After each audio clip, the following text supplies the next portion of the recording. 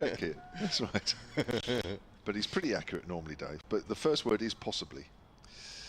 It then goes on to say, James Vince hit wicket Robinson versus Sussex in 2021. Oh, right.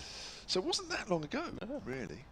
Finch is in again to Varma, playing that length ball out on the leg side. No ball. Oh, no ball. He's overstretching now, Finch, to get an extra bit of pace out of this wicket. But the next line is, in brackets, keep looking. So he's still searching. But it looks like we have a definitive answer. As close as. Well done, James Vince. I can't remember the last Worcestershire player given out. No. Hit wicket. Well, you could ask Dave nicely. I can remember somebody who was, but it's a long time ago. Well, ask Dave nicely. He might. He likes you. As Varma pushes that out into the offside. There's a couple of commentators that if they asked him, he would say, no, sorry, I can't look at that one. You'd sound like a friendly dog there. Yeah. It's all right. He's wagging his tail. He likes you. My dad always used to say. Ah, hey, we got pictures. Well done. Well done, whoever's done it. There we are. Good lads. And we've got pictures and the floodlights are still on, so our power surge theory is out of the window. So there we are. We can all relax. We have a live picture feed on the Hampshire Cricket website and going out on the Worcestershire Cricket website as Farmers in behind that short of a length delivery once more from Adam Finch. So thank you to everybody that has been emailing in, and there's been quite a few. Don't worry, I've seen them all, and it is important to know. But Hampshire have been working on it for quite a while, and they've finally found the right cable to plug in. Got an email here from Christopher Kimber, who emailed last week when we were at Essex, when they were on holiday by the pool. Kept sending us lovely pictures as Varma plays that up to mid-on, end of the over. 109 for 3. Hampshire Cricket at bbc.co.uk says, Annie and I would like to report that we are not now on holiday. We're sat as you look in the block to the right of the sight sheeting. Oh, that must be just to the right. That's on the Shane Warne stand, I guess. Keep up the great work, gents, says Chris and Annie. I think I remember their last email. He said you were going to come here on the last day, and I thought, yeah, there's a lot of games here that don't go to the last day. This was guaranteed to go to the last day for the reasons that we've mentioned many times, but didn't quite think that one side would be quite so dominant over the other. A good morning to Ticker, who says, where's your money on this game? It's in my back pocket, mate. Well, you're only going to get two choices, aren't you? Here's the next ball played back down the pitch, and Parkinson does the fielding. Even with my limited cricket knowledge, I'm not going to have a tenner on Hampshire to win. But could be a draw, could be a Worcestershire win. Could be the next ball's played back down the pitch to Callum Parkinson, who does his own fielding. Well, he picks the ball up, you can't really call it fielding. Well then, what defines fielding? Parkinson twirls away again, and this is just turned away. It could be a couple here. There's a chase for Ben Allison from slip, Matthew Waite from deep mid-wicket, and indeed Ben Brown picks up a couple more. He has 14, and Hampshire have 111 for 3. The old Nelson. Somebody asked me why it was called Nelson the other day. I did have to explain why it was called Nelson.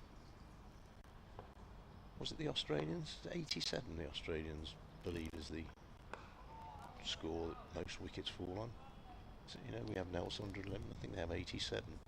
The next ball from Parkinson pushed out on the offside. Don't know why it's 87.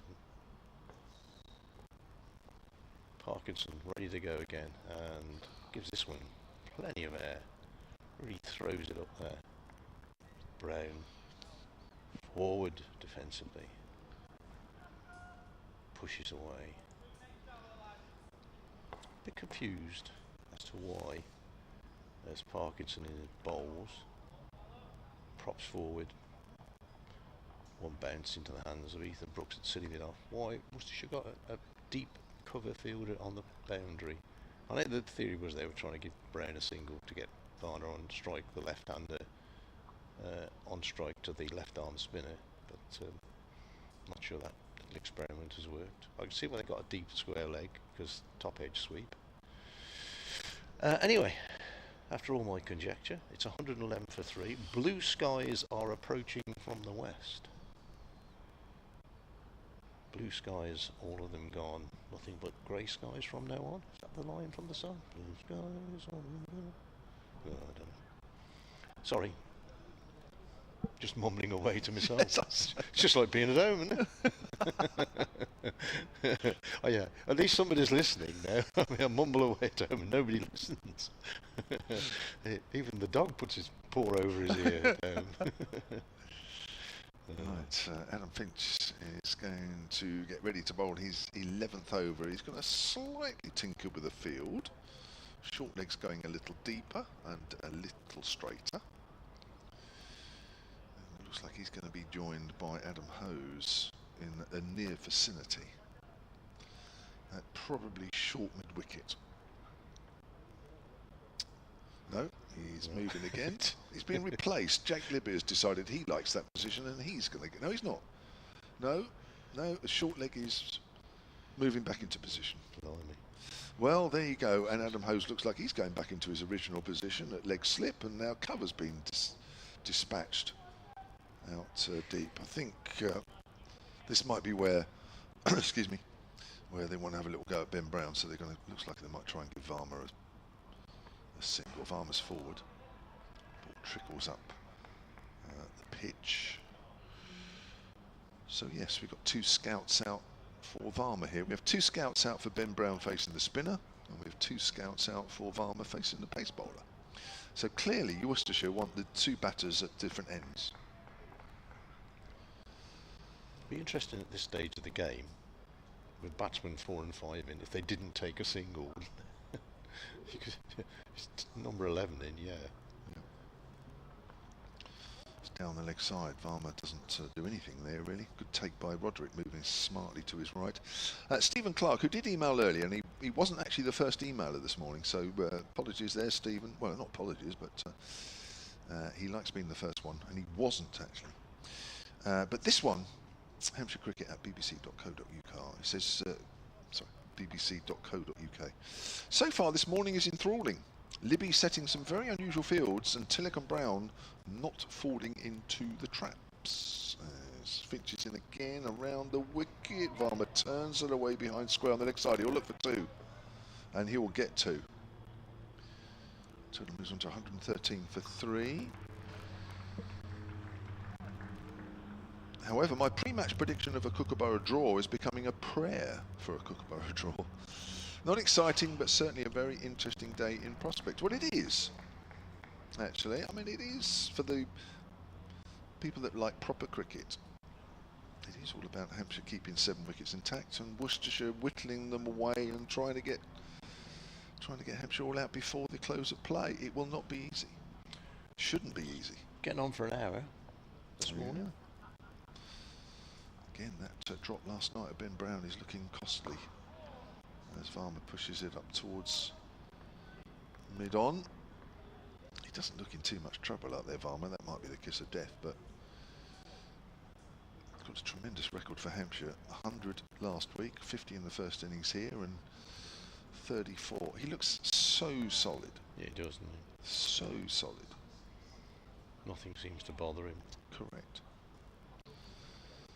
Exactly the way he played last week, and then every now and then he'll just bring a shot out just to remind everybody that actually he's a very good white ball player as well in the IPL. And for India, short, he ducks low on that one. Mentioned it before, but last week at Essex he was very patient, especially with Harmer, and every now and then just brought out a reverse sweep that went for 6, and then he just played like he's doing here. A couple of times here, didn't he? He hit one over the mid-on last night, didn't he? Yeah. Came completely out of the blue. But he has a very rock-solid defence. He's about to face his 100th delivery. And he's 34 not out. Conditions are brightening up all the time. As Finch is in, and Varma is forward. goes out towards extra cover.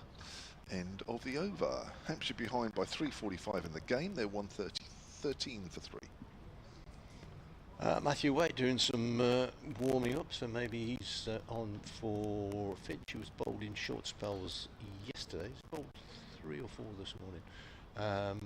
But as we were saying, Worcestershire have plenty of bowling options. I would imagine that Callum Parkinson is going to have to bowl a lot of overs and just rotate the medium pacers at the other end.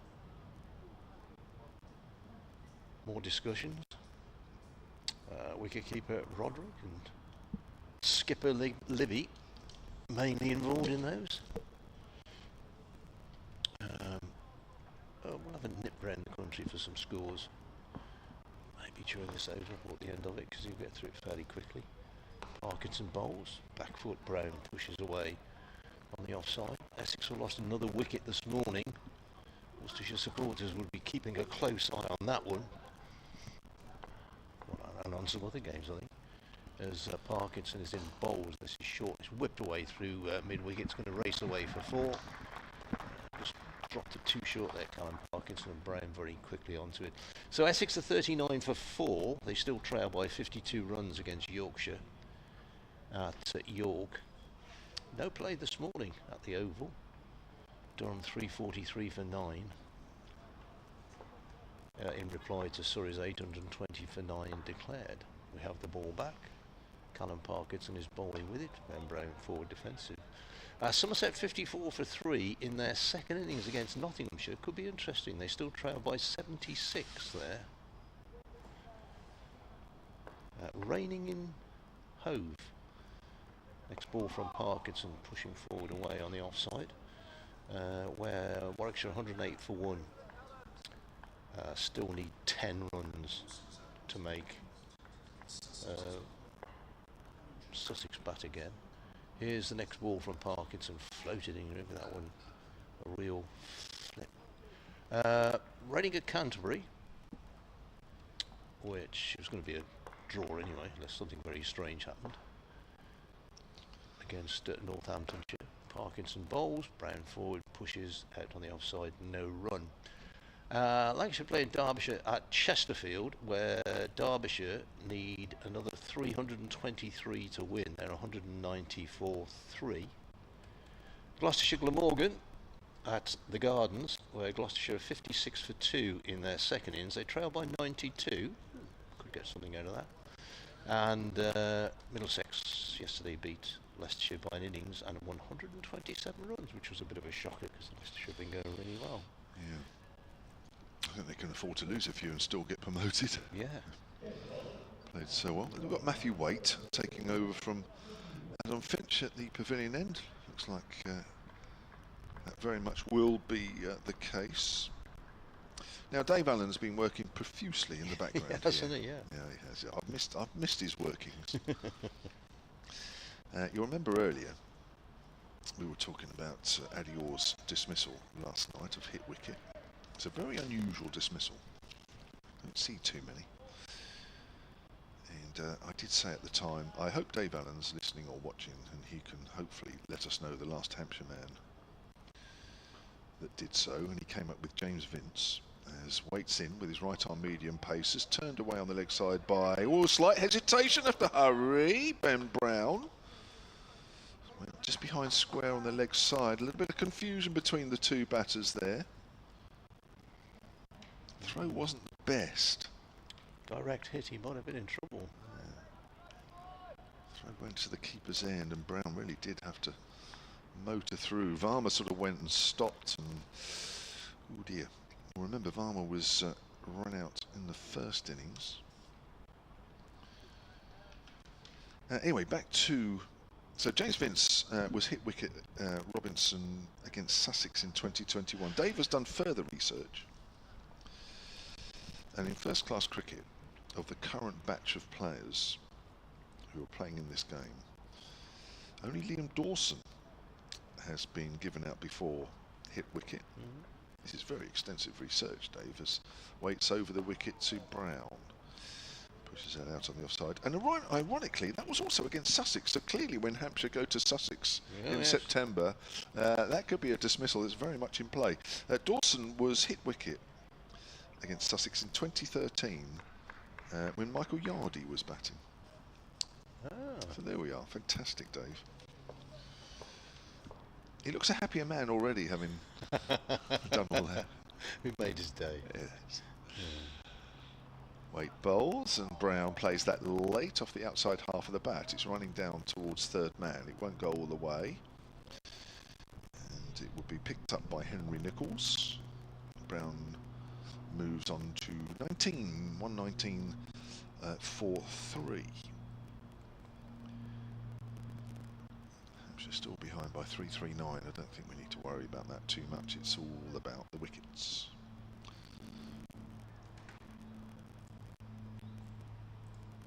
Interesting field for both batters with 3 on the drive on each side of the wicket. Varma pushes that to the one in the middle on the leg side. Got a bit excited by that, Matthew Waite. Didn't seem to do anything too much from air angle.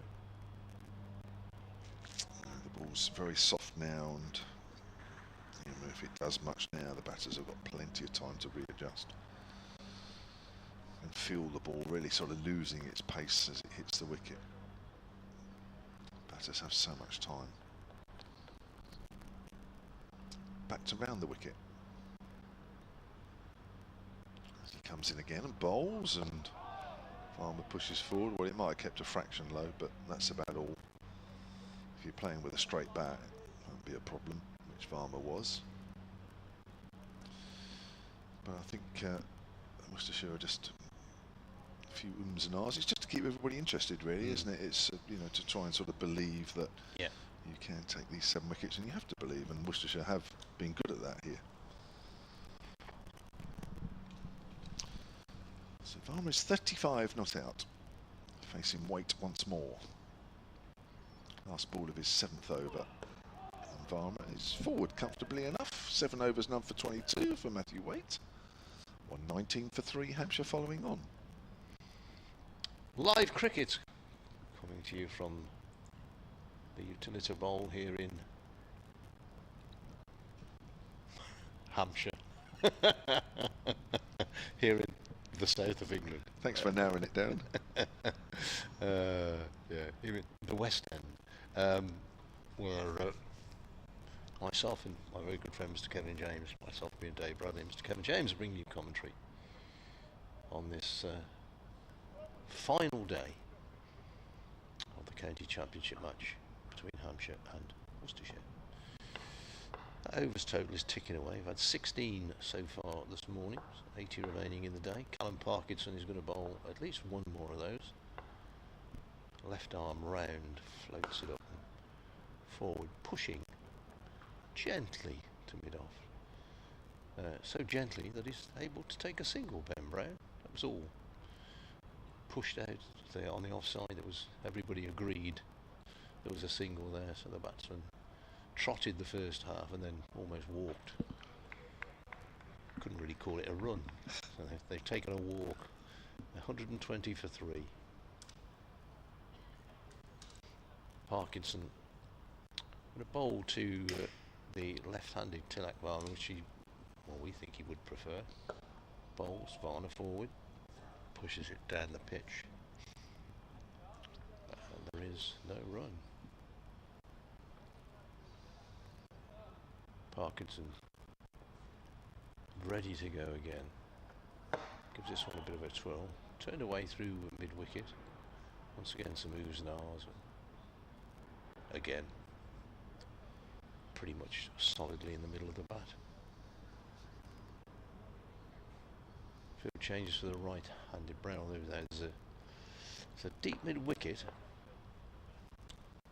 deep backward square, and Finch at mid-off is, what, 3/4 of the way back. Parkinson jogs in and floats another delivery up. This is 21st over of the innings. 2 balls remaining in it. And this time Brown forward. Dabs it back down the pitch. A lone gentleman in his shorts. He'd be a bit chilly in shorts this morning. Patrols the one side of the ground. Parkinson just tinkering with the field. Over the wicket, bowls, and solidly forward comes Ben Brown and uses his left pad to stop the ball, which rolls back down the pitch. End of the over. Worcestershire striving for the breakthrough. Hampshire striving to prevent the breakthrough. 121 for 3. The runs don't really count. The overs probably do. 79 remaining in the game. A minimum, has to be said. You've got all sorts of bits of paper. Well, Dave Allen is clearly loving life up here at the moment. I haven't set him any of these tasks. He's just goes beyond the call of duty, as always, Dave. He's come up with more stats about hit wicket.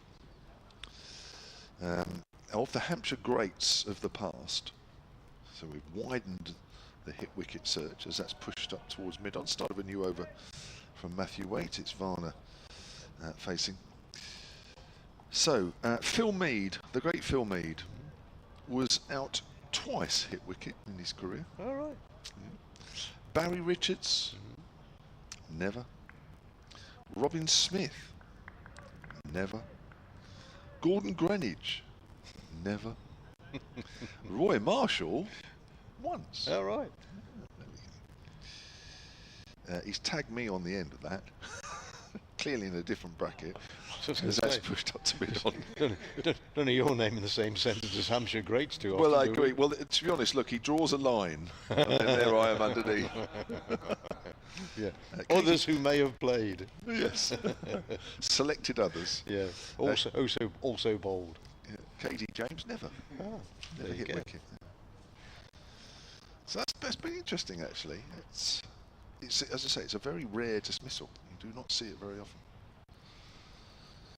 121 for 3. A bit more blue sky emerges as Waite comes in.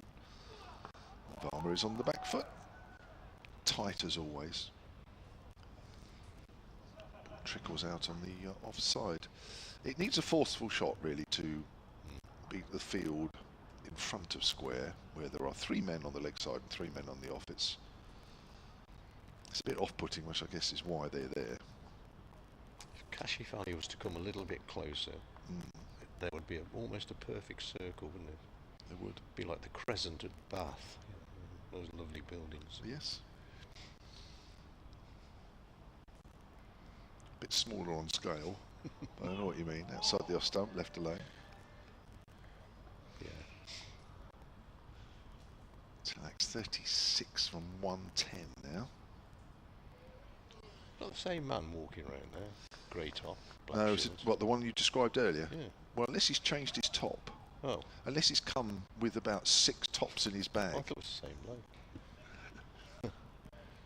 No, he's got. No, it's a different man. Oh, okay. They're going the same way. Yeah. Up towards the Colin Ingleby, but no. Oh, Dave's got some more info. There's Varner pushing forward to one of those 3 on the drive, on the offside. Honestly, he's in a very good mood at the moment, Dave. Ask him anything. What about the last, Dave? We're going to take advantage, which is not unusual when you've been up here in the past.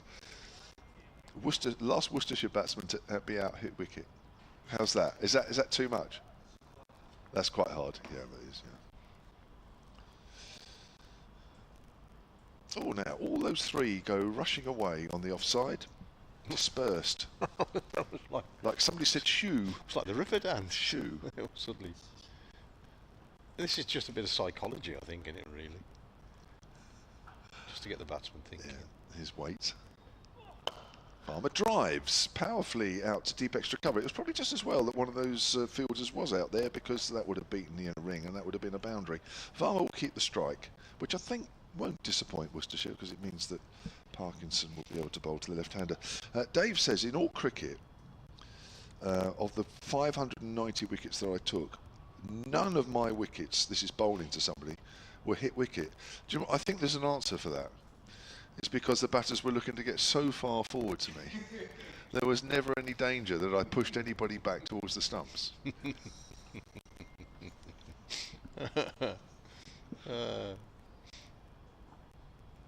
What was we got again? Callum Parkinson's going to bowl. I got quite a long email from Dave Evans. Watching the match at Southampton on YouTube and listening to the commentary, is apparent that county cricket is not viable as a standalone business. I think we knew that, Dave. And it is a business as it employs a lot of people. Okay. I understand that the ECB heavily subsides. Yeah, no, I like that. I think I'll leave that in. As Parkinson is in and bowls turn on the onside no run. Subsidises the counties to pay wages, money coming from TV rights. Yeah. A few years ago, it was reported the only county to make a profit was Glamorgan, who made £5,000. I think Surrey made about £500,000 last year, didn't they? Here's the next ball, which is played down the pitch. Bowler does his own fielding. He's managed to get Jeremy Clarkson into this email, so well done now. Jeremy Clarkson, who does not like cricket. I know that for a fact. Next ball from Parkinson, pushed away. Bowler will do his own fielding. I'll finish this off at the end of the over because he gets through it fairly rapidly. Strolls past umpire Blackwell, turns, jogs in, and who's an arse there? It was turned, but along the ground to short leg, where Kashi Valley is the fielder. Blue skies are approaching from the west. Slowly, but they are approaching. Parkinson bowls, dab down into the slip stroke gully area where Ben Allison makes a scrambling stop. This is the last ball of Callum Parkinson's over, and it's a maiden over. The ball's played back down the pitch to the bowler. He says Jeremy Clarkson and Clarkson's farmers highlighted how difficult it is for farmers to make a profit, especially since we left the EU and lost the subsidies. Cricket is probably worse. The main difference is farmers provide the food we need, whereas cricket is basically entertainment. I reckon from that you're suggesting that we should dig up all the cricket pitches and plant some corn, I think, Dave. But anyway, thank you. Everybody has an opinion. I can think of a few pitches I've played on that actually there would have been better off being sow some corn on them. Put a few carrots in.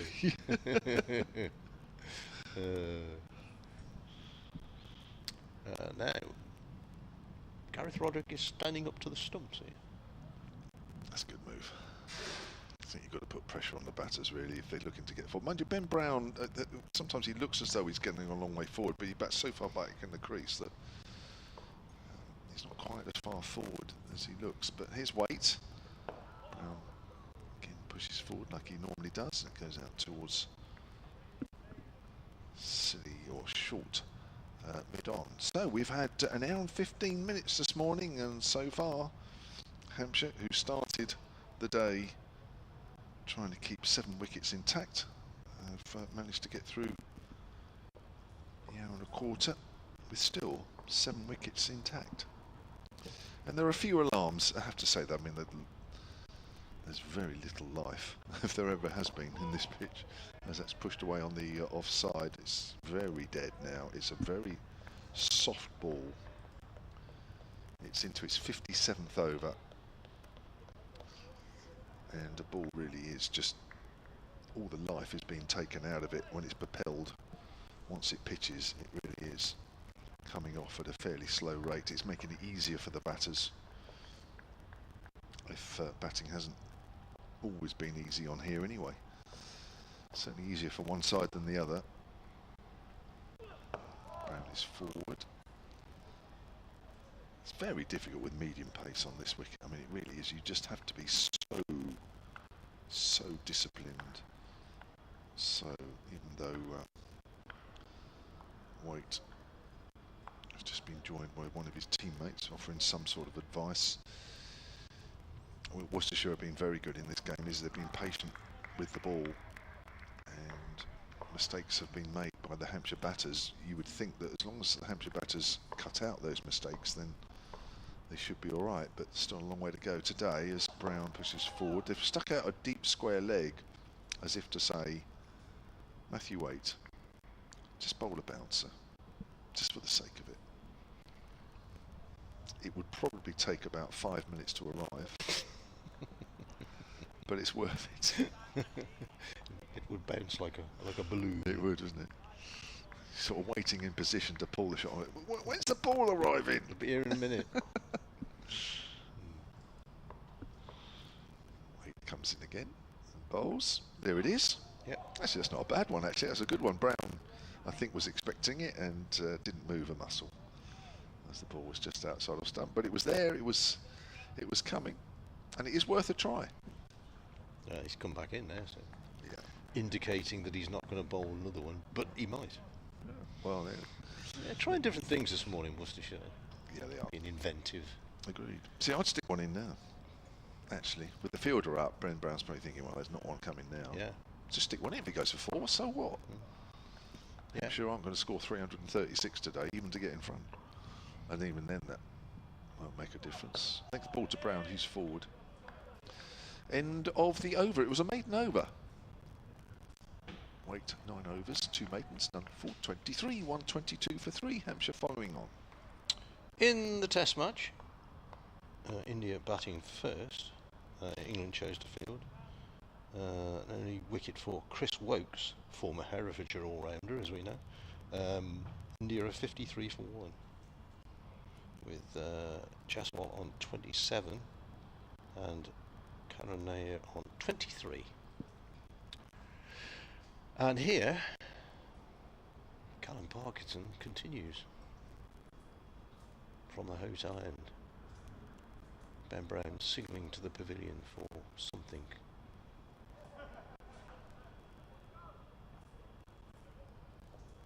Parkinson jogs in, left arm over, gets a little bit excited by a ball that comes fairly solidly off the bat of Tilakvala.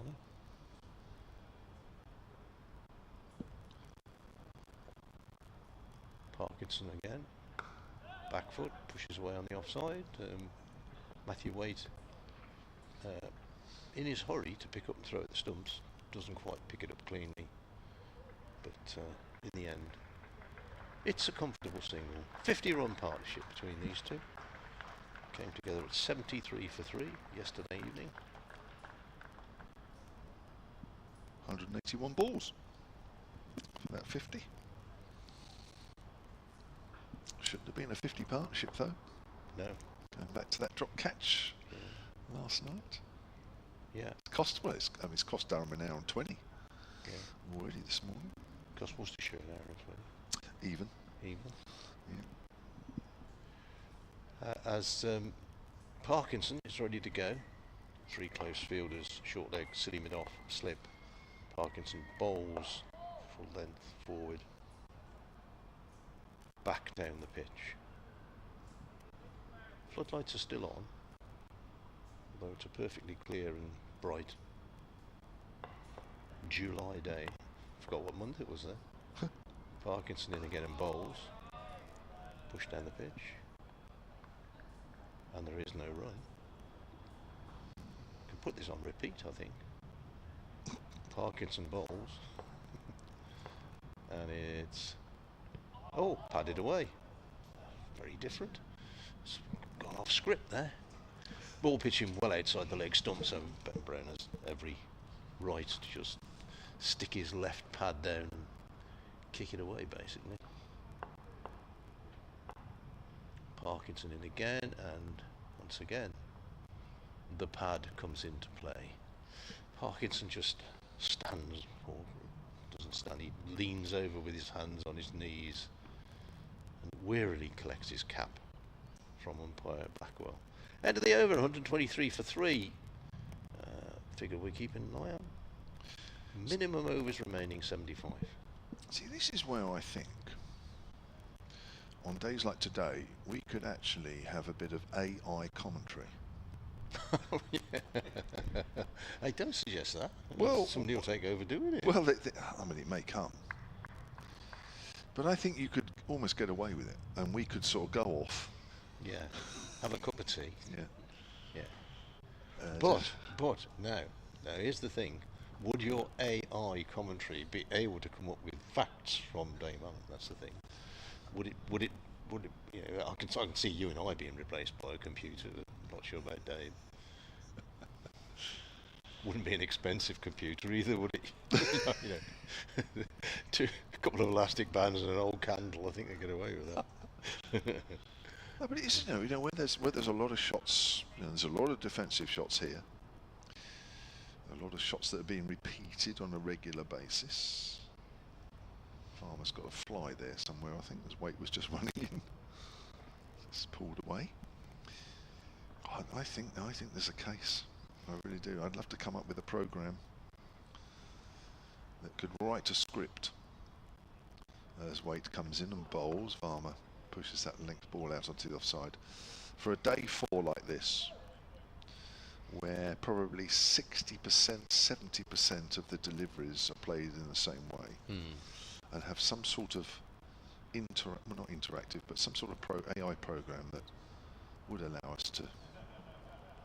Just going to have a little lay down. What happened there? Ethan Brooks is just run in and turned the bails round. Is he doing a Stuart Broad? Yeah, just ran in and swapped the bails over. That's not original. No. No, it's been done. It's been done, mate. Here's Brooke. Wait, down the leg side. Well taken by Rodri. That was neat. And took the bails off as well. So, yeah, well, maybe that will come.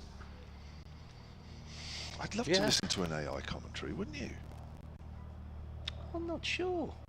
I mean, how would you inject such personality as we put into our commentaries? How would you do that? You know, I'm not sure I understand AI too much anyway.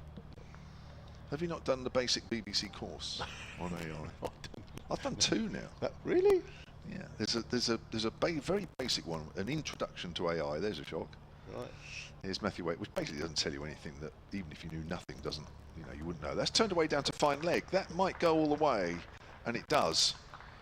That's 4 runs for Varma. Takes him on to 42, 127 for 3. There's a very basic introductory course that this is AI, blah, blah, blah. And you think, well, okay, I don't know anything about it, but I kind of knew that. And then there's the next level, which is a little bit more involved. It kind of shows you how it works without you actually having to do anything. And I think the BBC is just starting to take the next steps now where you get more involved. But I mean, there's no way I can do it during the summer. I haven't got time. But I think 1 or 2 of my colleagues are starting to go on to the sort of level 3. And, Very scary. Yeah, it is, yeah. Well, I think generally for journalism, there's a bouncer which Varma ducks underneath. Good take by Roderick. Always difficult when the keeper's standing up. I think, of course, you have to be very careful. Journalism and that sort of thing is, I think, what most organisations are particularly worried about is that the fact that, if you rely on it too much, it can very easily distort the facts and write things or whatever in a way that isn't the right way of actually putting a story across. I think that's the big sort of thing holding it back at the moment. Talking about as if I knew what I'm talking about. That's turned away square on the leg side. 128.43. We know more about it than me, so I'm quite impressed, to be honest. Well, I know nothing. It's plastered all over our sort of intranet sites at the moment, which I do feel during the winter I'm going to have to sort of get myself a little further forward. But at the moment it's cricket, which I'm happy about. Martin Rowley has emailed. Hi, Martin. Oh. Yeah, he came in the other day. Oh, I think he did, yeah. He's the former golf caddy. If it's the same Martin Rowley, I assume it is, yeah. Well, he may email back. But he's emailed hampshirecricket@bbc.co.uk as Ben Brown is ready to face the next delivery as Wade comes in from the pavilion end. It's a length ball and, surprise, surprise, Ben Brown's in behind that one. Plays it out on the leg side. End of the over, 128 for 3. He says, please explain Why the change of ball has been introduced on these batter-friendly shirt front wickets. I presume he means why are we playing with a kookaburra on this type of wicket. Over to you, Dave. Thank you. Because we're told to, basically. It's the instruction. I mean, it's all about... the theory is, I believe, that they play with kookaburra balls in Australia, don't they? So the theory is that we get players here playing with kookaburra balls, and then when and if they go to Australia, they're used to playing with them. That, as far as I'm aware, is a simple explanation. As Parkinson is in bowls, and this has gone off something down to fine leg for 4 boys. Well, my thought is that gripped a bit.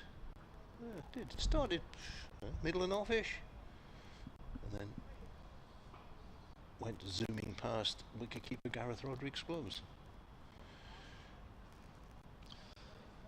There are arguments that says if you're going to play on an average wicket, play it with a kookaburra, and if you're going to play on a very, very good wicket, use a dukes. I think that's probably what's... In comes Parkinson. A lunge forward there, kind of appeal, but a lunge forward by Tilak Varner. 132 for 3 is the Hampshire total. Slip, short leg, leg slip. Parkinson bowls, pushed out on the offside. Matthew Waite jogs into field.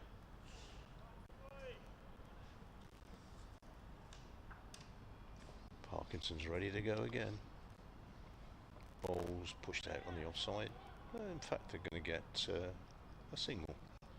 Just rolls past Ben Allison at slip. One more to the total. Tilak Varma has 44. Ben Brown has 20. 133 for 3. Dave Allen has come up with the most amazing Worcestershire stat. Has he? Oh, honestly, you'll love it. 4 close fielders, including a second slip on his knees. Off the back foot, pushed away on the offside. And there is no run. You reveal your stat at the end of this over. There's only 1 ball left. Our listeners are sat on the edge of their settees. Is quicker delivery, which is cracked into the offside, and I'm not quite sure what was going on there. Ethan Brooks, no, it's not Ethan Brooks, it's Tom Taylor, took it, and whether he hadn't seen, he must have known that the ball had pitched because it was played off the back foot. Whether he hadn't seen it because or maybe he thought it'd come off somebody's boot. But he appealed for a catch, which it clearly wasn't. Okay, let's have the amazing stat. Well, actually, that was an amazing bit of claiming a catch, actually. I don't think I've ever seen anything quite outrageous as that. Right, so we've a bit of background. Ali Orr, last night, hit wicket. Last Hampshire batter to hit wicket. We weren't sure, or I certainly didn't know. Dave Allen, who's with us, who used to do some commentary with us, was amazing with stats. Said that he thought it was James Vince back in 2021. He's come up with other various things. He's also come up with an amazing Worcestershire stat on hit wicket. Don Kenyon, who was Worcestershire's, or is Worcestershire's highest ever run scorer, was out hit wicket 9 times. Really? Goodness me. Told you it was amazing. That must be some sort of a record for professional cricket, mustn't it? Well, when we went through the list of current Hampshire players and only Liam Dawson had been out once hit wicket, it does show you just how rare it is. And Don Kenyon was out, clearly didn't wear spikes when he batted. He must have slipped all over the place with his boots. That's amazing. 8 times he was out hit wicket in the championship and out once against Cambridge. That's a death against Cambridge University. Right, change of bowling. We got Taylor back with his right arm medium paces. Varma hits it out on the leg side, no run. He played between 1949 and 1958. Dave says he saw him play at Portsmouth. Oh, yeah. Oh, he played a bit longer than that. Oh, that's when these hit wickets were... became an England selector. was one of the selectors who left Basil D'Oliveira out of the South African tour, controversially. He was one of the selectors. But yeah, nice chap, Don. I still see his daughter very often at New Road. Okay. Yeah. I wonder if she knew her dad was out 9 times hit wicket. So it's pushed up to short mid off. Yeah. It's fine she doesn't go around New Road telling everybody. My dad was out 9 times hit wicket, you know. Get a placard. I think Don was one of the. Now I'm probably talking through the top of my hat here. I think he scored a century against each county, including Worcestershire, because I think he got a century for the combined services. Oh, don't tell Dave. Worcestershire. Dave's in earshot. Yeah, he's got his glasses out already. Oh, how we've missed him. Varma goes over the top of Taylor's head. Hits it up towards the pavilion end. Now, it's not going to quite go. I just wonder if he hit that into the ground first. Varma will pick up 3, and he moves on to 47. 136 for 3. Well, I mean, Worcestershire will be quite pleased to see him playing a few shots, I think, because he can prop forward and just put bat on it for the rest of the day, one would think. If he's going to play a few shots, that would be a bit more interesting.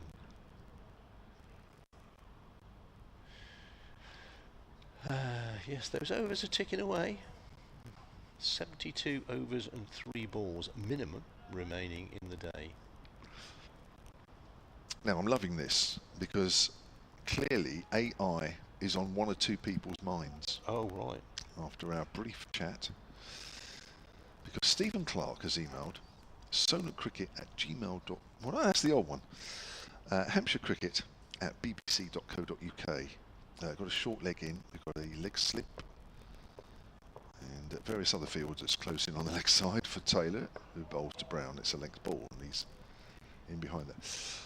So Stephen Clark says, I asked the AI on my phone to write an 8-line poem about the county championship game currently being played at the Utilita Bowl between Hampshire and Worcestershire using the current scores. And this is what it came up with. Mate, we are going to get replaced. Seriously, we're going to get replaced. Well, yeah. If it breaks down, where are you going to get parts that old? So this is an AI poem.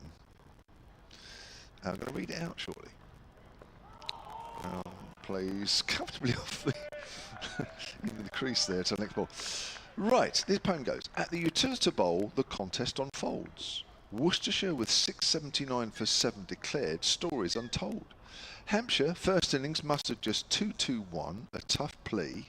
Now following on, they stand at 86 for 3. A daunting deficit of 372 remains in the air as Worcestershire presses victory's hope to bear. This is a couple more. It's an AI poem, isn't it amazing? Spooky. As Brown plays defensively once more, 136 for 3. The pairs in command, a dominant display. Can Hampshire survive and fight another day?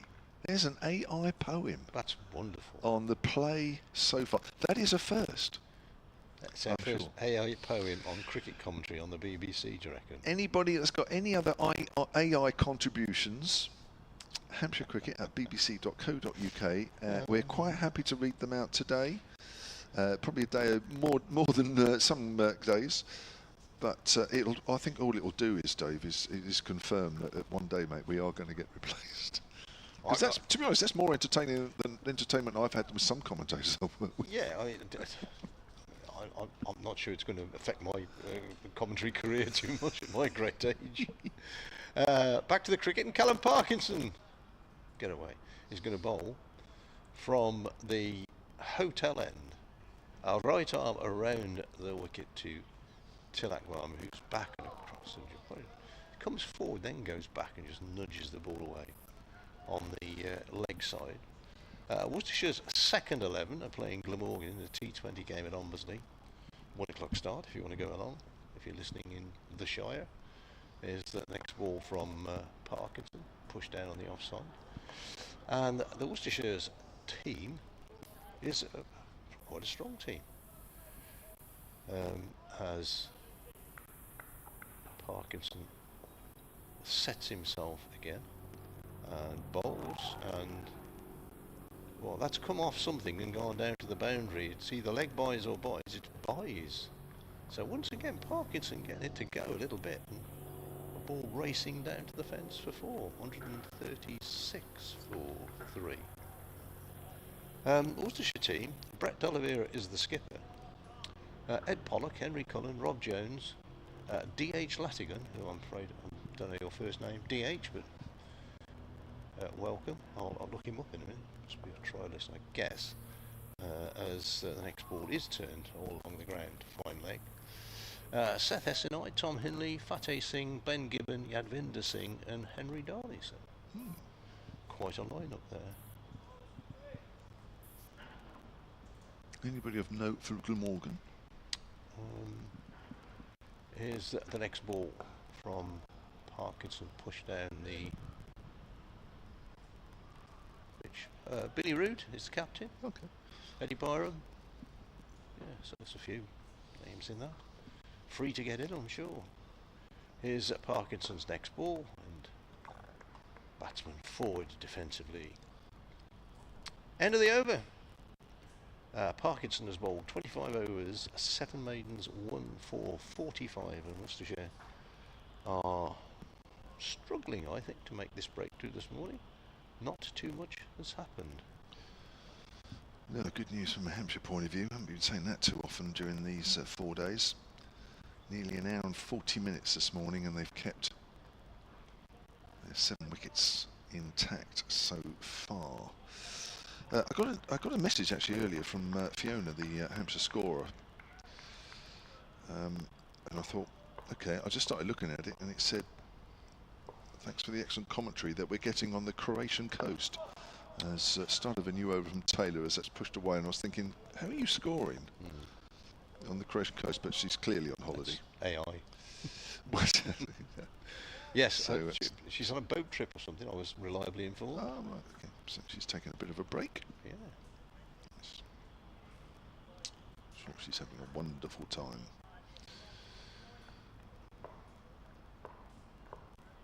Taylor into his 10th over here. 4 wickets in the first innings, wicketless so far.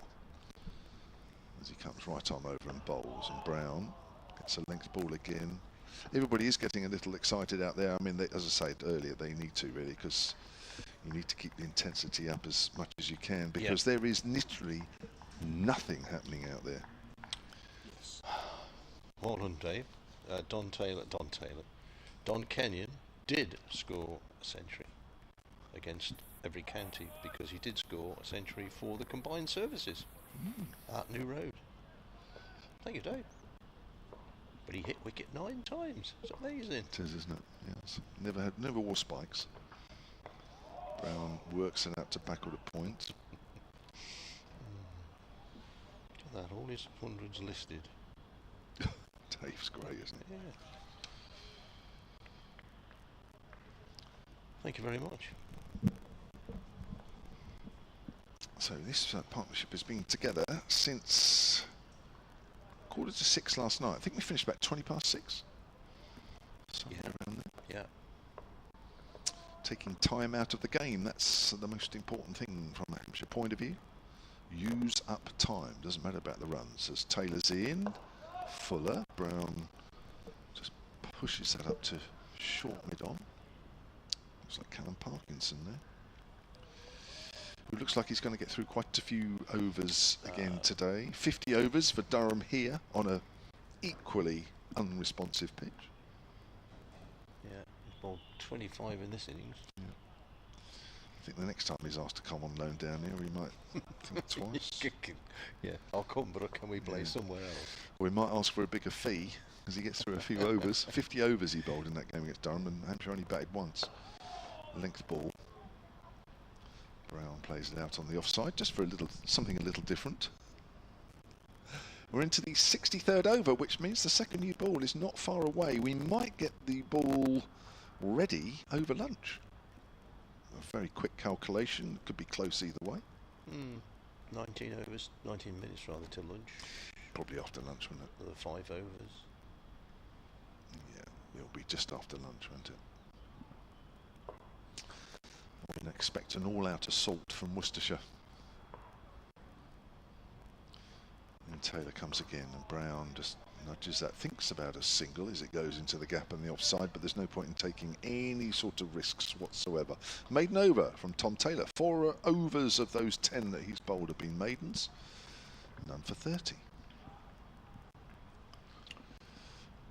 And remarkably, the floodlights are still on. I think you were right when they said that once they're on, they have to stay on. I don't know the rule, but it makes sense. Yeah. Because several counties are not allowed, or don't put them on for county championship games.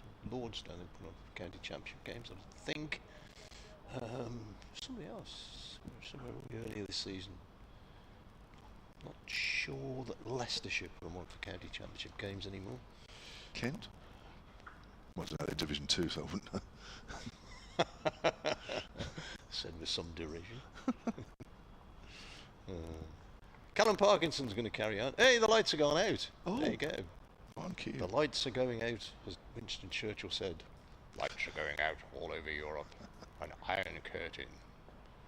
He invented the phrase, didn't he? An iron curtain. Next ball is slightly in the eye. It dropped well short of Brooks' forward short leg, but it was in the air for a short while.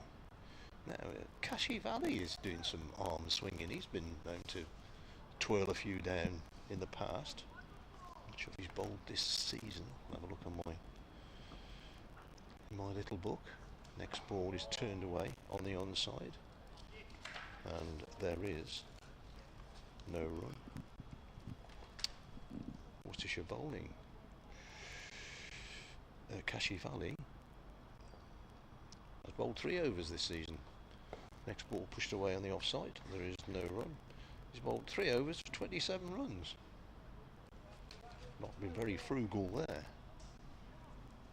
140 for 3. Parkinson again. Just propping forward and pushing the ball back down the pitch to the bowler himself. Well, I think Kashi Valley's going to have a ball. By the way, he's limbering up. Or maybe he's trying to attract the captain's attention. Said, "Oh, gone! Caught! Short leg! Brooks takes it!" And the long vigil of Tilak Varma has gone. Parkinson has got his man. The ball earlier in that over, he just played it down to the ground. But that one, it just went straight into the hands of Brooks, and the Worcestershire fielders, as you would expect, celebrate. Callum Parkinson has not run as far as he did last night when he got Nick Gubbins out, when he ran almost to Basingstoke, but he has gone careering across the ground, and the breakthrough that Worcestershire were almost desperately looking for has come. He's pitched that in exactly the right area. Exactly. Little bit of turn out of the rough. Varma's pushing forward. You're never quite sure if that ball does something, at what part of the bat you can get on the ball, and that's perfect. Perfect bowling. That's a big wicket. It is. It's a very big wicket, because Varma is the sort of man that will stick around. I mean, he's not put a foot wrong until then. No, it was, well, almost out of the blue. But that's as we said earlier this morning, that's what Worcestershire have got to do. You just got to keep plugging away, and hoping for a ball that does something a bit special. A mistake from the batsman. So Farmer goes for 47. And I've just been told by a man who knows that they do use the floodlights during the day at Kent. So thank you for that. Yeah, I must admit I couldn't remember. Wasn't sure. You know, sometimes you have a picture in your mind that maybe those flats at the bottom end of the ground don't like it, but clearly there's no problem there.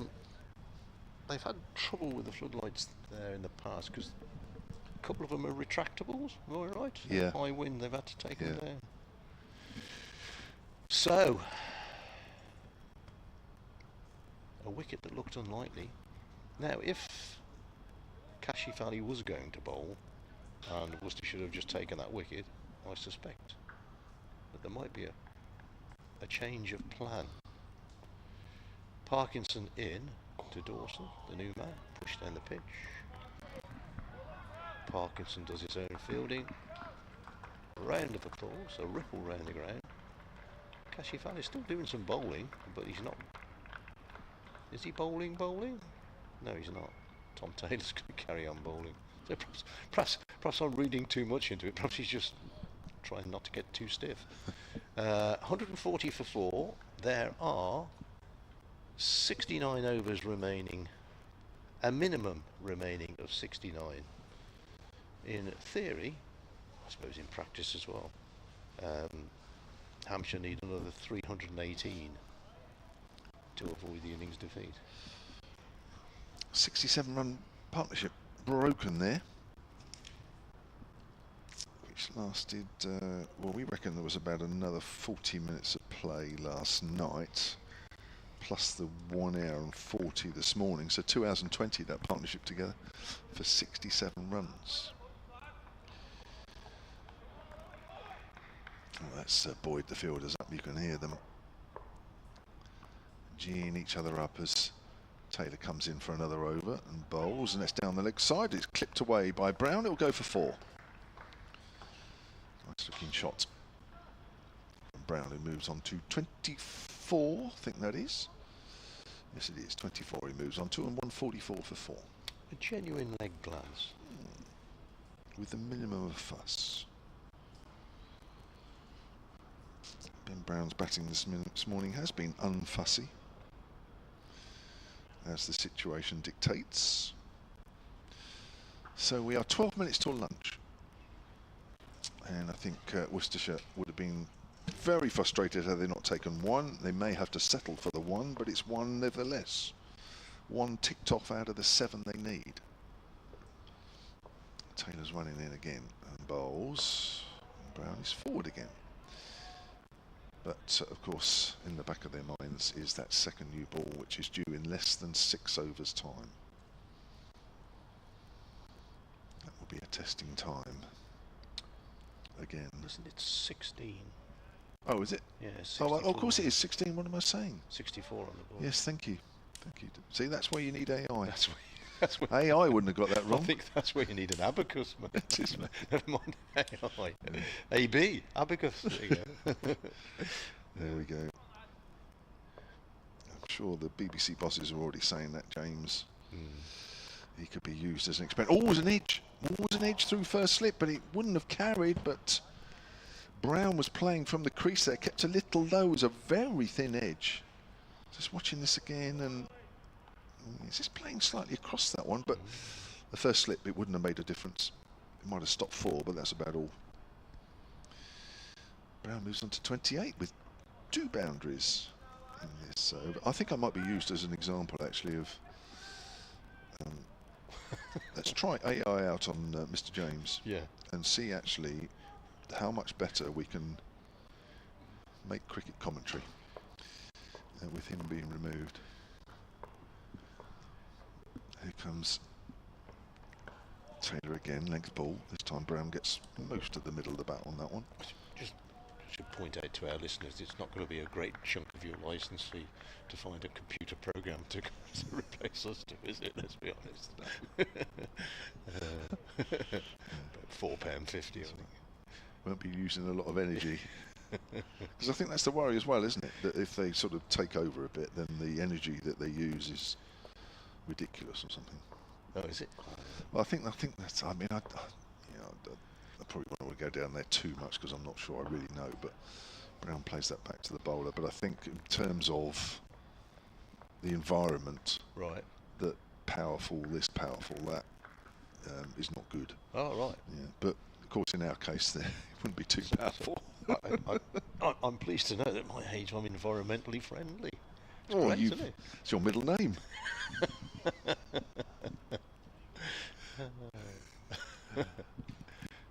I've never met a commentator that's as environmentally aware as you are. No. You stay close by, so you don't use too much get a green car. Petrol in the car. Yeah. Oh, you got a green car? That's driven out. Oh, you go. That's a lovely shot through extra cover. Lovely drive there from Ben Brown. 3 boundaries in this over. It takes Brown on to 32. Yeah, well, you are. I mean, you can't stay much closer than you're staying for this game. So your carbon footprint for this game is very, very small. I got a car that stops at the traffic lights and cuts out, you know, put on your gear, it stops, I don't know what it's called. And then it comes back in as you start off again. Good that. I'm always a bit afraid it's not going to start up again.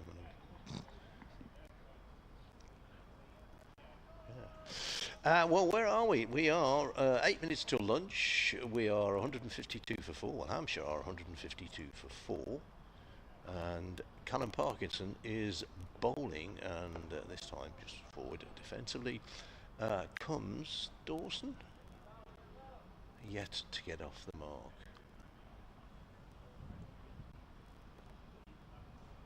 Jogging in again, Parkinson. I think that's Adam Holmes' section slip on his knees. Get the binoculars on it. Here comes Parkinson, and forward. Goes a little bit. He has to just readjust his shot just to push that one away. On the offside, does Dawson. Next ball, forward. Plenty of bat on that. Easing it down again. We've almost got sunshine here. There's almost a shadow being cast by the players. Parkinson bowled, gives this one a bit more air. Now we've got a silly mid-off rather than a short leg. Brooks under the helmet. He was very close. He's almost standing on the cut strip. Parkinson in, bowls. Really gives that one a lot of air. Floats it up. A maiden over, 27 overs, 9 maidens, 2 for 45. Callum Parkinson. And it's going to be Tom Taylor to continue. Where are we? 7 minutes till lunch now. 2 overs? Yeah. So we will have had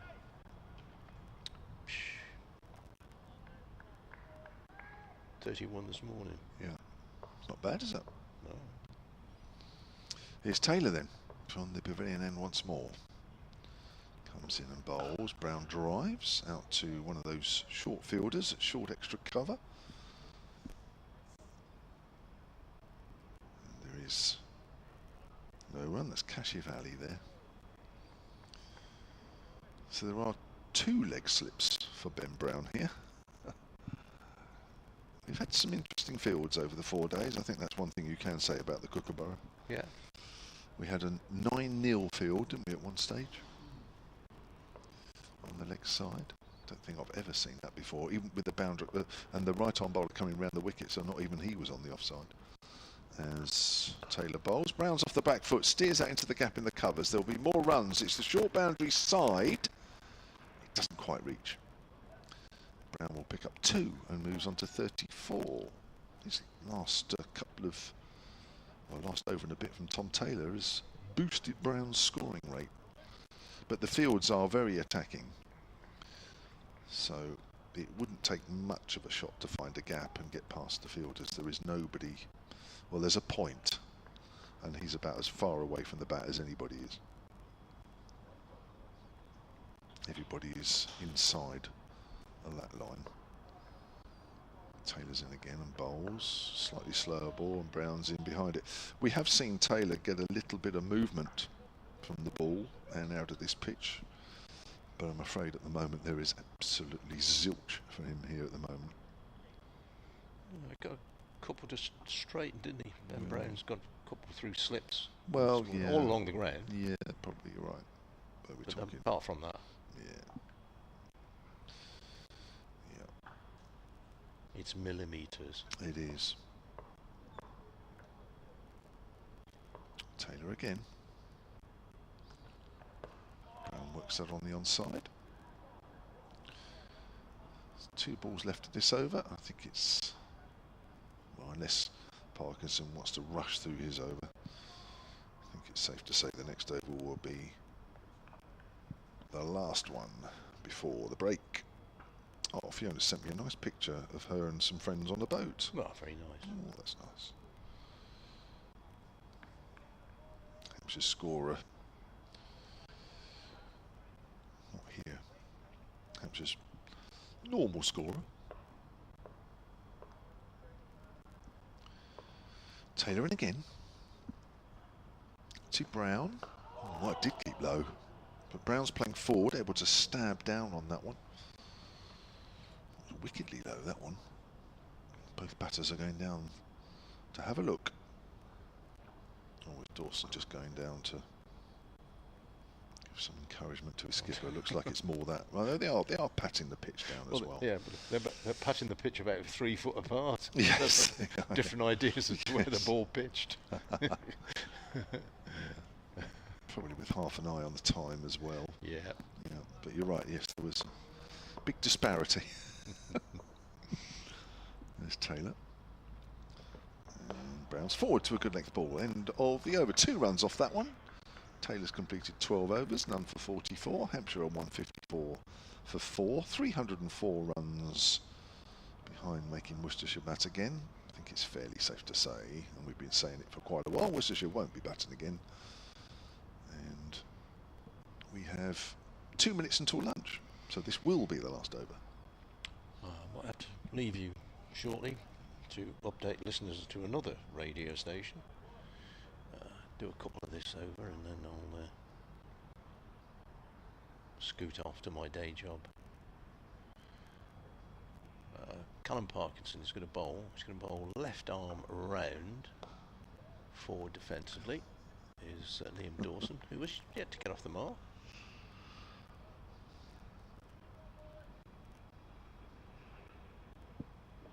In again. Similar scenario. You can write it yourselves.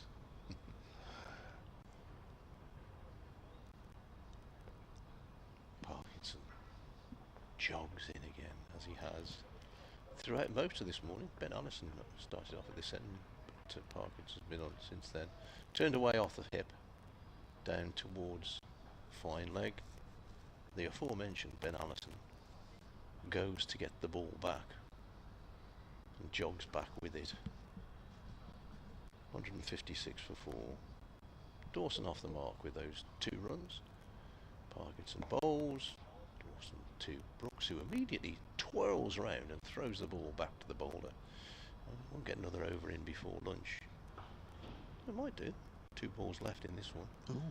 12.59 on the board. Plonk back down the pitch. And look at him striding back, Mr. Parkinson. Yeah. 12.59 it says, and Parkinson comes in and bowls the last ball of the over and played back down the pitch. Now it all depends at what time the umpire gets to the stumps, and Jack Shantry is strolling in to the stumps. In fact, that's it. They've decided that's it. It's 1 o'clock. They're off to lunch. I'm off to do something else. I will leave you with Kevin James. So Hampshire 156 for 4 then. They have lost just the 1 wicket this morning. Tilak Varma, after an hour and 45 minutes of play, was caught close in off the ball of Callum Parkinson for 47. So Hampshire trail by 302 in the game, with Ben Brown 34 not out, Liam Dawson 2 not out, and we'll be back for the afternoon session in just under 40 minutes time.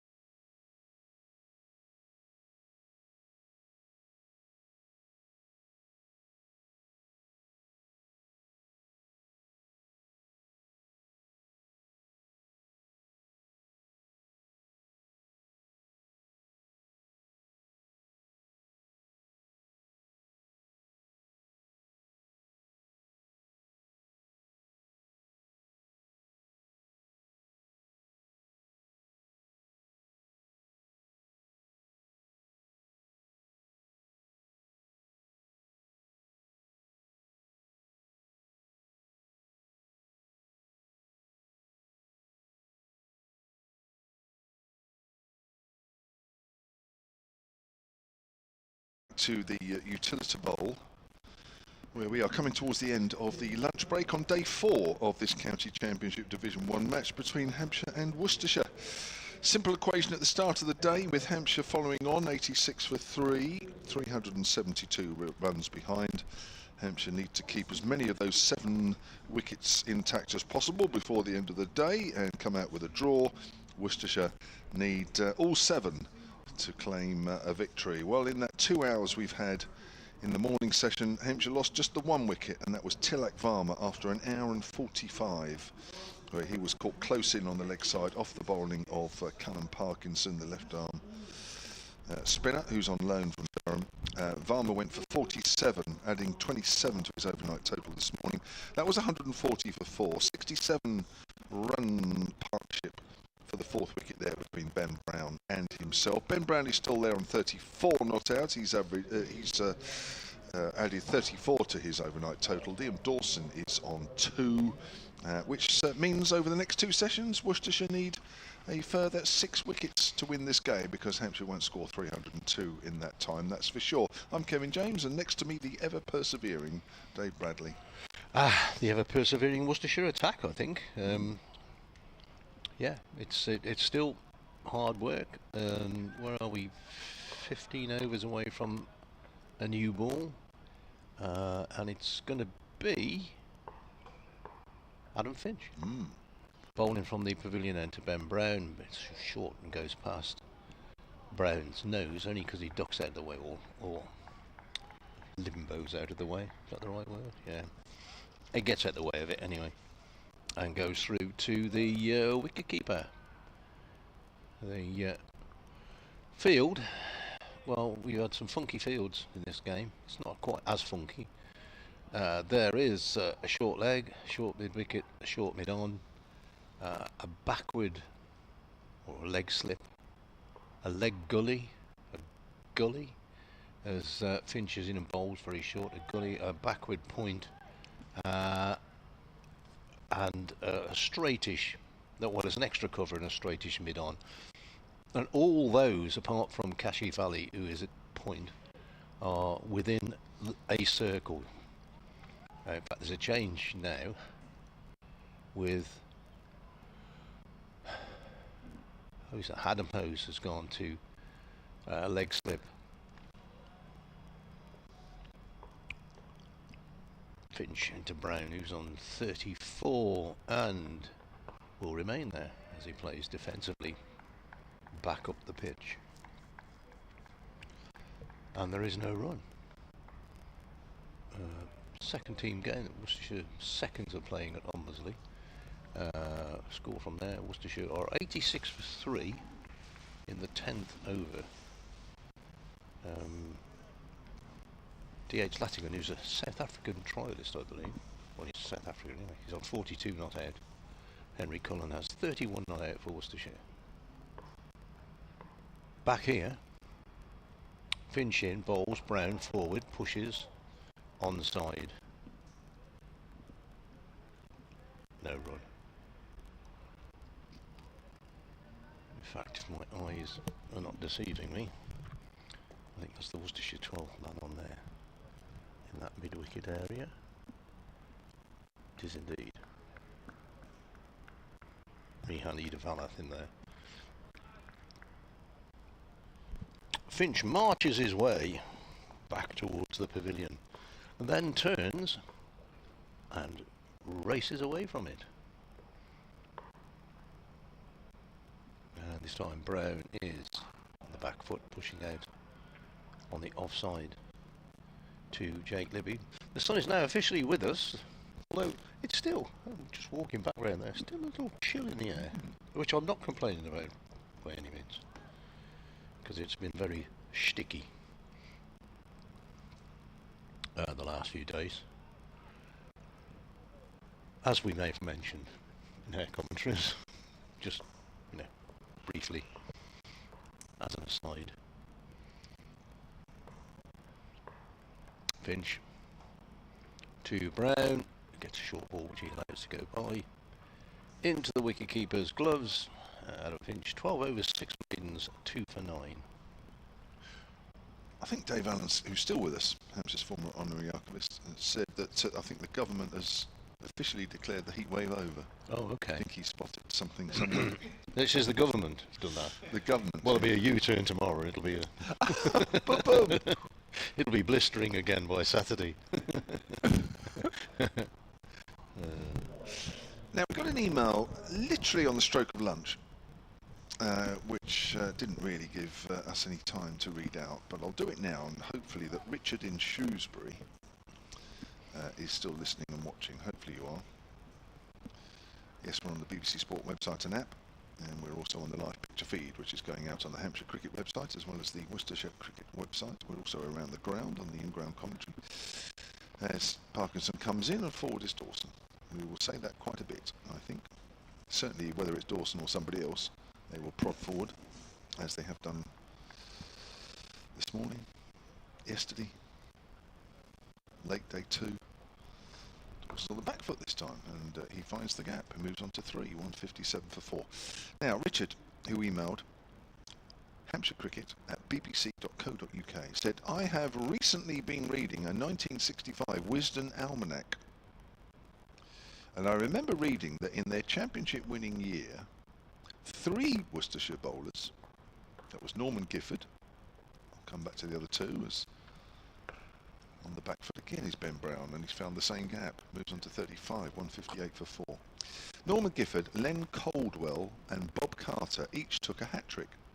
They were each presented with the ball at the end of year dinner. I wonder if any other county has had more. And he's thoroughly enjoying the commentary, says Richard in Shrewsbury. Now, Dave Allen, who's got his mojo back. Oh, they're asking for an LBW there as the ball appeared to hit the boot of Dawson before it hit the bat. Not out, says the umpire. Dave has already given us some great stats about hit wickets and things like that. Has, during the lunch break, worked very hard, as Dawson gets well forward there, to find teams where there was 3 or more hat-tricks in a year for their respective counties. And he's come up with a decent list, isn't Dave? As forward is Dawson. That's the end of the over, 158 for 4. So, here's the list. Derbyshire had 3 hat-tricks in 1947, 1 versus Ireland.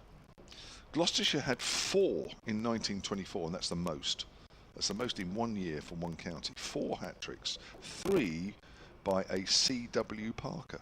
Charlie Parker. Ah, Charlie Parker. Kent had 3 in 1996, and they were all from Dean Headley. All right. Yeah, that's quick right-arm fast bowler. Played a bit for England as well. I think he's still playing for the PGA Masters 11. Apologies. Finch is the bowler.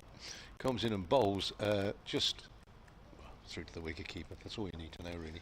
Am I right in thinking that Rowley Jenkins took 2 hat-tricks in a match? Rowley Jenkins took 2 hat-tricks in a match at Kidderminster in the same game. See, the thing is that David just sat down and casually watched the cricket, and we can't have him doing that.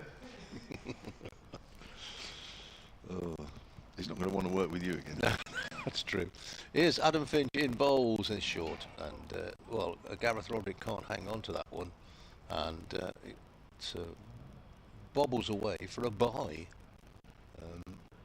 1 more to the total, which is 159 for 4. The important figure, I guess, is the 4 rather than the 159. Because the deficit is now below 300. 299 would be needed for Hampshire to avoid the innings defeat, or, of course, not lose 6 wickets. More field changes here. Jake Libby's come into extra cover. Once again, the cover point is the only non-catching fielder, you could say, as Finch is in a bowls short through to the wicket-keeper.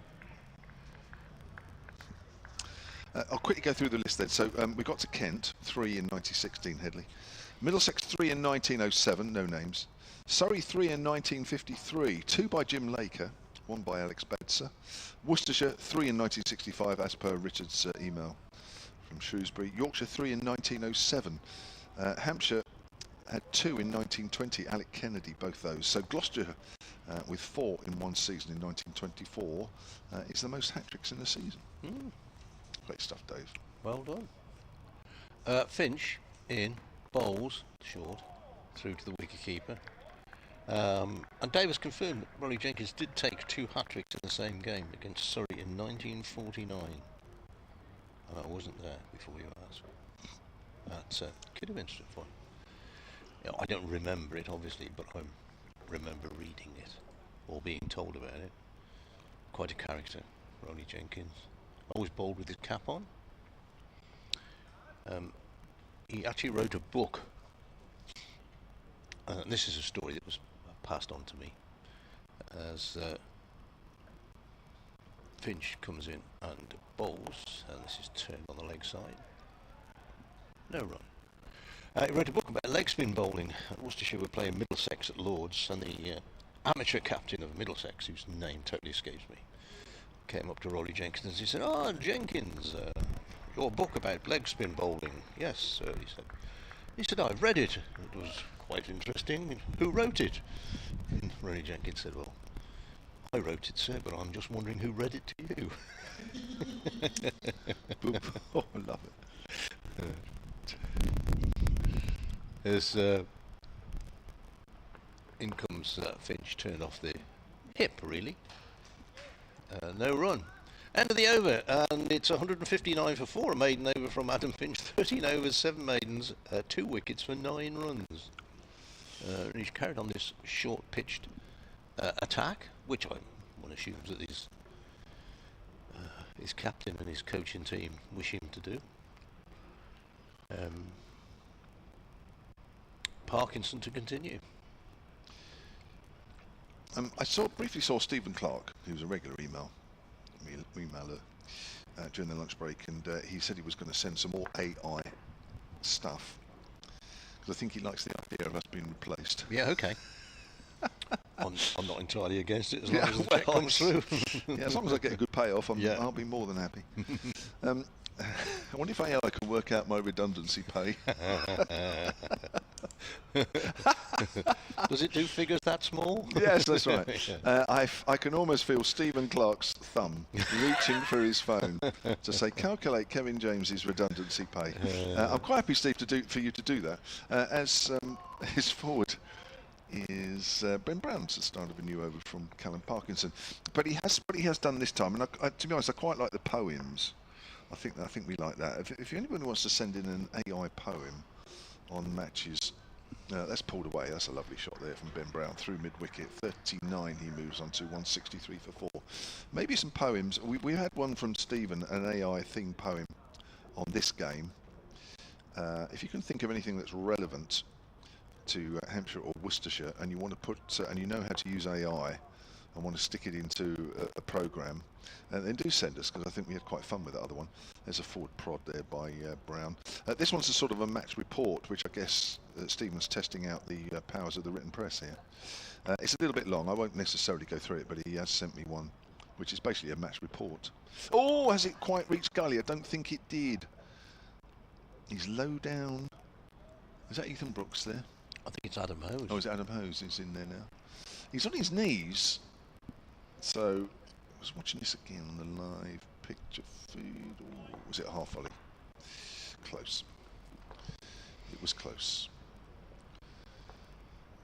Here's Parkinson again. It's just another forward prod from that middle and leg. So, poems particularly about Hampshire or about Worcestershire or about this game, an individual performance, an Adam Hose performance, or Libby's or Tom Taylor's. And put it in your AI and just send it to us. That's played into the ground, fielded at short leg, hampshirecricket@bbc.co.uk, or for Bradders on X. Bradders at BBC. Yeah. It's AT in the middle. There we go. So send us something. That will be quite fun. As I say, I'm not going to read that report out, but written press beware. AI is on your case. Yeah. Test match at Edgbaston, where India 108 for 2 against England. Around the country, Essex are 62 for 6 against Yorkshire. That would be particularly interesting to supporters of both counties, I suppose, with Yorkshire being down towards the bottom of the table. In fact, I think we worked it out this morning. If Worcestershire won and Yorkshire didn't, that Worcestershire might be off the bottom of the table. But don't take any notice of my mathematics. Here's Adam Finch. He's in and he bowls, and it's shortened onto the back foot as Liam Dawson plays the ball down the pitch. Durham, in their second innings, 36 without loss. Basically, they've got to bat the rest of the day to get a draw because they're 422 runs still behind. Somerset are 118 for 3. They're still 12 behind against Nottinghamshire. Somerset in their second innings, of course. At Hove, where they had some rain this morning, Warwickshire 143 for 2, lead by 25 runs. One would imagine that that's going to peter out into a draw. Is Brooks in? Ooh, not Brooks in, Finch in. Played down, but only just played down in front of Ethan Brooks at short leg. In the second division, it's been raining at Canterbury, where Kent are 12 for 1 in their second innings. They trail by 144 against Northamptonshire. Lancashire, Derbyshire are 243 for 8 in danger of defeat there because they need another 270 to defeat Lancashire at Chesterfield. Finch bowls turned away down towards fine leg, or backward a square rather than fine, for a couple. Dawson goes to 5 and the total 265 for 4. At the Gardens, Gloucestershire 117 for 3. They still trail Glamorgan by 31, so there might be something to come from there of an exciting nature. Here, it's a fairly straightforward question, really. Finch in bowls.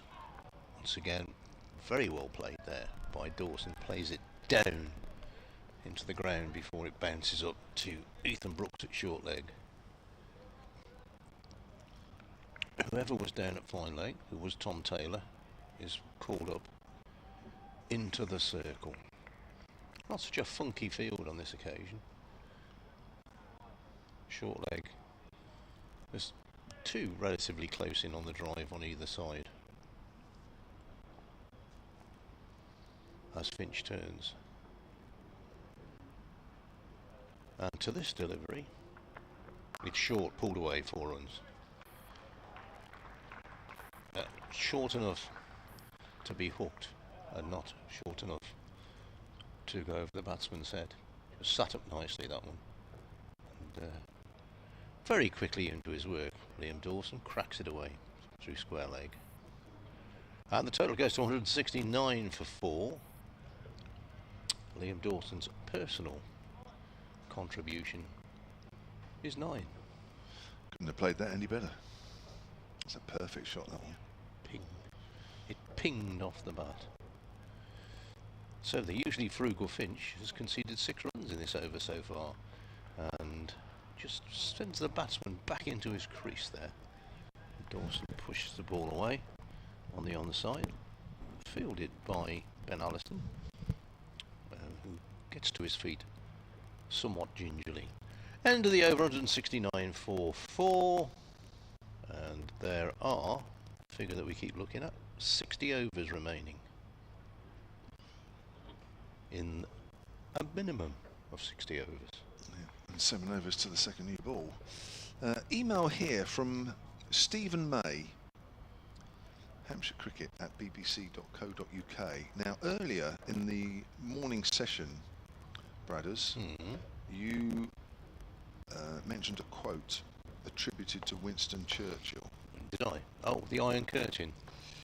Something about the lamps going out all over Europe. The lights going out. Oh, right. So now, Stephen clearly knows his history, as it's played out by... Which I don't. Brown out to the offside. Well, clearly, looking at this email. Yeah. Which I'll try and read in full, which will give you plenty of context. Parkinson is into his 31st over here. 2 wickets to his name so far. As he bowls, that's pulled shot. There is a deep mid-wicket out there now. Brown hasn't quite found the rope with that one. It's only a 1. He moves on to 40. Stephen says, in the midst of your riveting commentary, I don't know if he's, I presume that he's not taking a mick. On the last day of the Hampshire Worcestershire Championship match, just before the 4th wicket fell, the phrase, the lights are going out all over Europe, was attributed to Winston Churchill. That is, I'm afraid, slightly wrong. As that's cut to point by Dawson, no run. The actual words, which I think were being sought, were the lamps are going out all over Europe. Okay. We shall not see them lit again in our lifetime. So that's turned away square on the leg side, and Dawson moves into double figures. They were uttered by the then Foreign Secretary, Sir Edward Grey. Okay, good old Eddie Gray. Played on the wing for Leeds United as well. Good lad. It might not be the same one, because this was on the 3rd of August 1914. Oh, really? Yeah, that's played out of the back foot. Into the covers, no run. At the outbreak of the First World War, Gray and a friend were looking out of a window at the Foreign Office at sunset, watching the first street lamps being lit. Please do not abandon wider cultural references. It certainly doesn't help, as that's played back to the ball. I'm not sure it gives us, confidence. As a former historian, I heartily approve of any attempt to raise our eyes beyond our current situation. Yeah. Ooh, I like that. Very good. Meanwhile, come on Worcestershire. I say this, though, as a long-time Hampshire supporter who was at Dean Park to see both championship victories, the first with Danny Livingstone, catching out the last opposition wicket in front of, I recall correctly, the pavilion. He's clearly a man for facts and what have you, and getting things right is our Mr. May. But I live in Worcester now, supporting whom is a far more problematic proposition, unfortunately, given its financial limitations and regular loss of players to wealthier and thus more successful counties. Carry on the good work. Reverend Dr. Stephen May. Oh, okay. That's a nice Well, thank you very much. I'm in somewhere in the midst of the grey area at the back of my mind. Thought that was a post-Second World War comment in that communism was enveloping most of Europe, or parts of Europe, and that's why I thought Churchill had said the lights are going out. But thank you very much. Very interesting. Every day is a school day. You learn something new every day. My granddad used to say, if you don't learn something new every day, you might as well stop in bed. I'm going to change the bowling here. I think Ethan Brooks is going to have a trundle from the pavilion end. So with 6 overs to go before the new ball, that is the Worcestershire plan. Right arm over, he's going to be bowling to Liam Dawson. Breeze across our commentary box. Commentary gantry. Turned away on the leg side, no run.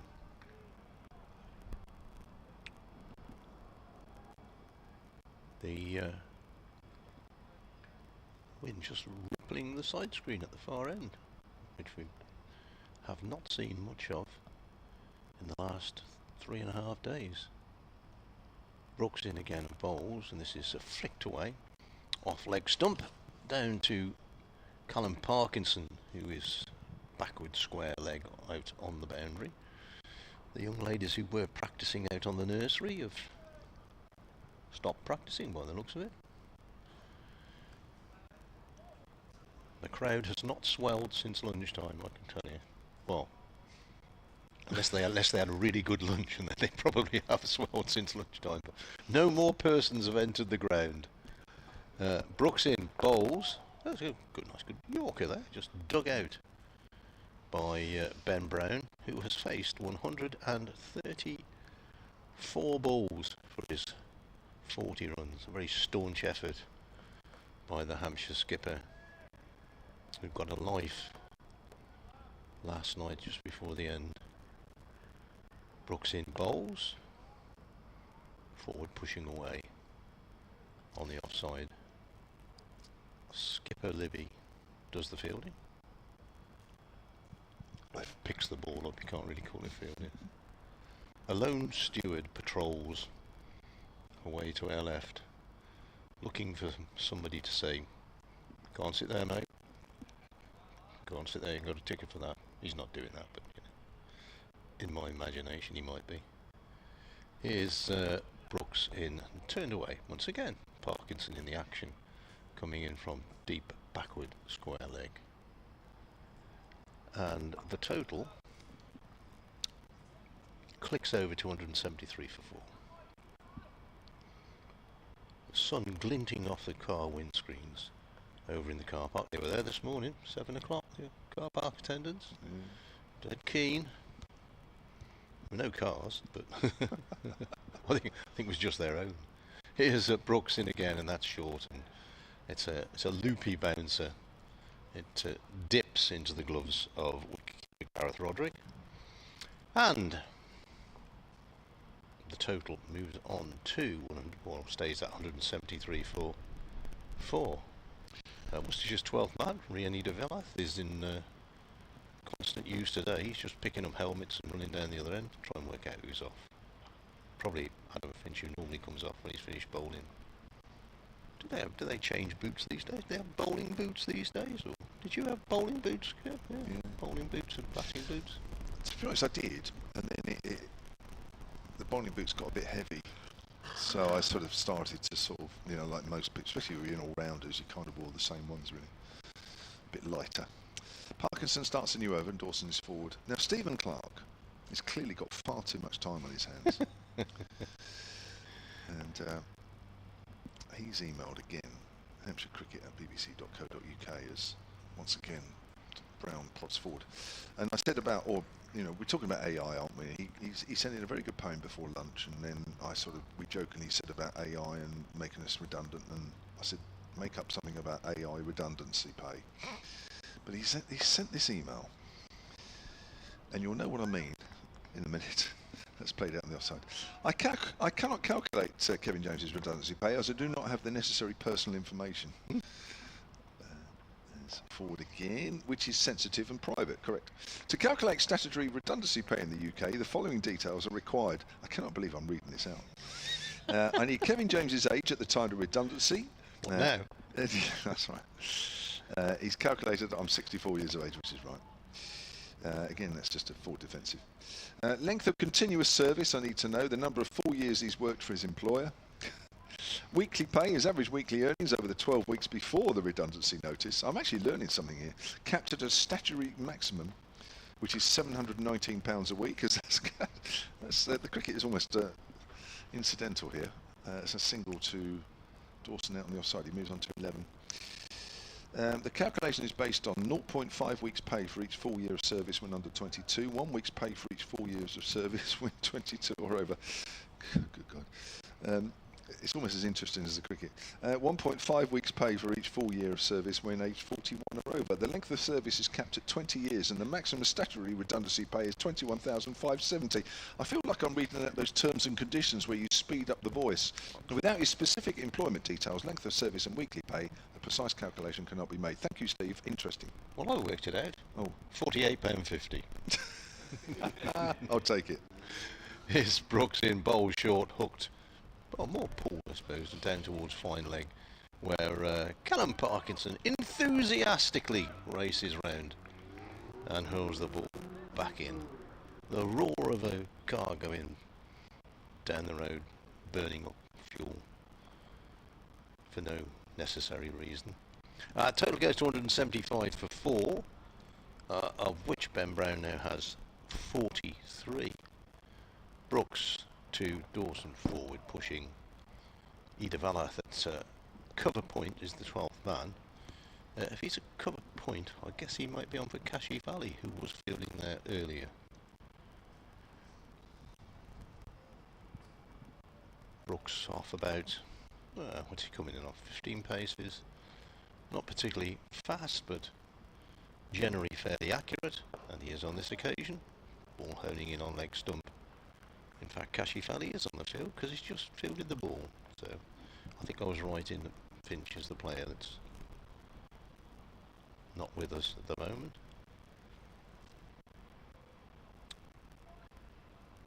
Midway through the over. There are 56 remaining after this one. Bowls short, pulled. This time Parkinson fields, but he doesn't have to exert himself too much because it's straight to him. Worcestershire rather meandering towards the new ball here, one feels.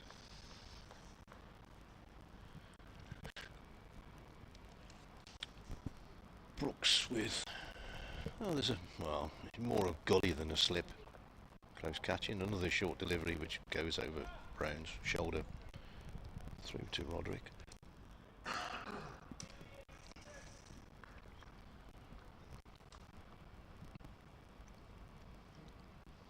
Just looking for a score from that second team game that we were on about earlier at Ombo.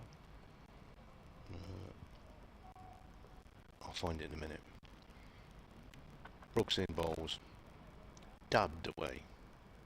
I would say off the back foot, but not a lot of foot movement there from Brown. Just rocks back a little bit and dabs it down into the covers. The completion of another over. There have been 77 in the innings. There are 56 left, minimum, today. And the total is 176 for 4. And Ben Brown has 43. Liam Dawson has 12. And the only batsman out today, Tilak Varma, who was caught by Brooks at short leg off the bowling of Parkinson for 47. The aforementioned is about to bowl again. And start his 33rd of the innings. And the wicket to Dawson. Another 4 defensive there. This email from Josh Cooper looks like it might have got stuck in the system a little bit because we were talking about hit wicket and what have you, and how many Hampshire batters and what have you. We did all that before lunch as Dawson pushes forward. But I will mention this because Hampshire Cricket at bbc.co.uk, Josh says the most recent known Worcestershire batter that he could find who was dismissed hit wicket. Parkinson again bowls, again it's a full defensive shot, was Christopher H. Bull, somewhere around the 1960s or 70s. Charlie Bull. Was it Charlie Bull? No, I know there's been one since then because I was there. Oh, maybe not him. Maybe that one. It's played out on the onside. Stephen Clark, my word. He's the hardest working spectator on the ground.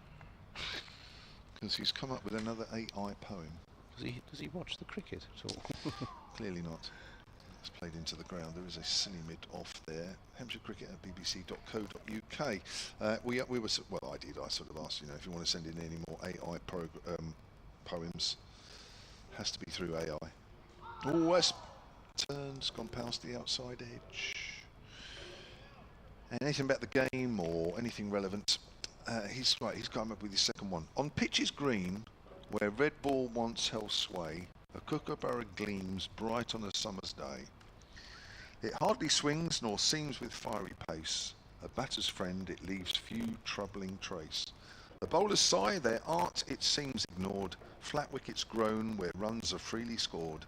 A test of skill or just a gentle game. The kookaburra whispers cricket's changing name. Oh. That's all AI. It's incredible. So you just put a name in and the subject and it does it itself. Yeah, I think you can put in some key words and things like that. So, I mean, Steve will obviously tell you. He's clearly got the knack. Jake Libby is going to bowl from the pavilion end. One assumes he will have one over from that end because this is the 79th.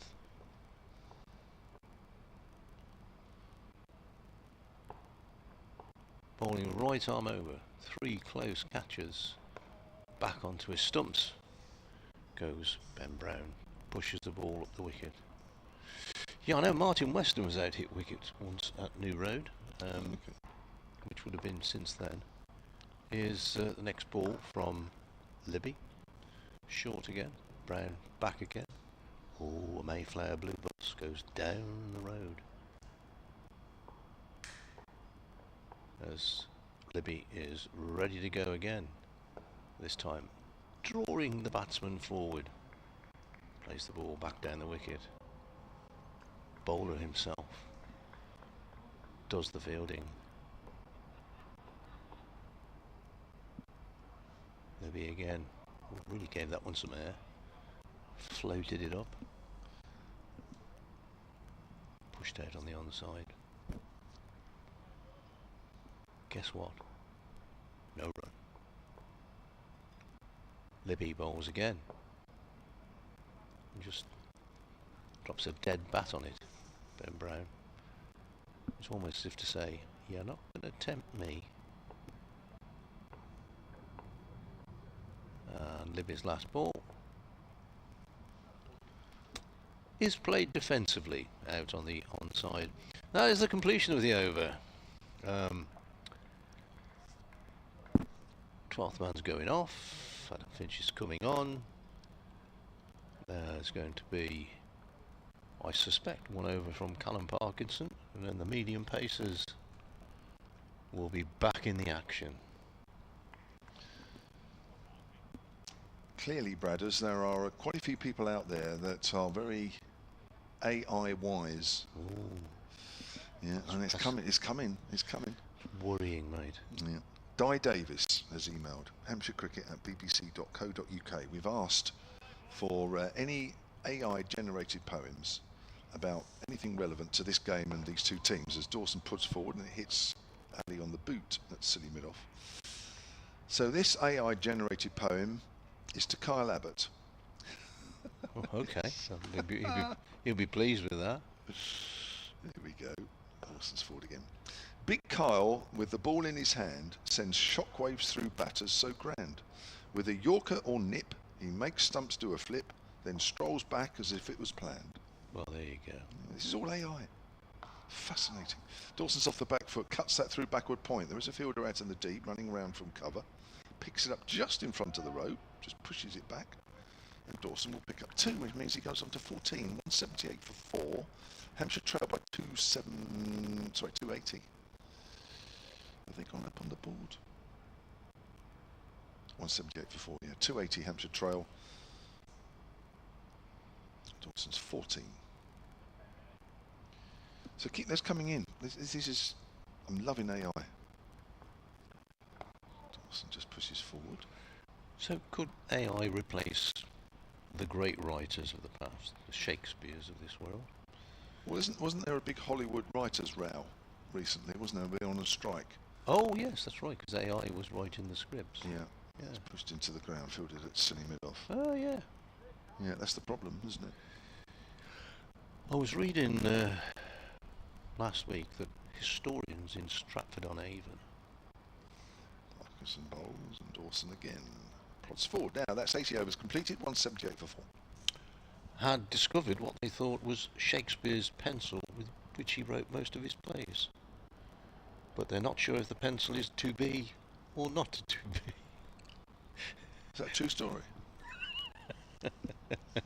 It's a long day here, folks. 178 for 4, and the new ball has been taken. Yeah, I've been asked by a correspondent to check the test match score and to check who the scorers are.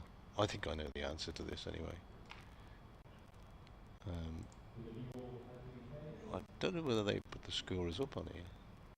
Let me have a look. The test match scorers? Let's get test match scorers, yeah. Because I think... And then on this pitch, I know one of them is Philip Mellish, who is Worcestershire's regular second team scorer these days. I can't find them on. They're probably on there somewhere. Probably on that. Yeah, I'll probably find them now.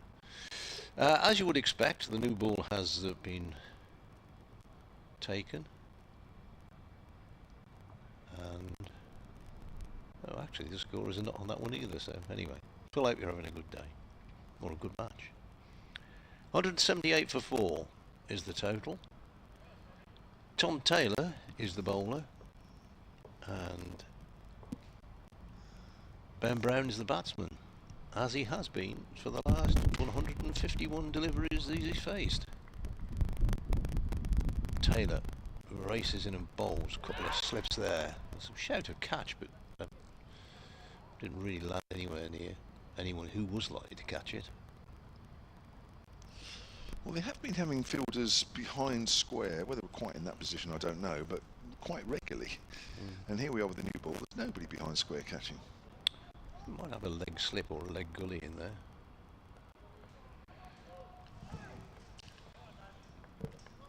So, 2 slips and a short leg, shortish mid-wicket, shortish extra cover, no, shortish mid-off, extra cover, backward point, mid-on, fine leg out on the boundary. Only 1 wicket has fallen so far today.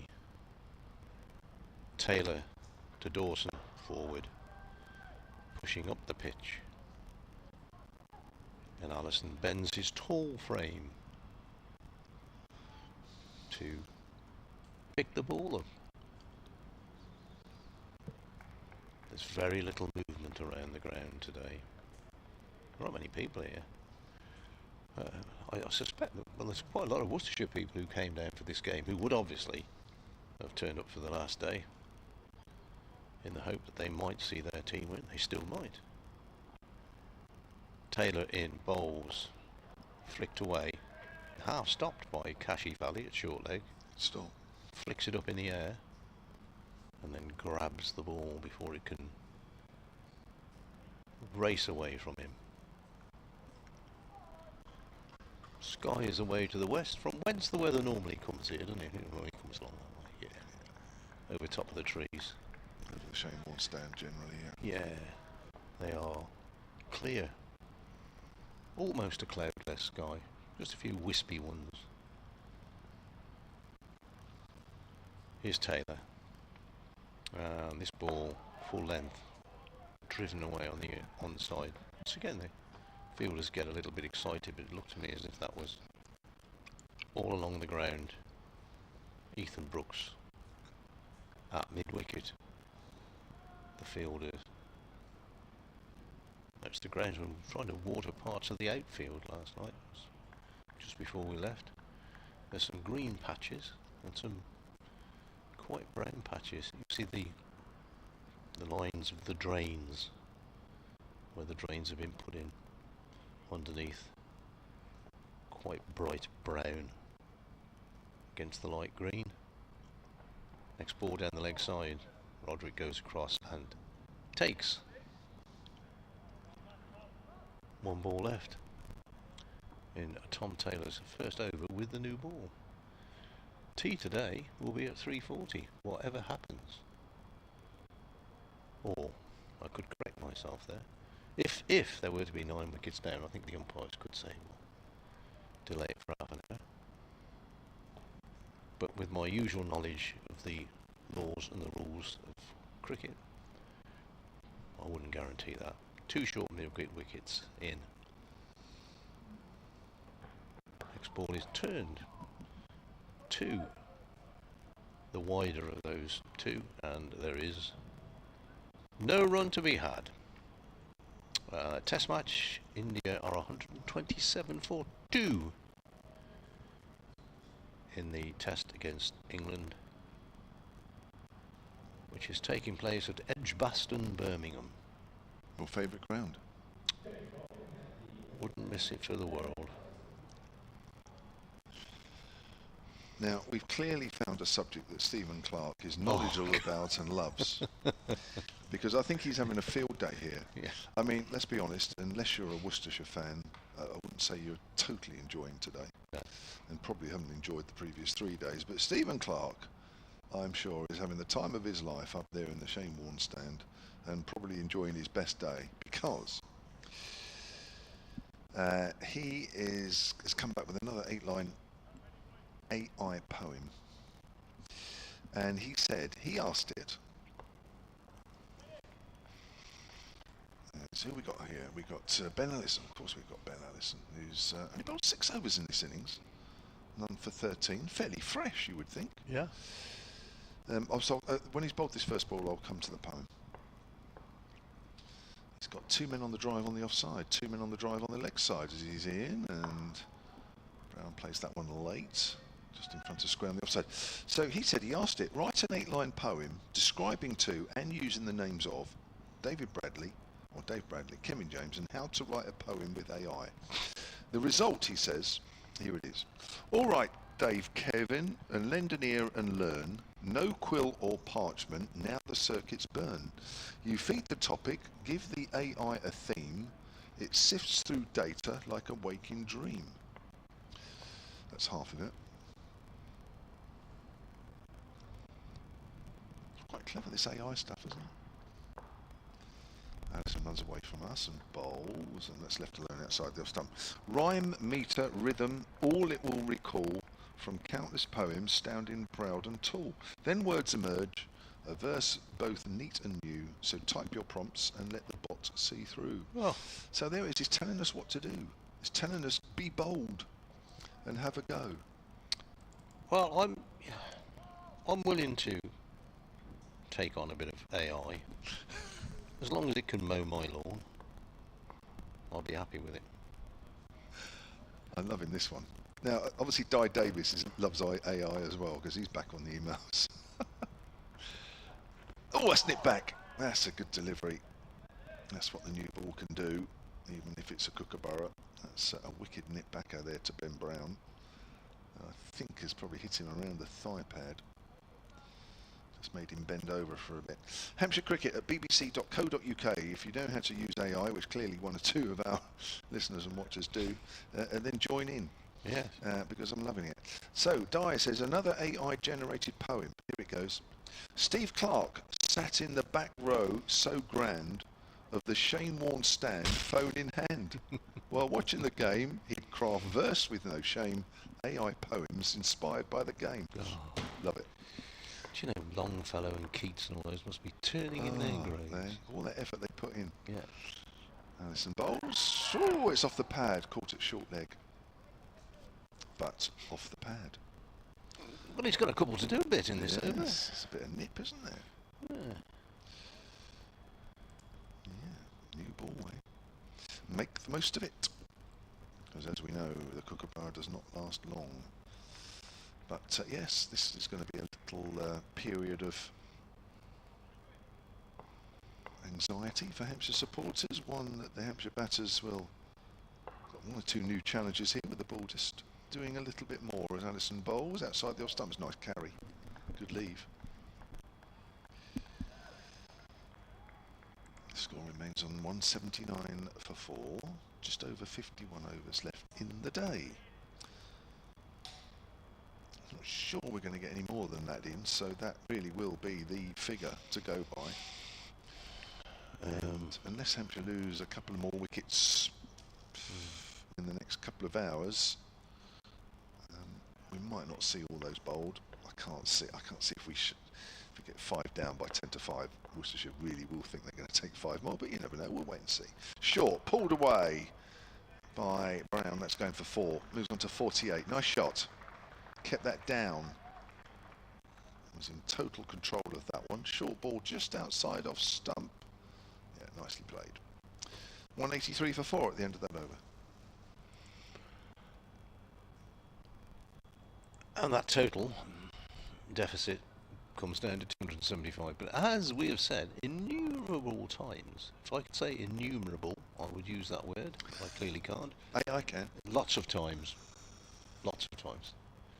I'm not sure about this. Yeah, I saw the whatever her name is, the American Secretary of Education, or what she was called, who used to run World Wrestling, called it A1. Even I know it's AI. Here's a new over started by Tom Taylor and pushed up the field to the extent that going to get a couple of runs here for Dawson, who goes to 16. It was a defensive push, but there's the fielders outside the circle, as it were, are a little sparse. Total is 185 for 4. See, I reckon AI has already made Dave Allen redundant. We haven't given him anything to do since lunch. See, there's its effect. How quickly things can change with AI. That'll be a sad day when that happens. Taylor bowls short, back foot. Dawson pushes, weight, mid off, fields. Now that lone steward who was looking for somebody to say, can't sit in that seat, mate. Looks to me as if he's now inspecting the bins on the nursery side of the ground. No. He's plodding away, a slightly weary tread. Not as weary as it would have been yesterday, 6 o'clock.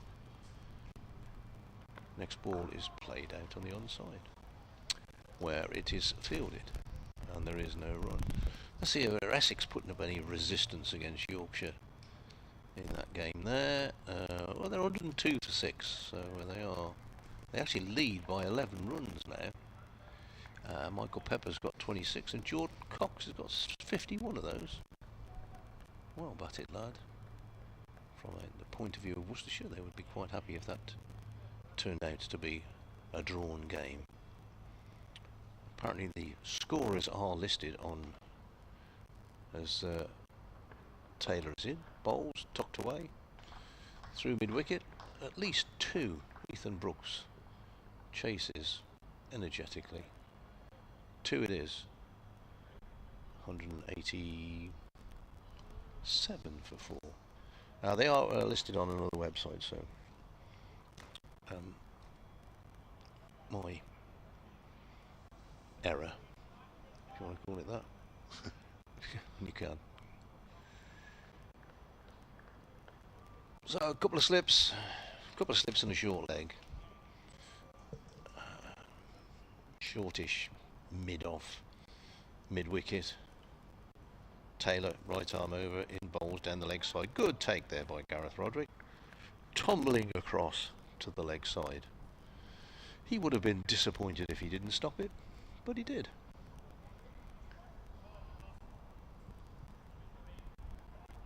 Not sure how many people are in today, but I shouldn't think it's more than I don't know, a couple of hundred spectators here, 300 maybe. Might be a few sat in the hostility.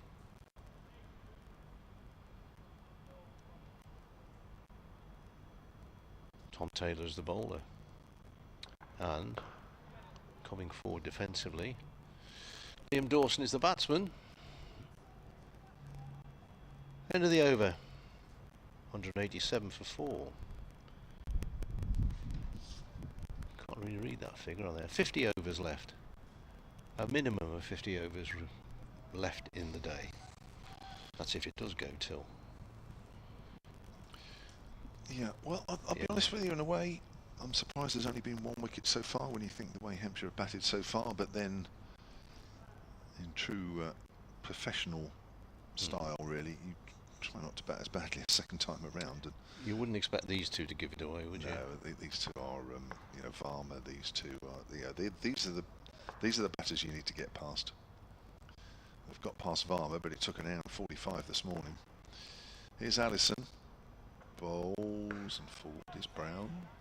2 runs short of a half century. He's worked hard for those. 159 balls he's faced so far. The sun is getting stronger all the time. Didn't see it at all before lunch, I don't think. I can't remember anyway. But as we get through the afternoon session, it just feels as though we're getting back to some way where we were the first 3 days. Weather forecasters spot on today. Said it'd be chilly and dull this morning and brightening up. So yeah, they have.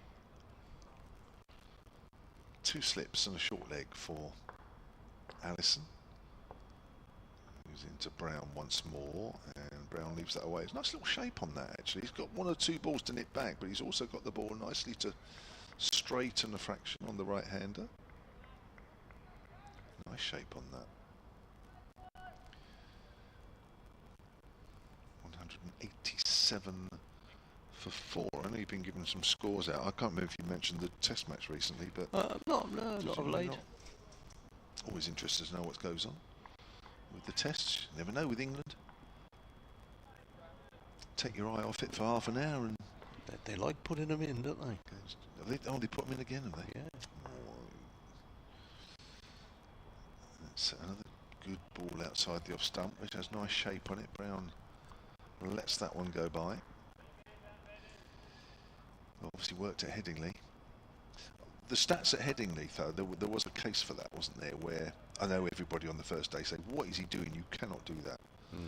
And then it later turned out that actually the stats, which is probably what they went on, was that more sides win games batting second at Headingley than the side batting first, so you can kind of understand. I don't know what the stats are for Edgbaston. Maybe that's already been printed somewhere. Maybe AI you could tell us.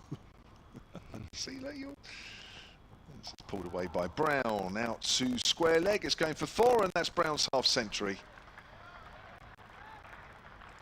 That is a good captain's innings in a game where he's admitted that Hampshire have not played at their best.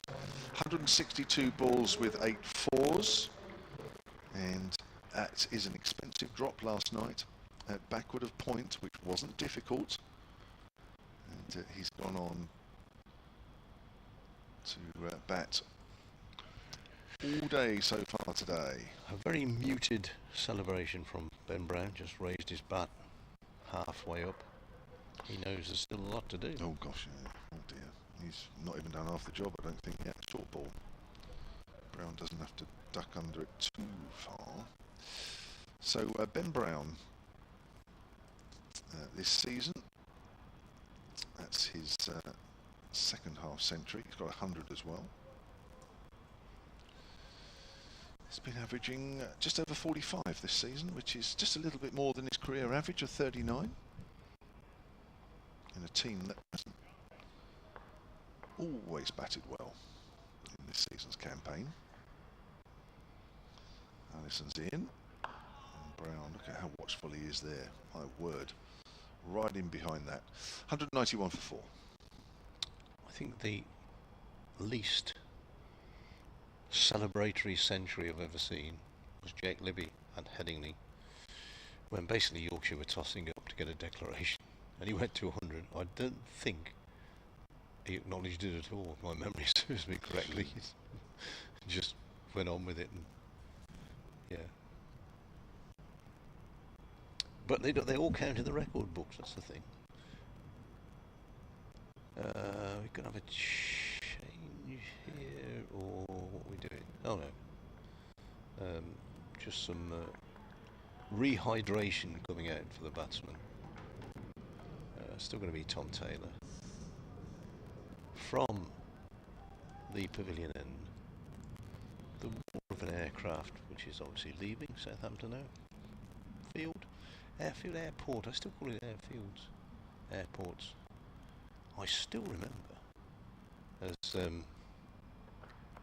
next ball wide of the off stump through the wicketkeeper, when Birmingham International Airport was called Elmdon Airport.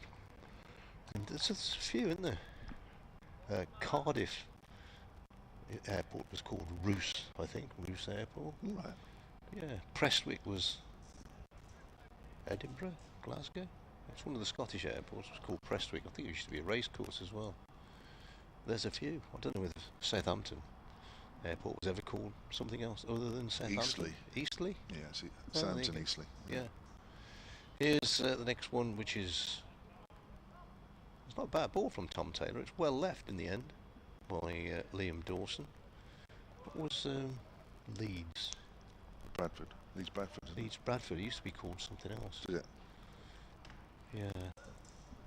It'll come to me. I'm always highly amused by London Luton Airport. You know, if you're a foreign visitor and you land in Luton, you think, we're not really close to London, are we, here?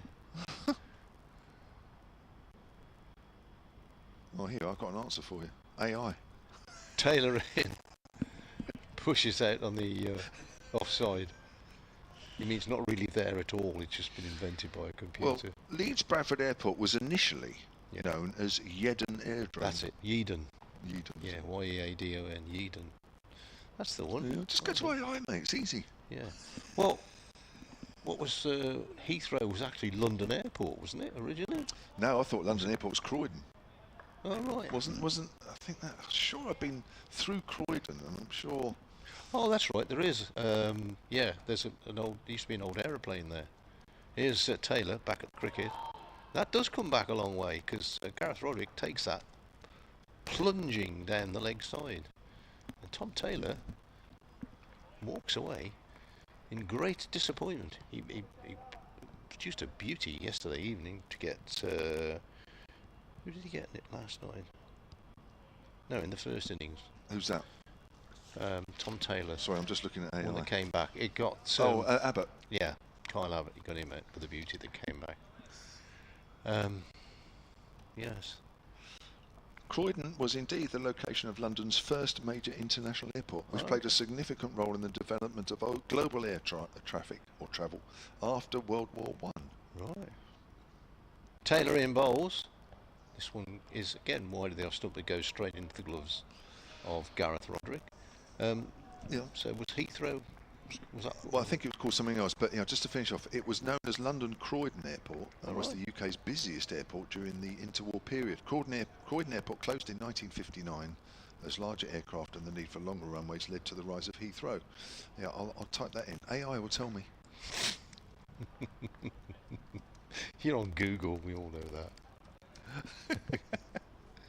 So you're just trying to be clever now. You're just trying to get AI into every conversation.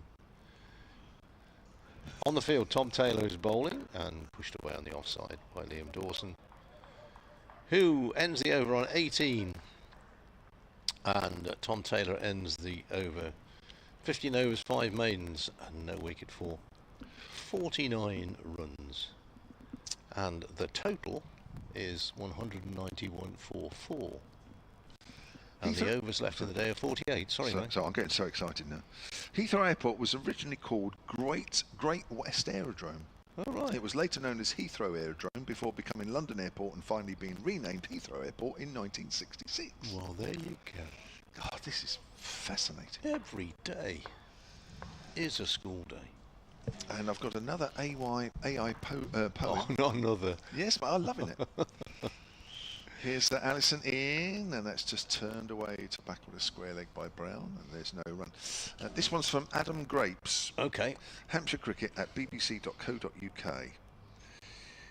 Now, I didn't mention it too much and briefly mentioned it. Apparently last week was the anniversary of a certain thing I did back in '96. Anyway, moving on. Was that when you took 4 wickets in 5 balls? 4. Oh, okay. Get it right. And 100. Well, it's been readjusted by AI. 5 balls. Yes, you wouldn't. Right, so this is the poem that Adam typed into AI and on that subject, and this is what it's turned out. As forward is Brown. In '96, beneath the skies, at Southampton's famed rise, Kevin James, with fire in hand, took the field to make his stand. The Indian batsman, sure of fate, faced a bowler with a heart of weight. But James had more than just a spark. He'd light the way and leave his mark. With ball in hand, a twist to turn, a seam to swerve, a flame to burn. The first, the second, and the third all gone, each ball a silent word. The crowd stood still, then roared in cheer as James, relentless, drew near. Allison's in short, and it's gone past about chest height to Brown. The fourth came quick and India fell in 4 swift balls, a wicket spell. But Kevin's journey had just begun, for at the crease under the sun he took his bat and steady, true, a century with grace he grew. He carved the ball with careful hands. This doesn't sound like mine at all. He carved the ball with careful hands and raced through boundaries strong as sands. The roar again, the crowd's delight, as James with bat reached soaring height. This is all AI. This is not. There's a couple more verses. I'll quickly get through them. As Allison runs away from us and bowls, short delivery and quite easily tucked under by Brown. A bowler's dream, a batter's pride. He danced the line where legends stride. From AI talks rubbish. From 4 quick wickets to runs so grand, Kevin James took all the land. In history's book, his name etched clear, a hero of both ball and cheer, a man who, on that summer's day, showed the world how legends play. It's amazing how AI can make you sound an awful lot better than you actually were. It's incredible. But anyway, there you go. It's all part of the fun. Yeah. 191 for 4. Allison's in. Beaten over so far. Brown is behind that length ball. Yeah, well, I think Worcestershire need a bit of AI, something inventive, to get through these two. I have to say. Yeah, can you Google how to get rid of Ben Brown and Liam Dawson? Obviously, Hampshire fans might be Google, not Google, come up with something on the AI. Anybody who's with Worcestershire, of course, that might be one to put in AI. How to get out Ben Brown outside off stump left alone. You could have some real fun, can't you? Yeah. It's slightly scary, isn't it, AI? I mean, there are things that I've looked at on social media, and you think, is that real or is that AI? There's lots of things about people capturing sea creatures covered in barnacles and taking the barnacles off, and the sea creature swims away and then comes back. I was looking at one of those the other day. I thought, that's not right. And there was one of a polar bear sheltering some penguins, which clearly was AI, because polar bears and penguins are not on the same continent, so and they weren't in a zoo anywhere. And that was penguins, the creature, not the chocolate bar. Are the chocolate bars available? Yeah, and polar bears. Here's Tom Taylor. He's in and he bowls off the back foot. Not for the first time. It's played by Liam Dawson, who just faced his 66th delivery. What are these two between them have faced 236 balls, which is a lot of deliveries. Lots of encouragement from the Worcestershire fielders.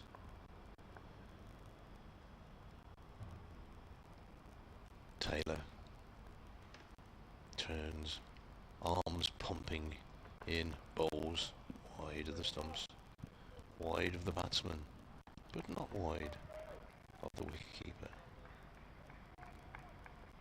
A groundsman on the nursery ground. Now, is he dragging a hose pipe round, or is it the boundary rope for the next game?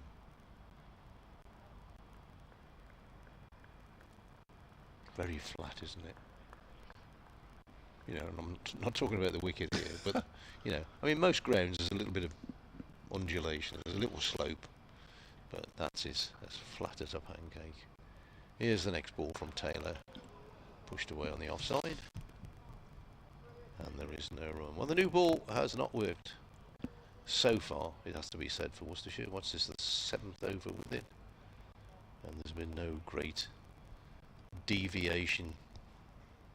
Nothing of any note has happened.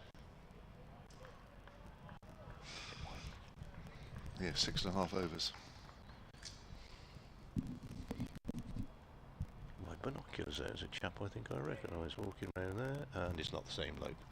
So there we are. That was a waste of 5 seconds of my life, and dear listener, your life as well. Next ball is wide of the off stump, goes through to the wicket keeper. I wondered why you showed so much interest in him. I thought you owed him some money. No. I wouldn't be looking out for people I owe money to, would I?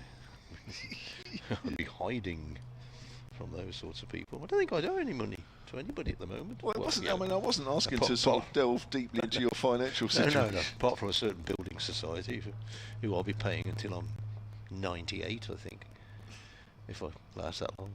Here's Taylor. In and bowls forward.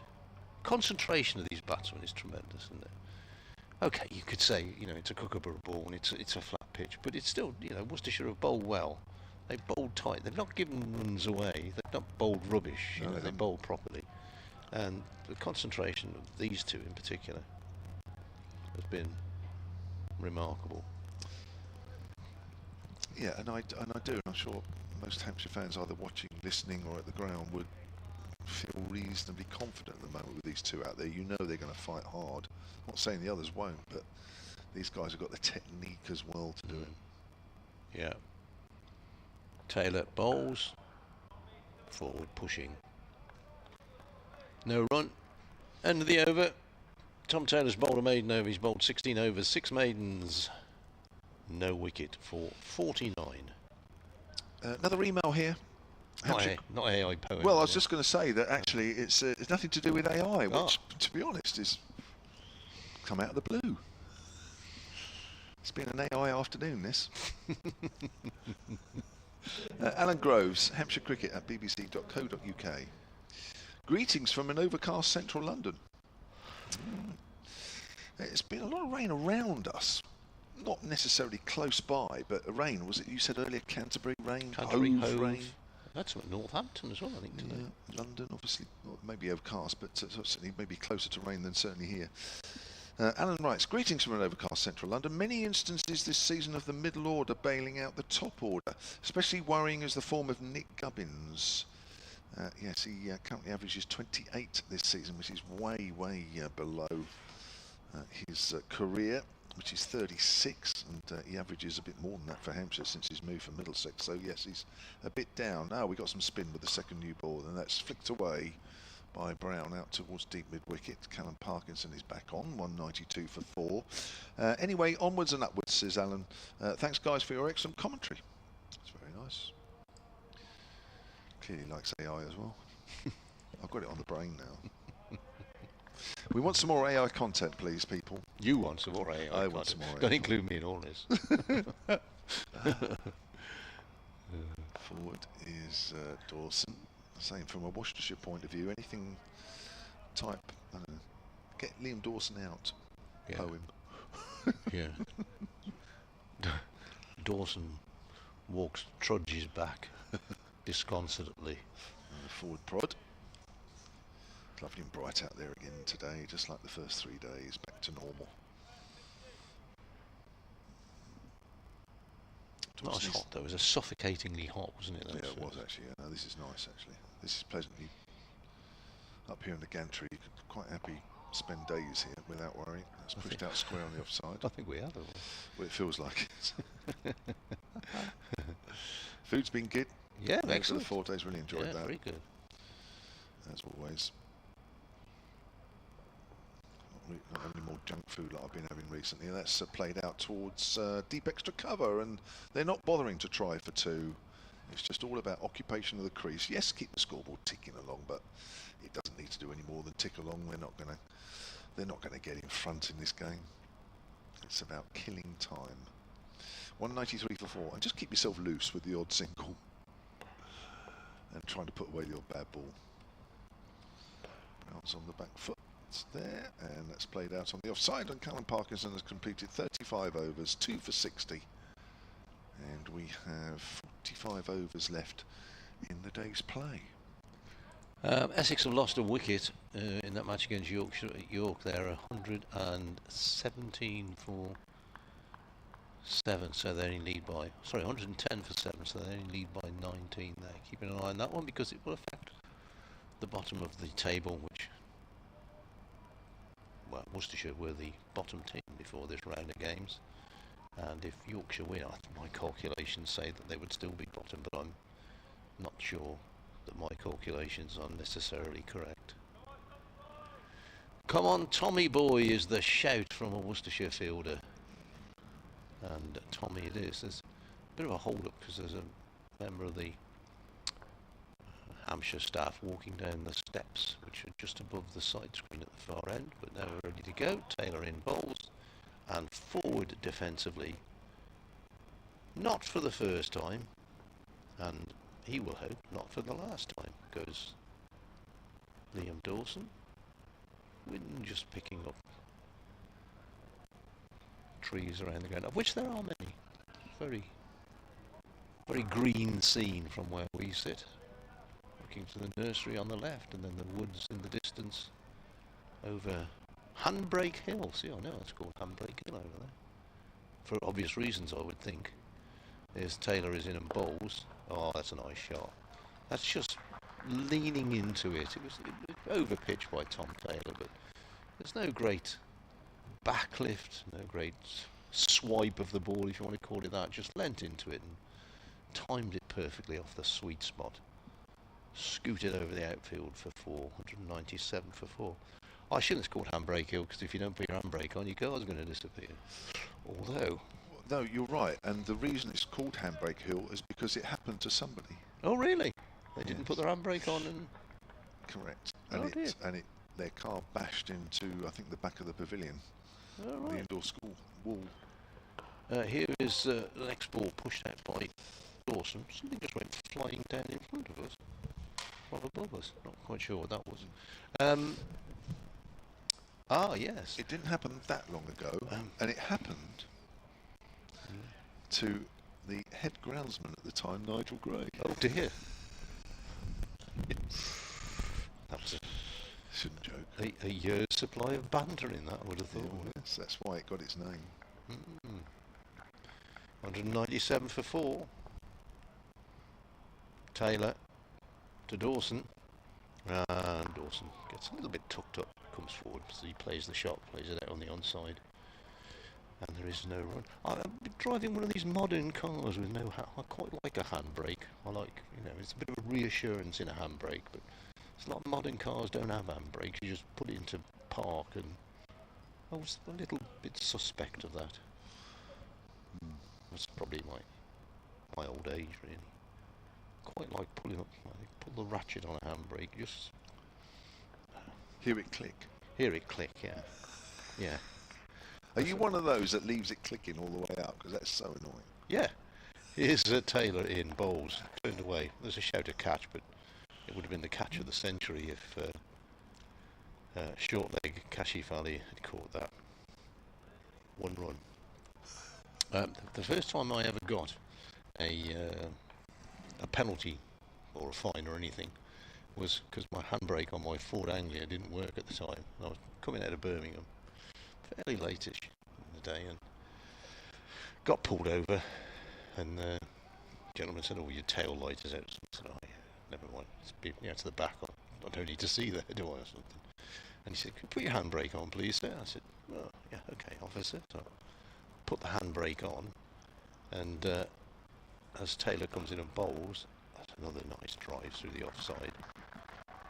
Brown just timing that one. Tom Taylor just giving him too much length and too much width, pushes it away to extra cover for 4. So I put the handbrake on, and the officer leant on the car, and it moved slightly forward. And he said, "Not very good, is it?" I said, "Well, no, but it'd be alright if you weren't pushing it, wouldn't it?" I think at the time it was something like 20 quid or something. Oh dear. Yeah. The old Ford Anglia. First car I ever bought. I think it cost me about 100 quid.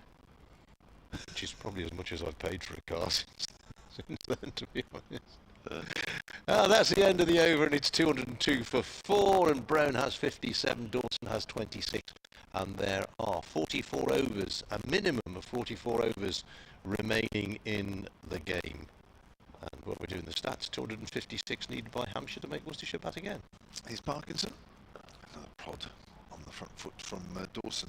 Yes, there's 1 wicket fallen today. I think Worcestershire will start to think, is this really going to happen for us? Because it's been a very quiet day, exactly how Hampshire would want it. A little too quiet for Worcestershire as that's cut away out to point.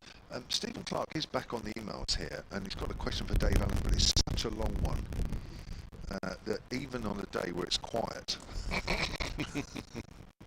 I feel a little bit disinclined to read out. So I might show Dave. Let's play it out on the leg side.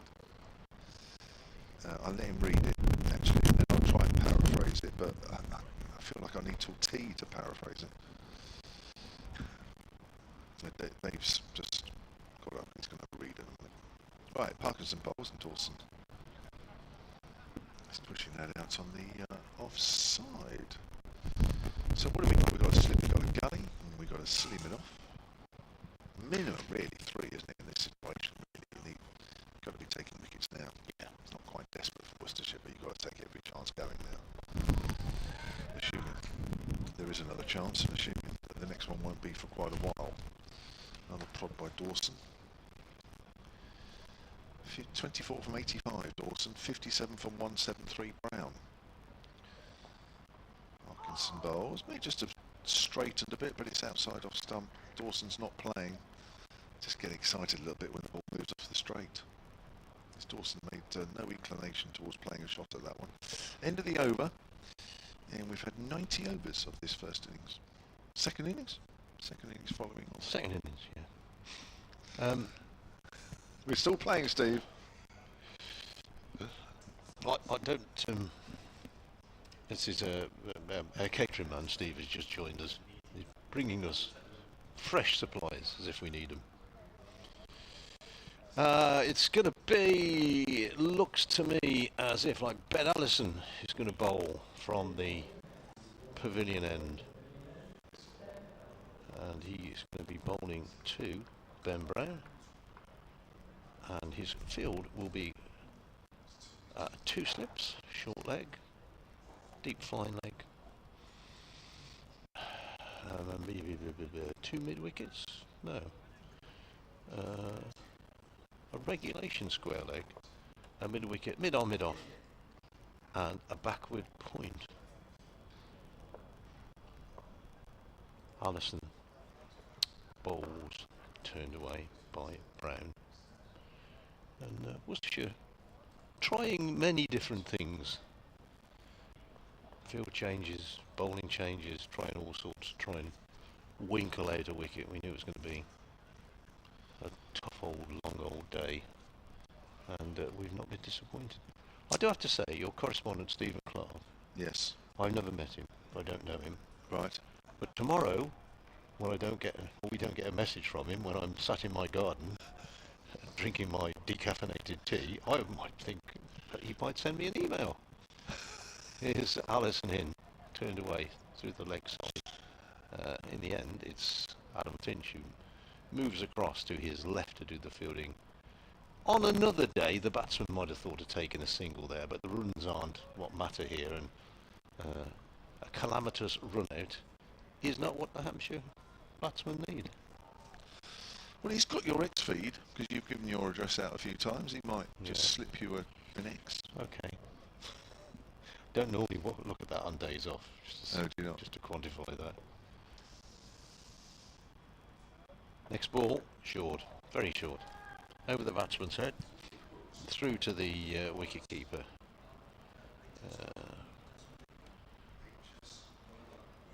England under 19s playing India today. A couple of Worcestershire lads and a Hampshire lad playing in that one. Let's see who's got runs in that one. A couple of England under 19 games at New Road next weekend. As in comes Allison and bowls, push back down the pitch on Saturday and Monday. Ishaq Mohammed of Worcestershire made 41, and his opening partner was Ben Dawkins of Kent. That's right. Sorry, I'm just trying to correct myself. And I think Jack Home of Worcestershire is also playing in that game. But back here, Ben Allison is in bowl short through to the wicketkeeper.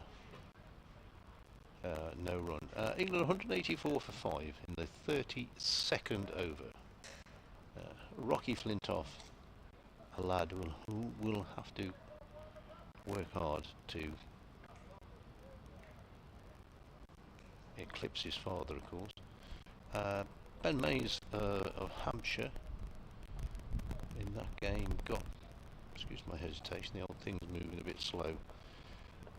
He scored 31. Here is Ben Allison, and this ball's wide of the off stump through to the wicketkeeper. Well, not really making the batsman play there, Ben Allison, which at this stage of the proceedings I would suspect the Worcestershire bowlers need to do. Thanks to Wes, the media man here at Hampshire, who sent me a note to say this is Ben Brown's slowest first-class 50. Oh, good stuff. 162 balls, 207 minutes, and his previous slowest was against Durham in 2013 when he was playing for Sussex, which came off 128 balls. Thank you very much, Wes. But he's done a splendid job for his team. Yeah, it just shows how important it was. If you caught the interview I did with him last night, you'll know that he was very honest about Hampshire's play in this game, and clearly has taken the responsibility on his shoulders. Now, that email I referred to Stephen Clark, who has clearly even less to do up in the stands than he had earlier. Just That's cut away by Dawson. Start of a new over from Parkinson. There is a man out in the deep on the offside. Dawson moves on to 25.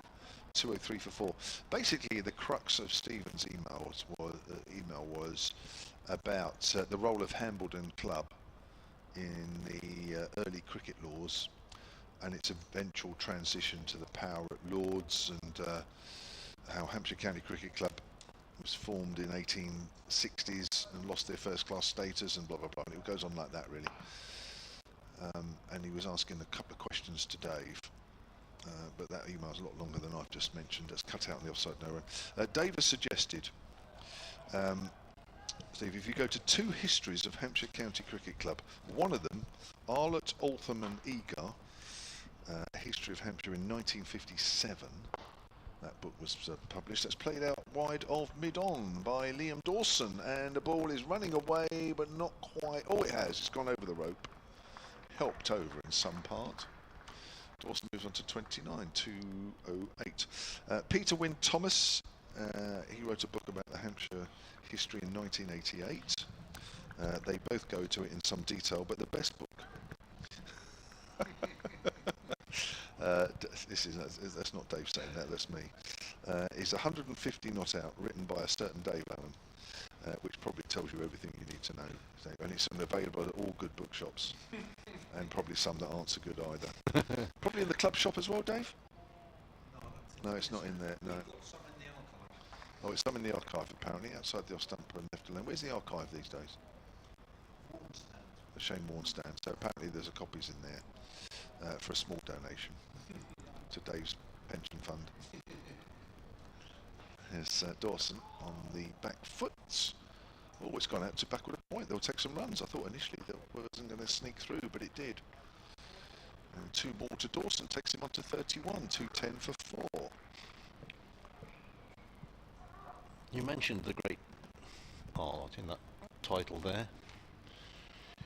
And talking of AI poetry, because John Arlott was a poet. Joined the BBC as a poet. Did he? He did, yeah. And somebody said you know a bit about cricket. Forward is Dawson to Parkinson, end of the over. The Indian touring team are playing at Worcester. Can you go up there and cover the game? He did. And Dave and I, and I'm sure a poet, John Arlott's cricket at Worcester 1938. Yeah.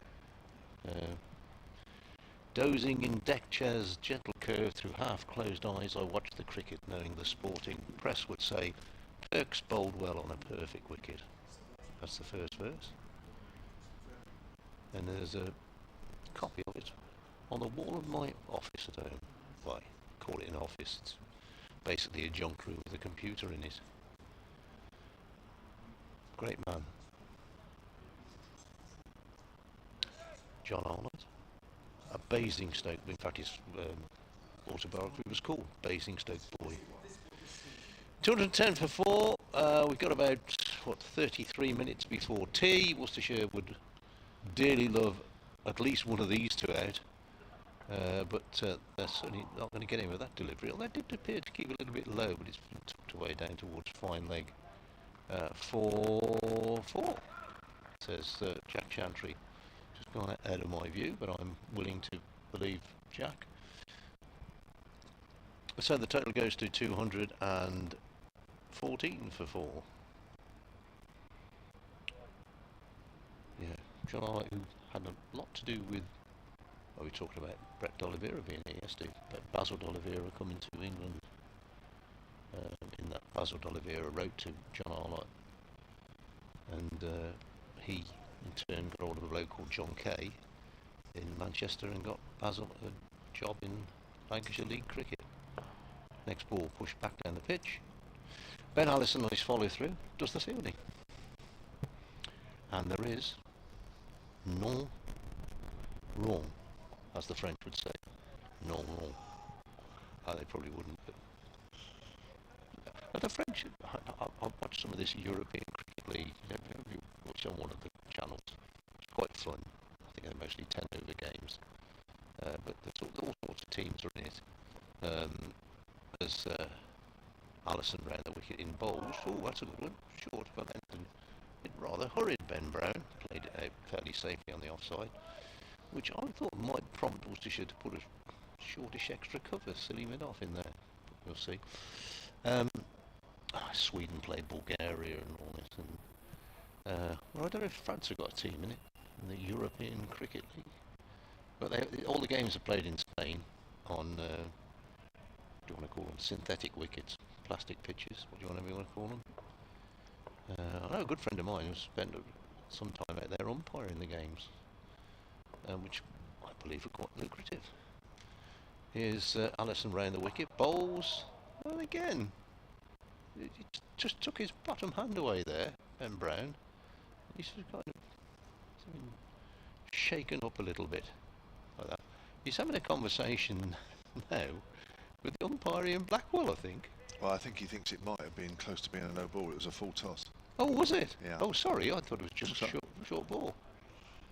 Oh, Yeah. no wonder he played it suspiciously then. Yeah, no, to be fair, Allison put up his hand. Ah, Just right. a slip, sorry about that. I totally missed that. I apologise, dear listener, dear viewer. Allison in again and bowls, and this is very short. And goes through to wicketkeeper Gareth Roderick. All right, I totally missed that. It is no wonder he looked a little trepidatious. Good word, trepidatious. I suspect Donald Trump invented it, didn't he? What's it? I laughed out loud the other week when he said, "Yeah, I got a new word, equaliser." I think we've had that word for a while now, Donald. But there again, he did think that the rebel army in this American Civil War invaded the airfields. There we are, each to their own. In he comes and bowls, and this is pushed up on the side by the batsman, who is Ben Brown, who seems to have been there since late on Sunday evening, but he hasn't. Dawson has 31, Brown has 62, exactly double. They've almost doubled the balls as well. Dawson's got 91, or has faced 91, and Brown has faced 186.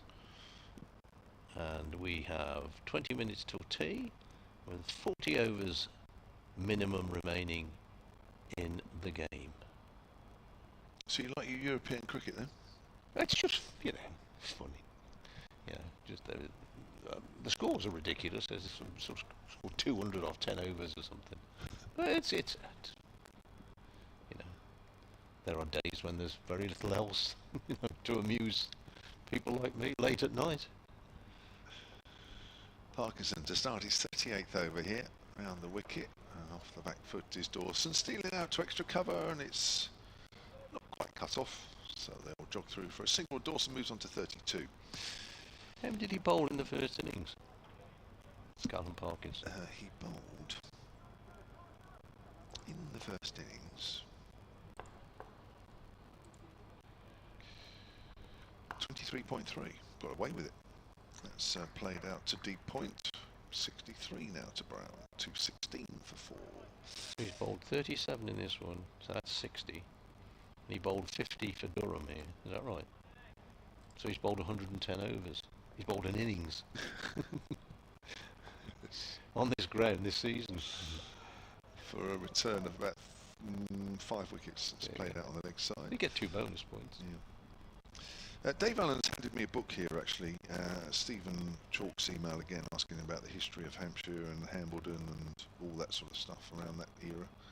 I mentioned a couple of books he could read. That's played out on the leg side. Dave has just handed me his new book. Right on cue. Yeah. Hampshire Cricket in the 18th Century. Okay. Which is edited by the late Timothy McCann. Dave was telling me that apparently he had a load of stuff for the book pushed out on the offside by Dawson no run, and he sadly passed away, and Dave sort of took up everything else and put it all together.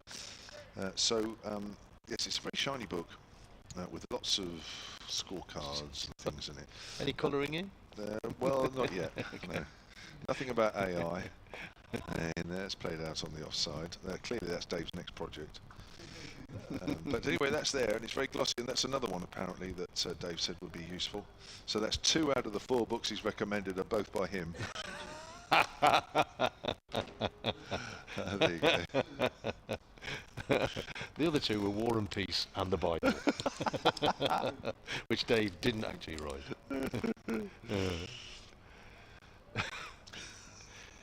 216 for 4, 39 overs, a minimum of. That figure keeps dipping and dipping.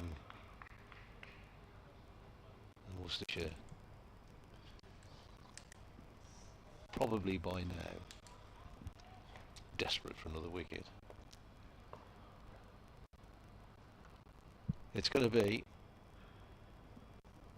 Ben Allison, right arm round in, bowls down the leg side. Batsman raises his bat, lets it go through. Adam Finch goes for a run around, which suggests to me that he may well be called into the Worcestershire attack at any minute. Yeah, I think the spell from him now is quite crucial from a Worcestershire point of view. There's not a lot happening out there for them. Very, very little. It's been hard work getting one wicket this morning, even harder this afternoon. It needs something special from him. We've seen it a couple of times already in this game. Ben Allison in, bowls short down the leg side. Not really making the batsman play, and I know you don't have to make the batsman play. He's trying to force him onto the back foot, but not really threatening bounces these. And the ball has lost its hardness. What is it? 30. What do we do? 8 overs. So 15 overs. Yeah, 15 overs in the ball's pitch is as flat as a flat thing that's very flat. But they're trying all sorts of things, Worcestershire. So we're now having we've got the Stonehenge field back with everybody in a circle. 1, 2, 3, 4, 5, 7 of them in the circle in front of the bat. And Brown hooks this one away, square on the leg side, and finds the only fielder who's not in Stonehenge, who is Callum Parkinson. And the total goes up by 1 and remains on, well, it doesn't remain because it's gone up by 1, goes to 217 for 4. So from just in front of square on the leg side, we've got 2 mid wickets, a mid on, a mid off, an extra cover, and an extra cover. So 7 fielders, all in the circle in front of the bat, and a slip. And this ball is short again, and this is pulled square, but once again Parkinson gets around and does well. Gets it back in. One more to the total, which clicks over to 218 for 4. Not sure that scoreboards these days click over. The light bulbs flash or whatever they are. LEDs. That'll be them. I think I've still got an LP there, the LEDs. They were very good in the 60s. Is the next ball from Allison, which is pushed, driven through the offside for 4. There are no fielders in that area. In fact, I would suspect that if there had been a normal field, like a cover point, an extra cover, that would have gone for 4 anyway. But such is Worcestershire's field placing that it was a comfortable boundary. Brown goes to 68. Dawson has 33. If it was Ben Brown slow as 50, I suspect, if he gets there, this will be his slowest century as well.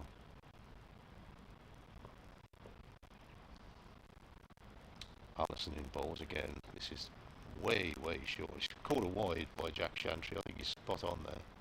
There's no way Ben Brown could have been stood on Ben Brown's shoulders and he wouldn't have reached that one. So the total increases by 1. 223 44.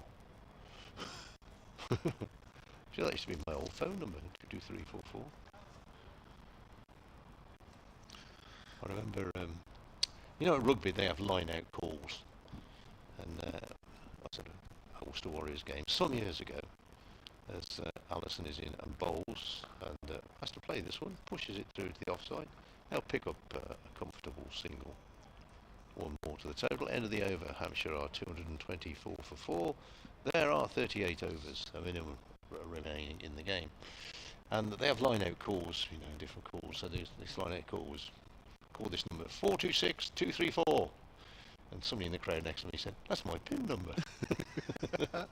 I don't think it was, but it was funny. So, are Worcestershire out there starting to think this might not happen for them today? Started the day needing 7 wickets. They've only taken 1 so far. I think they'll take solace in the fact that 5 wickets went down for 29 runs, was it, last night? True. Still believe. Yeah. Have to still believe, but there is very little happening. These two out there, both Brown and Dawson, are being very solid as Parkinson bowls and brings Brown forward once more.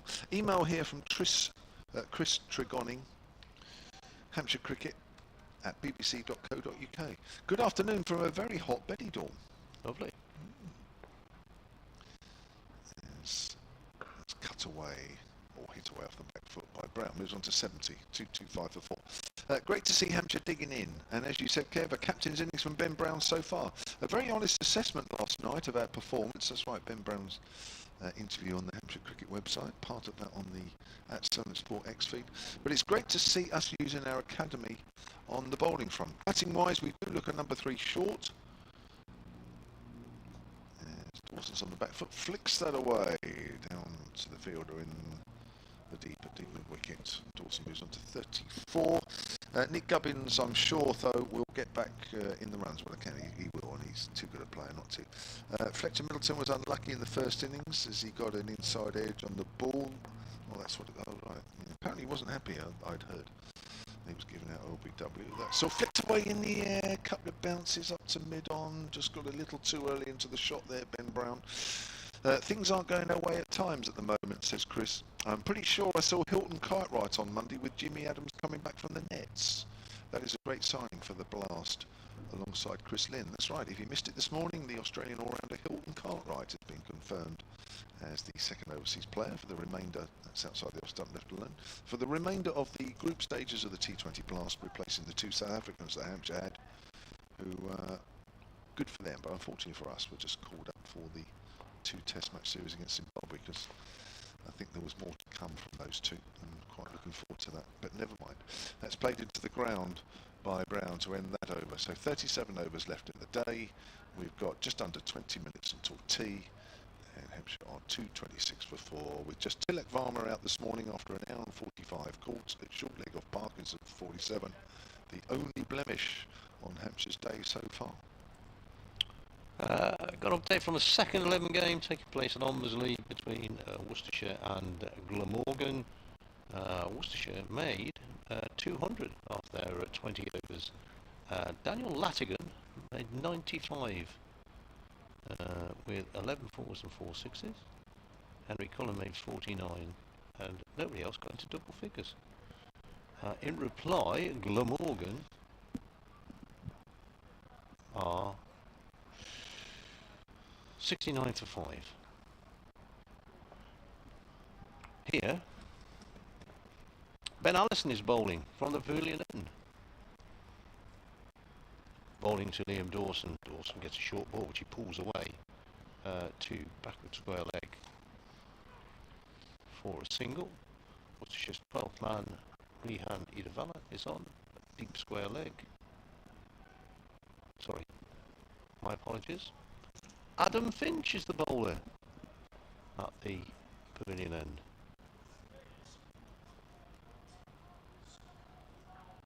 Yeah, I suspect that Rehan Idavalla is in fact on for Ben Allison, who's gone to take a lie down in a dark room maybe. 227 for 4.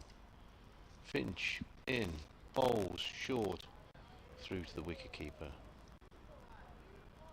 Leg slip and a slip. Short leg. The close fielders. Another lone steward strolls through the concourse, across the concourse on the other side of the ground. He too looking for somebody, some miscreant who's sat in the wrong place. He's not really. It's a gentleman down there fast asleep as well. Here's Finch in bowls. Forward, pushing on the offside. They're going to go through for a single here. Jake Libby has to slide to stop it going to his left from mid-off. He's either on his mobile phone, that chap, because his head is down. I think he probably is. I'm not sure that gentleman in front of him has not... no, he hasn't dozed off either. He's turned around to look at the scoreboard. Well, there's one exactly opposite him. There we are. You pays your money and you takes your choice. The total is 230 for 4. Is there a no ball in this over? There's a no ball on the scoreboard. I missed that. Oh. So long. Finch in, bowls, tucked away. Rolling, tumbling, diving, energetic stop from Henry Nichols, that is. Actually diving over top of a brain cover? A drain cover as well. Not sure there's many brain covers out there. There's a couple of helmets, even though they put them brain covers, but they are brain covers. 230 for 4. This could be the last ball of Adam Finch's over. His 15th. He's taken 2 for 19 so far. And where's this one going to go? It's good delivery, good line, good length. Forces Dawson into a defensive stroke, which he pushes away on the offside. And there is no run. Now, here's the thing, folks. The gentleman who I thought was on his mobile phone clearly is, because he's gone into the shadow of the scoreboard so that he can see the face of his phone. And I say the next person to make a fortune is the person who invents a screen for a phone or a laptop or a computer that works when the sun's shining, that you can see. That wasn't the last ball of Adam Finch's over, but this could well be. And it's short. Up towards the rib cage. In fact, that's not the last ball of his over either. I'm misreading the scoreboard here. So there's 1 dot, no ball, 1 dot dot dot. 1, 2, 3, 4. Oh, did he bowl 2 no balls? 1, 2, 3, 4, 5, 6. This is an 8 ball over, isn't it? Tell me I'm not going mad, please. Somebody tell me. It's been a long day. Finch comes in again and bowls. Now this is short, and that is a good ball. Just loops up in the air on the offside. Could have gone anywhere, that one, to be honest. So that is the end of Adam Finch's over, which was a bit of a mystery. I'm sure somebody will tell me why it was a mystery. Well, the third ball of that over is down as 2 no balls plus 1. Okay.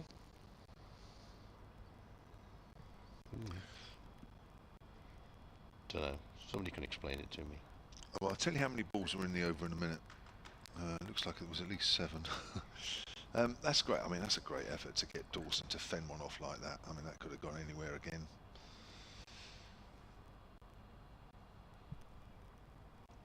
So we've got 13 minutes till tea, which will be fixed time. There's no worries about Hampshire being 9 down and all that malarkey. 32 overs and all that. Yeah.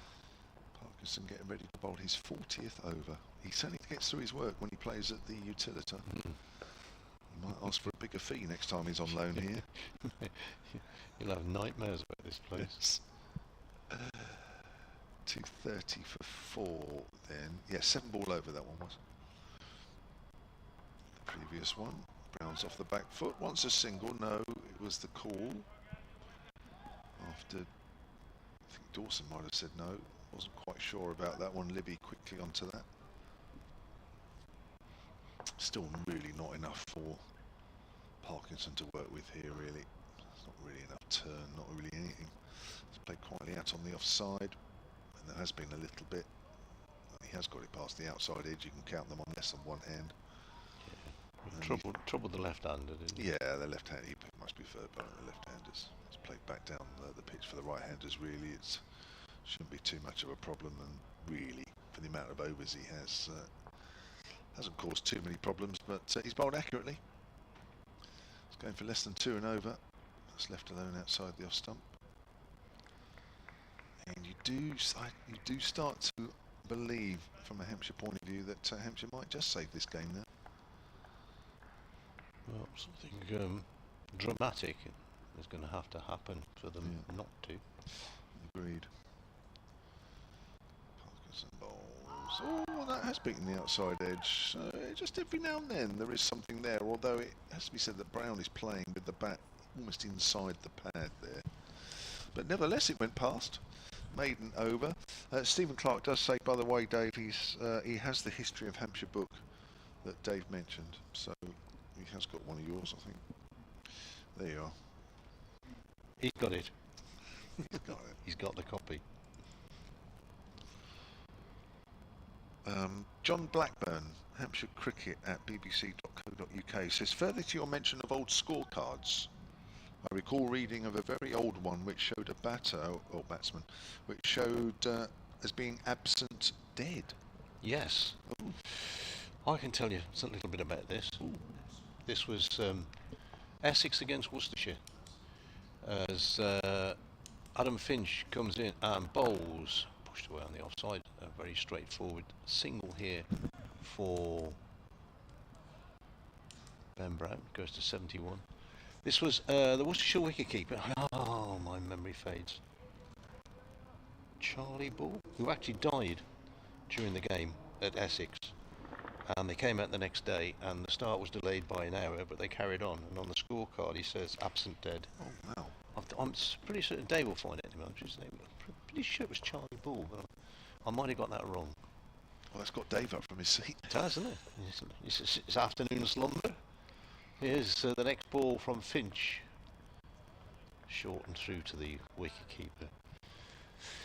And got an idea there was an early England or MCC tour when somebody passed away as well. Mid-game. Of course, very sadly, last year, Josh Baker passed away during a second team game that Worcestershire were playing, which was abandoned. The game was abandoned, as you would expect. Adam Finch toiling away in hope, in bowls down the leg side, through to the wicketkeeper. 2-3-1 for 4 is the total. Overs remaining after this one are 34. So in fact, if we were going to tea after 32 overs, we would have virtually gone to tea on time. For the second time in the game? Yeah. Which is remarkable. He asked Dave that, I think, in a minute. When was the last time we went to tea twice on time in a first class fixture? Adam Finch is going to go around the wicket, which probably gives you some idea of what he's going to bowl. As he rumbles in, and yeah, we weren't disappointed. Short ball through to the wicketkeeper. He's worked so hard, Adam Finch, isn't he, to get absolutely anything out of this wicket, winged it dry, and to get the small amount of life. I think there's more life on Mars. Good title for a song, that. Yeah. But he's worked so hard and troubled several of the batters in the process. On a wicket that you didn't think too many bowlers would do that. He's turning. Finch is on his way. And this ball... Oh, there's an appeal there. It's probably pitched outside leg stump. But he certainly, I would say, beat Ben Brown there. There was some earlier in the day when Ben Brown was kicking the ball away to the spinner, but he certainly played a shot at that. And I think that... good shout. Yeah, he just took his eye off the ball as well. Yeah, maybe a little bit high, but again, it just shows, you know, a bit of extra pace on this wicket, and somebody prepared to bend their back and hit the deck hard can actually take batters out of their comfort zone, and we've seen it regularly with Finch. Ben Brown has looked pretty much comfortable throughout his 209 deliveries he's faced, and there He was hurried and he was looking a bit uncomfortable. Pinch. Pavilion end to Brown, who flicks this one down to find leg. I'll be quite honest, I totally lost the... From the way he played the shot, I was aware he played it sort of down backward of square on the leg side, but I actually lost the flight of the ball. It went down to fine leg 4-4. It went very quickly, and there was no fine leg, all racing away. So 99 overs this innings has lasted for Hampshire. 235 for 4, past their first innings total comfortably now. The first innings they only made 221. Nice email here from Paul Hobbs, Hampshire Cricket at bbc.co.uk, who sent me a screenshot of his screen not too long ago. Here's Parkinson bowls, and that's again prodded forward by Dawson. He says, thanks for the commentary. Nothing happening with this Kookaburra ball. It's not a revelation at all, is it? He says, I have an excuse to share this screenshots of my TV recently. And it's one of these quirky ones, really, as Dawson pushes forward. He says that it shows Dawson has exactly half the runs of Brown from exactly half the number of deliveries. All right. So Brown is 60 at this moment, or not this moment now, but the moment of the screenshot. So it's turned away square on the leg side, no run. Brown was 62 off 182 balls. Dawson was 31 off 91. How spooky. Oh, yeah, it's lovely, isn't it? How people spot these things. Dawson's pushing forwards, gone out to points. So we are 5 minutes from tea. I have news of Charlie Bull and his passing. Dawson on the back foot, eases that out to deep point, moves on to 37, 236 for 4. Charlie Bull died in a car accident on Sunday the 20th of May 1939. It was the rest day of the match between Worcestershire and Essex. But Sunday was the rest day. So sadly he was killed in a car crash. It's not very long. Now, whether that scorecard said absent, deceased, I don't know. Oh, it's dropped. Oh, it's hit Ben Allison in the face. And immediately Adam Hose and umpire Jack Shantry called the physio on. So, did it come off the bat? I think it's come off the edge, and it may just have flicked the leg of Roderick, which just took the ball on an even higher path and surprised our Ben Allison at slip. Yeah, it went straight in the head. But it wasn't particularly, I mean, fortunately it wasn't a fast bowler, but again, I think we're going to have to go through some protocols, but that's a chance. But you watch it again on the live picture feed. Yeah, it just flicks off the leg, doesn't it? Which takes it on a different trajectory. It looked a simple catch. If it hadn't have taken any part of Gareth Roderick, it would have been a straightforward first slip chance off the edge. But that deflection was just enough to get Ben Brown out of trouble, but put Ben Allison in trouble. Yeah, I'm just trying to find the... Trying to find the scorecard. Yeah, I've got one 1939 Worcestershire Essex. I think it's the wrong one. I think it was Essex versus Worcestershire. It's unusual to have a rest day in the middle of a championship match. Well, Sundays used to be a rest day, didn't they? Regardless. Regardless, yeah. Yeah, before the Sunday League came along, it was... of course. Yeah. 66, first Sunday championship, yeah. Of course, actually, now the more I think about it, yeah. Ben Allison's had his treatment. That's good news to see that, because he hit full on the face there. That's good news that it obviously wasn't too bad. Oh, got the scorecard for that game, which actually says CH Bull absent hurt. But maybe at the time it might have said absent. Yeah. passed away. Back here, Adam Finch is bowling. That's short, pulled away, and work for Callum Parkinson, which he does very well. Slides along the ground and stops the ball. And a match where runs, or a time of day when runs don't really count, that's a good effort from Parkinson. Shows a bit of commitment. 238 for 4.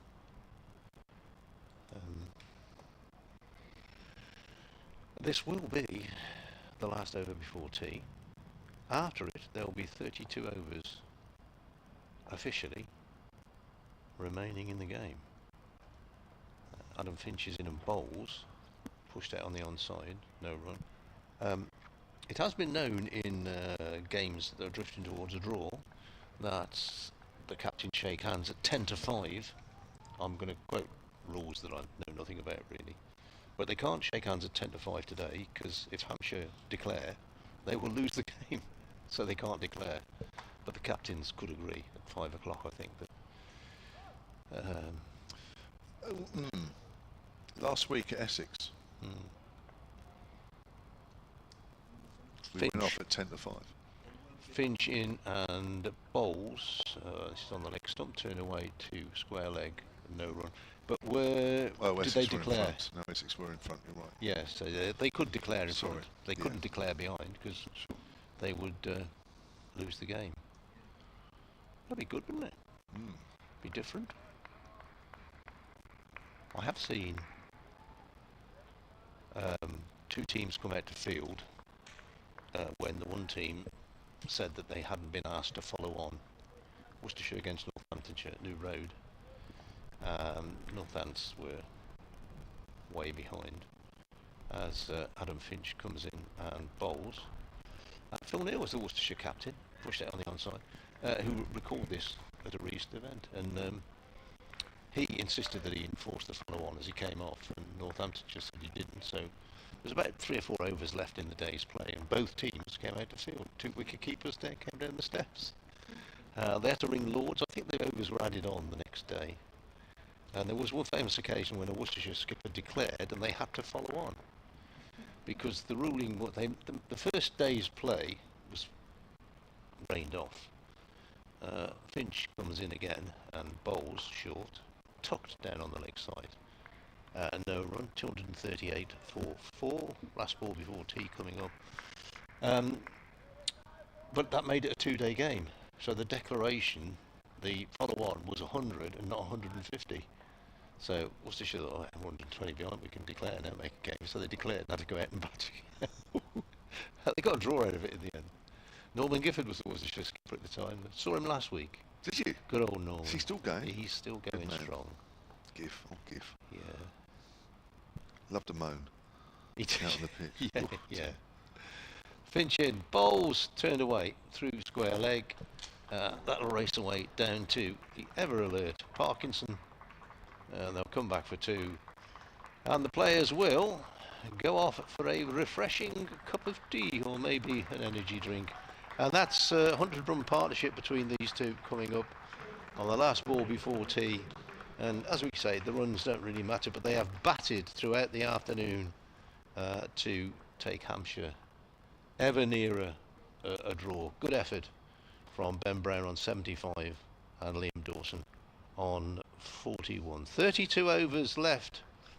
Can Worcestershire produce a dramatic finish to this game? What's Adam Hose doing? It's all right, I was just but he was stood out there at the slip position and everybody else had gone off. Looking at his angles. Maybe he's wanted to field there all session and hasn't been allowed, so he thought he'd go and do it anyway. We'll be back in just under 20 minutes.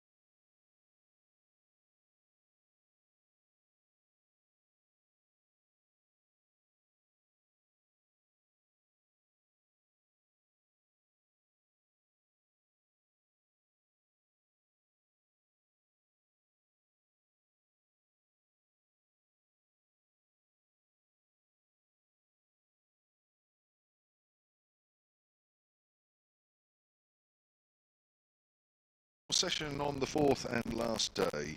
Yes, we are still playing, and Hampshire are managing to drag out their last 7 wickets, and they look set, I have to say, at the moment to get out of this game with a draw, because this morning they were 86 for 3 following on, and they needed to keep 7 wickets, or as many of those intact, all day to avoid defeat. Well, they have only lost 1, and that was this morning after an hour and 45 minutes. Tilak Varma was caught at short leg off the left arm spin of Callum Parkinson for 47, but since then Ben Brown and Liam Dawson have kept at bay everything that Worcestershire have thrown at them, and right on the stroke of tea they completed a 100-run partnership with Ben Brown 75 not out. When he passed 50, it was his slowest ever half-century in first-class cricket, and Liam Dawson is 41 not out. They're a long way behind still, Hampshire, but really now time is running out for Worcestershire. I'm Kevin James, and next to me is Dave Bradley. I am indeed.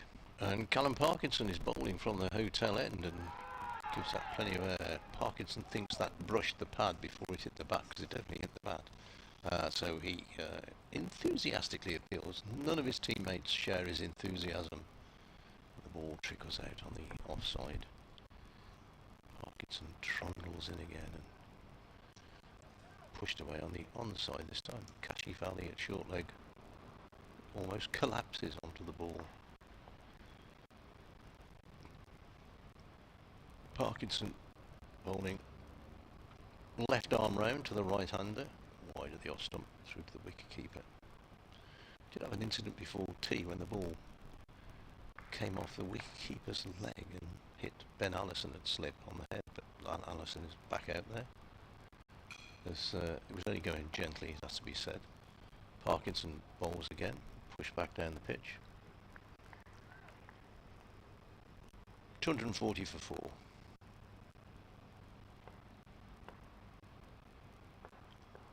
Four close fielders, plus the wicket-keeper, who of course is a close fielder.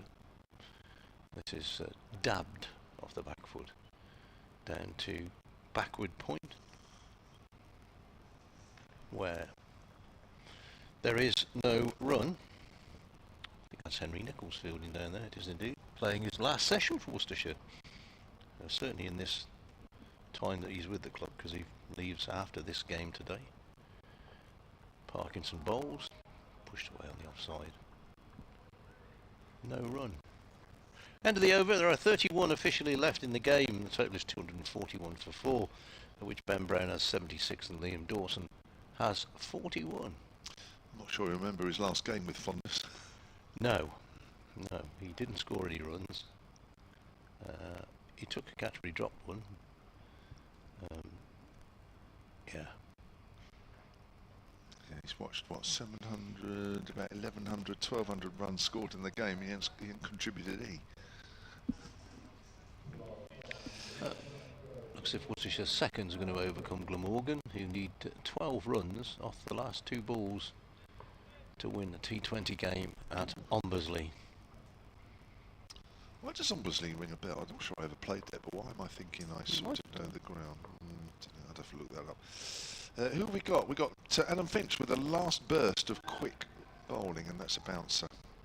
And we'll see a few of those, because this will be for me, this is the real absolute last chance now for Worcestershire. It is the last throw of the dice. Yeah, it really is. Oh. Kashi Valley threw the ball back to Ethan Brooks, who wasn't looking, and there's great hilarity out there. He's hobbling round. I hit him on the kneecap, I think. That's very funny. He's still striking. Is it me? I can't remember. Finch bowls a length ball, and that's pushed by Brown up to mid-off. He's going over apologetically now, Kashi Valley. But yeah, he turned to throw the ball back to the bowler, so he turned and threw it.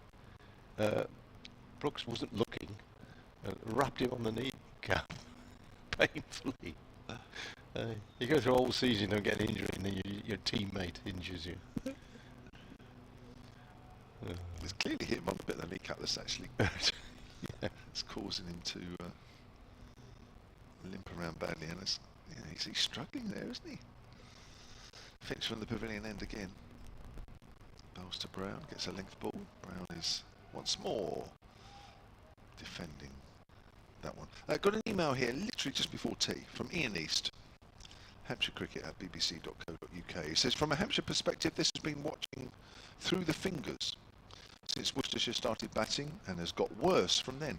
If we somehow manage to escape this game with a draw, well, it is looking a bit more likely now, then that will be the only positive from the last 4 days. Thought we gave up with the ball early, and that leaks into everything else that you do in the game, albeit this time around. Come back to that. As Finch bowls and Brown on his toes plays that into the ground. Albeit this time around is much more what should have happened in the first innings. Worcestershire have totally outplayed us in this game and they deserve the win. Although I hope they don't get it, obviously. Massively impressed with Worcestershire's discipline with the ball. I particularly like Adam Finch, who is going to be a very good bowler. He's only 25, still got time on his side. The latest off the pair's impressive production line of seamers, but no doubt Nottinghamshire already have a contract for him. Love that. Thanks for the commentary as always. Hopefully we can put up a better show in the return game at New Road in a couple of weeks. As Finch comes in again, he'll be a handful if the wicket's a little bit up and down, that's for sure. He's already a handful on this, as that's turned to backward of square leg. One final one. He says, I hope the counties all get together collectively after every single I hope the counties get together and collect every single Kookaburra ball they have and fire them all into the sea. That'd be fun to watch. Yeah, that more fun than some of the games that have been played with Kookaburra balls. It's hard work to take 20 wickets on a wicket of this sort of nature, even if you dominate a side for 3 days. Finch bowls. Forward is Brown. Because at the name of the game, you have to take 20 wickets. Yeah. And this is proving that a side can bat very badly in one innings, but somehow salvage something. And, you know, do Hampshire deserve to draw this game? Well, I mean, there have been games this season where I'm sure Worcestershire supporters will admit that they've been outplayed for much of the game, but you know, get a draw out of it. The Warwickshire game at New Road, it rained, and you could say Warwickshire looked destined to win, but it's cricket, so they might not have done. But certainly they played the better cricket than Worcestershire, I think, in that one. It looks as if Essex are not going to do anyone any favours at the bottom of the table, because they are... Somebody moving at this end of the ground. Somebody dared move. I don't know if there's anybody here. Never mind anybody moving. Parkinson in bowls, floats one in. Is just turned. Ethan Brooks is really struggling with this knee. He's still hobbling down there. Turned away for a single. Essex all out for 131 against Yorkshire, who need 41 to win. They won without loss. What's a killer result? Yeah. Parkinson in bowls forward defensively. India lost another wicket. They are 190 something, 182 rather for 3 at Edgbaston. Here's the next ball from Parkinson, pushed out on the offside, and a single will be taken. To be honest, all the other games looks as if they're drifting towards draws. Durham 196 without loss at the Oval. They're still 262 runs behind, but that's going to be a draw. Here's Parkinson in again. Played out on the onside. Somerset, Nottinghamshire. Somerset 67 in front, 197 for 4. So that one's petering out as well. As indeed is the game between Warwickshire and Sussex down at Hove. Played back down the pitch with Warwickshire 227 for 3 in their second innings, 100 in front. Kent trail by 76 with 7 wickets left against Northamptonshire. Parkinson bowls. Attempted sweep, there's an appeal, but I'm pretty certain that was missing leg stump by a few millimetres. So Kent, Northamptonshire, Kent 26 runs in front, they are 80 for 3 in their second innings. Lancashire, Derbyshire, Lancashire won by 261 runs. Gloucestershire, Glamorgan, Gloucestershire 194 for 5, lead by 46. Looks as if that's going to peter out into a draw. And Middlesex, of course, beat Leicestershire by an innings and 127 runs. So probably more results as such, not that a draw is not a result in this game, than there were in the last round of games. Well, there was one result in this round, rather. Yeah, there was one result in Division 1 last week, wasn't there? Mm. And there's going to be one result this time. Is that right? Yorkshire and Essex this time? Yeah. Here's Finch, bowls. Brown tucks it away down to deep gully on the leg side. Which, I mean, so a general rule of thumb is that the table is static while we're playing with a kookaburra. But if anybody can actually get a win, then that is a massive help. I mean, this is going to help Yorkshire, that's for sure. But for everybody else, the table, you're just waiting for these 4 rounds to finish, and then you get on with the contest. I mean, it does seem a bit bizarre. But anyway.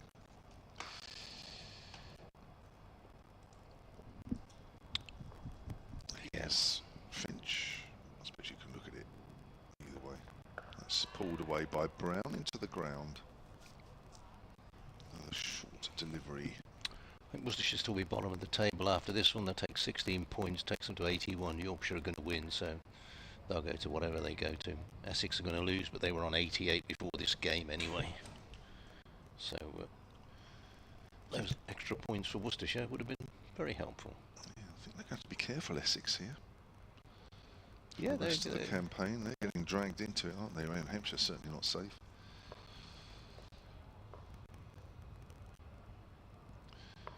Finch in again. Bowl short. Brown decides to just tuck inside that one. Got an email here from Colin Burt. He says that we've been talking about hit wicket. In all my years of umpiring for the South Coast panel, 26 and still counting, I've never given a batter out at square leg for hit wicket. And to my knowledge, haven't seen any of my colleagues do likewise in any game that we've done together. The only close one I can recall was on a windy day at OTs and Romsey, with the keeper standing up to a spinner and the batter hit the ball for 6. There's more on that in a moment as Finch comes in. Brown just flicks that shortish delivery away down to fine leg, and he moves on to 78, 244 for 4. The bail was off. We, the umpires, consulted the batter that was not bowled, and we concluded, was it the wind? Did the keeper inadvertently dislodge the bail? The keeper appealed to me for hit wicket.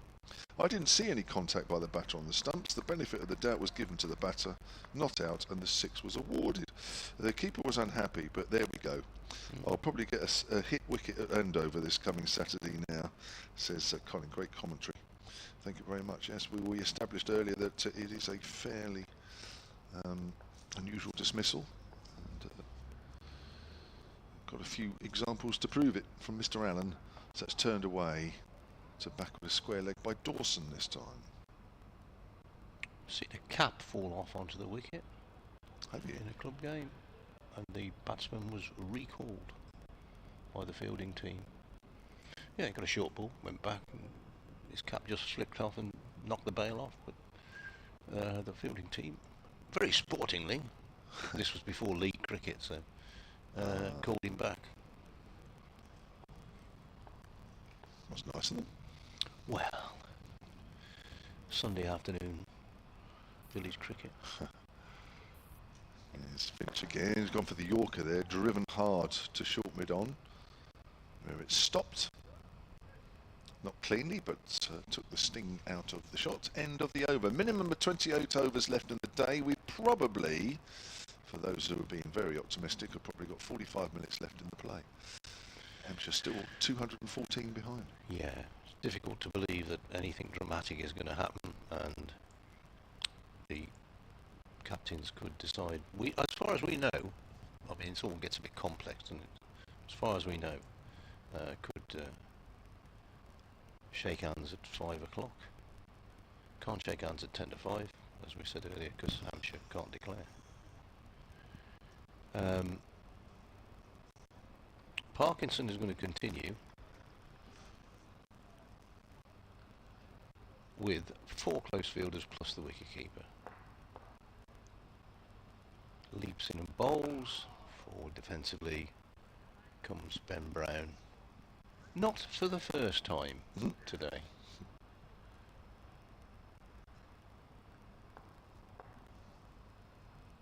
Parkinson races away, doesn't race away, jogs away again. Matthew Wade's doing some warming up at mid-wicket, as if to say, at mid-on, suggesting that he might get a bowl. Parkinson bowls, hit down into the ground and up into the right hand of Kashif Ali at short leg.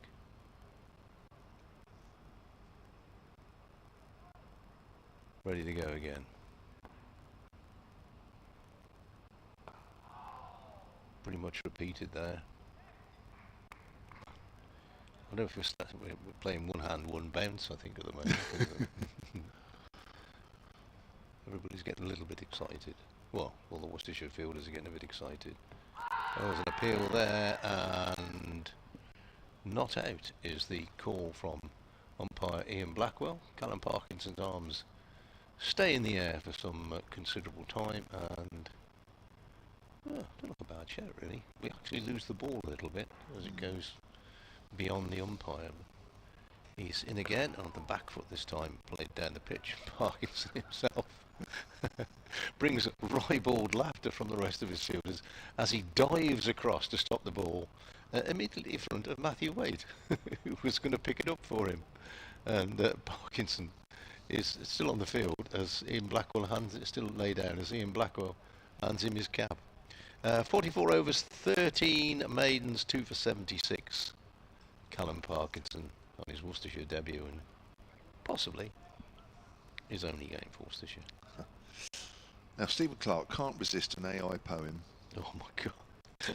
It probably will be the final one. So he said, he asked AI to write an 8-line poem to thank JMO and Bradders for their magnificent commentary and wonderful entertainment over the last 4 days during the Hampshire versus Worcestershire game at the Utilita Bowl. And this was the response from AI. I love this. And we have got to change it. It looks like maybe Adam Finch has finished his quota for the day. We've got some more medium pace from Waits here. It's a length ball. Dawson pushes forward. Right. For 4 days of cricket through sunshine and showers, JMO and Bradders, you've graced all the hours. Your insights so sharp, your humour so bright, turning Hampshire versus Worcester into pure, pure delight. I love AI. Another 4 lines to come after this next delivery. You can't wait, dear listener. You can't wait. AI is our friend. Here's Waite. Comes in and bowls. Dawson cuts but into the ground, fielded at a short mid-off. From Utilita Bowl, your voices rang true. Magnificent commentary, thank you, thank you. For entertainment grand and moments so fine, a truly tremendous, unforgettable time. Very good. AI's brilliant, isn't it? Yeah. I couldn't have written that better myself. Oh, I'm going to have to, probably going to have to try it. Take me a day to get into it to work out what it's all about, but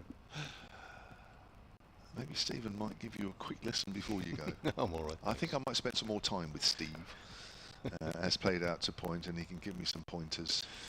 No run there. 2, 4, 4 for 4. Maybe next game, Mr. Clark, you can input into AI saying Shane Warne Wrigley group constantly in the Shane Warne stand. Just the testing. That's really rolling off the tongue. Yes, it is. Yeah. And put in and see what AI comes up with that. But we'll leave that for the next game. I've never spoken about AI as much as we have. Slow ball cut away by Dawson, going through backward a point. It'll roll away for 4, and Dawson moves on to 46, and Hampshire on to 248 for 4. And this partnership, which was 100 unbroken at tea, just keeps going. They've been together since 1:45. Yeah, and they've done, fair dues. It's just concentration, isn't it? Okay, what were we saying earlier? You can say the ball's not doing much, the pitch is flat, but you've still got to every ball you've got to concentrate. Yeah. And there is a lot of experience out there, and that's when you need your experienced heads as Dawson is forward. You know, there's you know, Hampshire have got some good young batters. There's absolutely no doubt about that. But you know, you kind of think, are they watching this? You know, this is what backs to the wall cricket is like. It's not pretty, but it's actually being prepared to do it. Yeah, this is earning your team 8 points. It is. Which, you know, let's be honest, might become very valuable come the end of the season. Yeah. This is how you do it. Away comes in again from that pavilion end and bowls. Dawson again is fought. End of the over. Waite has completed 11 overs, none for 32. 26 overs minimum in the day. And probably we've got about 40 minutes left in the play, assuming Hampshire get through the next 40 minutes with few alarms, if any. It's going to be... Who is it going to be? One would assume it's Callum Parkinson. There have been times in this game when the progress of the fixture has been a little pedestrian, and we're at one of those times. It's very, very... I just popped out at tea time there. It's very, very hot out there again. Having had a nice cool morning. But of course, we've been told the government say it's the last of the hot spell, so clearly it won't be. Until the next U-turn, as you said earlier. Yeah, it'll reach 50 degrees tomorrow in Glasgow. Is the ball turned away through leg side for 2. 2 more to the total. The runs don't matter. Well, they do matter, because, well, 250 comes up on the board. Ripple applause around the ground. But they will matter to the batsman. I doubt if, well, he could do, is Parkinson's in and bowls, and just squeezed a little bit off the outside edge. Square on the offside for a single. Ben Brown goes to 80. Well, yeah, well, he could well get to 100, couldn't he?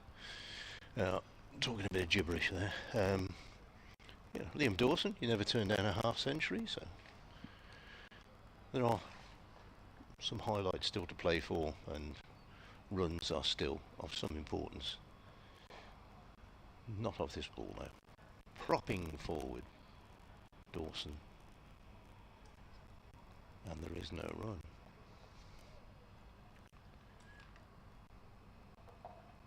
Parkinson jogs in again, really gives that one a loop, throws it up in the air. No run. So 2-3-6, and next ball turned away straight to short leg. No run. So after this ball, Dawson will face 132. So that's 368 balls between them. A single off a bit of an outside edge. Never a chance. Down towards third man. That is the end of the over. So these two have faced, you could say, 61 overs between them in the game, which is a good effort. It is. And I can't help thinking to that drop catch late last night, Ben Brown, when he was on naught. Yeah. And I mean, would that have affected the result? I don't know. When you see the way these two are playing and the lifeless pitch, would it? I think that's open to some debate, but even so, it's meant that Worcestershire have really been shut out of well, I know they believed at the start of the morning they would win the game. Of course they would, but it's still at lunchtime. Yeah, of course, but I think now it's slipping away. Got the Stonehenge field back. Oh yes. Waiting again. Dawson works that away square on the offside. No run. Do you know what? I can see 2 people in the Colin Ingleby Mackenzie stand, and I don't, or 3 actually, I tell like 3. And I don't, oh no, tell like 1, 2, 3, oh 4. And I don't think I've seen that few people there ever. That's just to the left of the pavilion as we look. 4 people. Wow.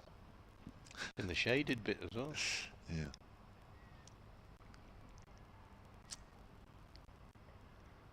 He's wait again, and Dawson pushes that into the gap in the covers. A bit of a chase for Kashif Ali, who picks it up just inside the rope.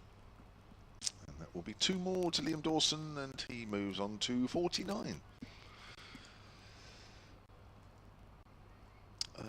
Actually, there might be 5 actually now, because I'm actually looking a bit harder now. And it does look, but even so, that's, I can't remember that few people there. They're as far apart as they could be. They are, yes. It's obviously all like space. Yeah. If you want a bit of solitude, come to the 4th day of the County Championship cricket match. You don't have to go to the Western Isles of Scotland. Waite's going to try his luck round the wicket to Dawson this time. Full delivery, and Dawson clips that away down to fine leg, and that's 50 runs for Liam Dawson. That's come off 135 deliveries. Just the 4 fours. That doesn't really matter. It's all been about occupation of the crease, and for Liam Dawson, that is the 56th time in his first-class career that he's passed the half-century mark, and he's playing his 212th match. A very, very valuable knock for Hampshire, that one, if not his most exciting. Brown drives through the covers. That's hit a little harder. That'll go for 4. And Brown moves on to 85. And the Hampshire total to 259 for 4. I think this is where perhaps you might see a little flurry of runs now, where the real intensity from Worcestershire is starting to go. Yeah. Because they've given it everything. Absolutely given it everything they have, and they've been magnificent, has to be said. Even today, they've worked really hard on a pitch that's practically given them less today than at any stage in the game. Yeah. And it didn't give them very much then. It's pulled away by Brown through mid-wicket. Fielder's out there in the deep. Will he get there? No. So, yeah, so 11 runs off the over so far, this one. As Wake just mixes it up and just sees if anything will happen. 89 Brown. It's 263 for Hampshire. 263 for 4, sorry.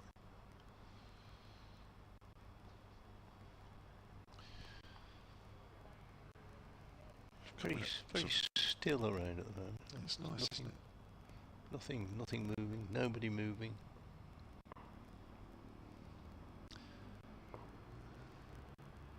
Wait. Oh, short ball. Brown just helps it along on the leg side, and he moves on to 90, and will keep the strike. So we think about just about half an hour left in the game, assuming the captains agree at 5 o'clock. And I think if it stays like this with Hampshire 4 down, I think we could comfortably say we'll finish at 5. If Hampshire lose a wicket, wait and see. Yeah, I mean, that last ball just sat up and looked at him, didn't it? It was like a balloon. Like, oh, hello, I'm the cricket ball. Would you like to hit me? Which he did. Still trying to work out plans here, Worcestershire, and trying to conjure up something. As I was saying, of course, the last 5 Hampshire wickets last night went down for 29 runs. But bit unlikely now. I think this looks like Kashif Ali is going to have a ball, which kind of says something about the situation in the game. Bowled before, bowled 3 overs this season so far, but he's not a frontline international bowler, Kashif Ali. So I think it explains where Jake Livy and the rest of the Worcestershire team think the game is going. Leg break bowler.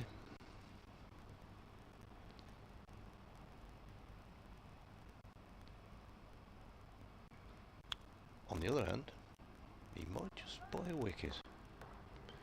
Dafter things have happened. Kashif Ali. Well,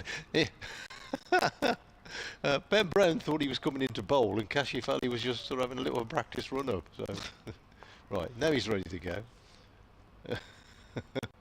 One or two amusing incidents since tea. Kashif Ali bowls, tosses it up there. decent delivery, played into the ground and back down to him. I think Ethan Brooks' knee has recovered from being clattered in by his own player, or the ball thrown by his own player. 2 or 3 steps, bowls. Oh, he's getting a nice flight on it, get it up there. Yeah. Not the worst 2 balls. No. Ooh, lovely breeze coming across. Kashi Valley jogs in, bowls. This is a very full delivery, which is eased out square on the offside for a single. I think that's Henry Nichols out there. Leave Jacob Duffy off to New Zealand international cricket. Next ball, that's a full toss. Just pushed away on the offside for a single. Have you got anybody coming in for you to replace them? Yeah, a bowler coming in, whose name totally escapes me, Pakistan international, but not a batsman at the moment. Kashi Valley bowls, pushed away on the offside. No run. Quite difficult to get short-term loans in these days, or short-term contracts in, with so much international cricket going on around the world.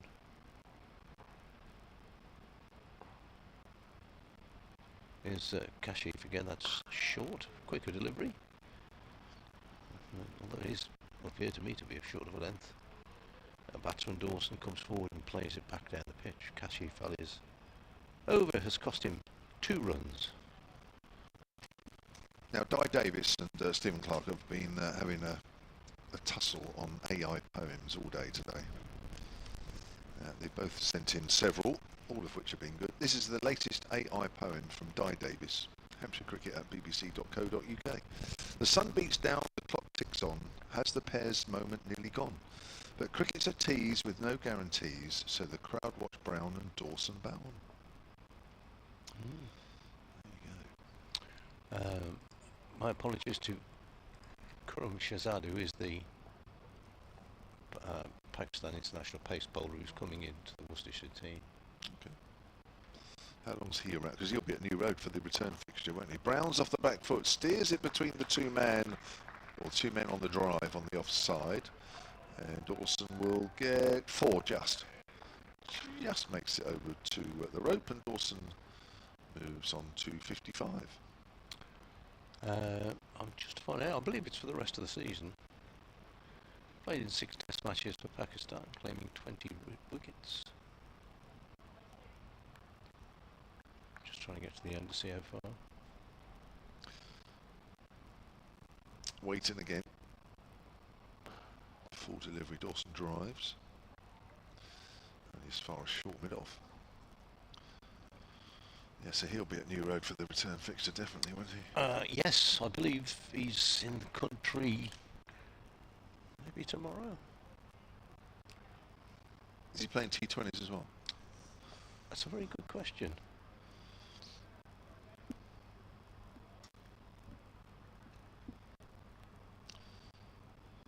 Dawson to face Waite again from that pavilion end, comes in, and it's another link ball.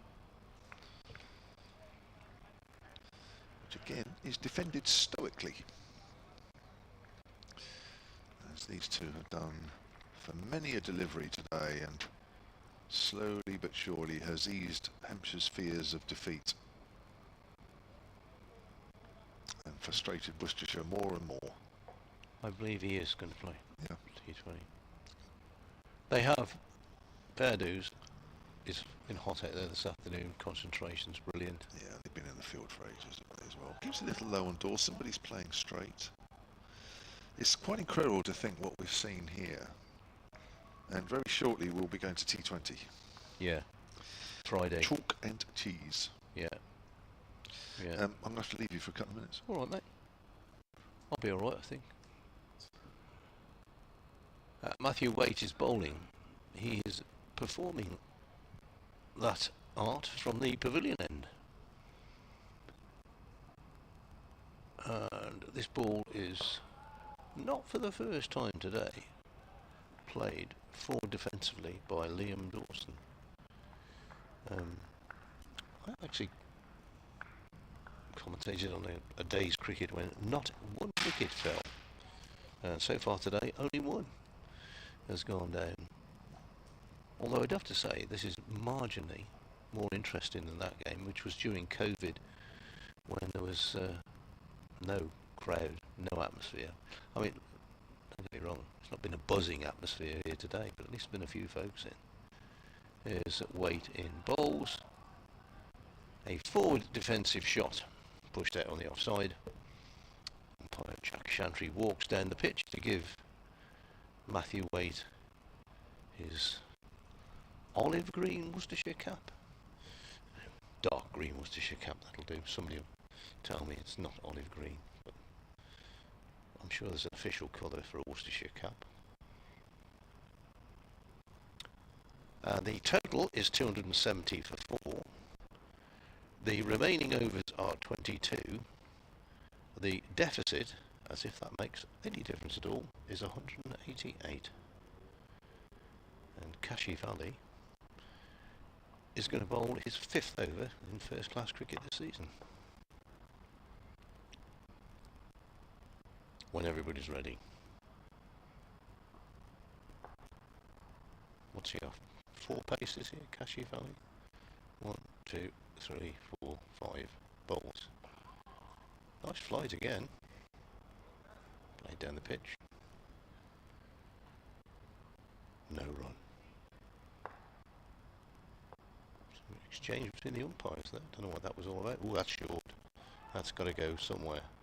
And it goes down back of the square on the leg side. 4. I must admit I lost the flight to that one. The Worcestershire 12th man has been and got the ball back. Went very fine. Now that is, daft as it sounds, that's the sort of ball at this stage of the day when people are a bit tired. That might have got somebody out. Basically it was a long hop. He got 4 for it, but wasn't totally in control of it, I didn't think. Next ball is a full toss, which is swept away. Down to backward square leg for a single. Brown goes to 96. Dawson has 55. These two came together this morning with a total on 144 for 4. 275 for 4 at the moment. Kashif Ali Bowl was driven into the offside. Nichols the fielder. Cover point boundary. One more to the total. 276 for 4.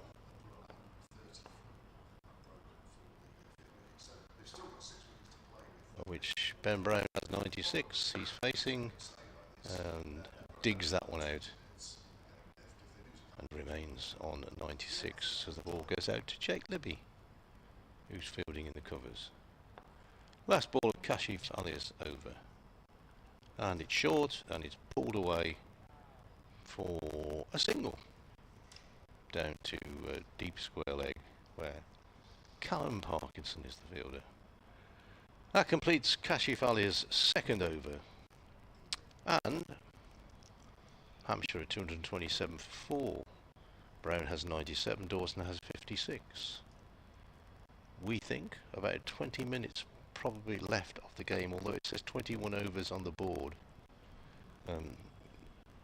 The laws and the rules of cricket are generally complicated, but we think they could, well, if they wished to, shake hands at 5 o'clock. Callum Parkinson is going to bowl from the pavilion end. Yeah, 137 now these two have put on. It's been a lesson in damage limitation from these two. It's the first time he's bowled from the pavilion end. As Brown's looking for a quick single out in the offside, sent back by Dawson. I think you'd be right. I think you're right. change the field on the leg side a little. Deep mid-wicket is coming in to save a single, as Brown is just 3 runs away from 3 figures. The captain leading from the front here as he's forward. Oh, that has bounced and turned. Oh, maybe you should have been on a little earlier, because he's bowling round the wicket, which means he's not pitching into any rough, and he's just seen a ball from straight turn. Definitely did a bit, didn't it? That did a bit. I mean, everyone's done that from the end he's been bowling our commentary in, but considering that's only the second ball he's bowled from the pavilion end. Brown works it away on the leg side. He's going to get some runs here. It'll get 2, and he will move on to 99. And Hampshire on to 279 for 4.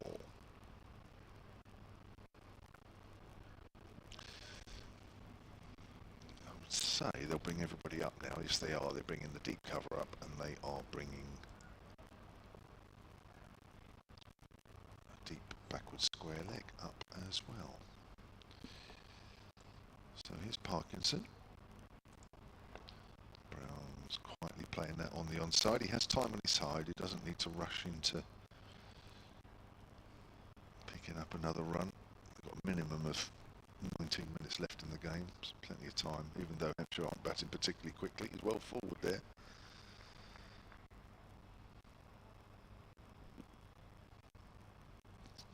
Just for the record, Hampshire's still 179 runs away from parity in the game, but that's never really mattered. Brown's forward. No runs there. And that is the over. So we'll have to wait a little longer. 279 for 4. Are we having a drinks break? Ooh, good. I think we are. Yeah, I think that's usually a sign, isn't it? We at Essex last week, they shook hands at 10 to 5 because Essex were in front, so they could do that.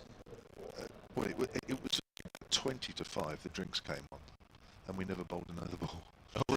Now I say 20 to 5. It was probably maybe 19 minutes to or 18, but it was an amazingly long drinks break. And then the clock ticked to just about 10-2, and they shook hands. Some scores elsewhere. 211 for 4 England. India, well, it's India, there were 211 for 4. So, who's it? Chapman Gill on 59. Reddy on 1.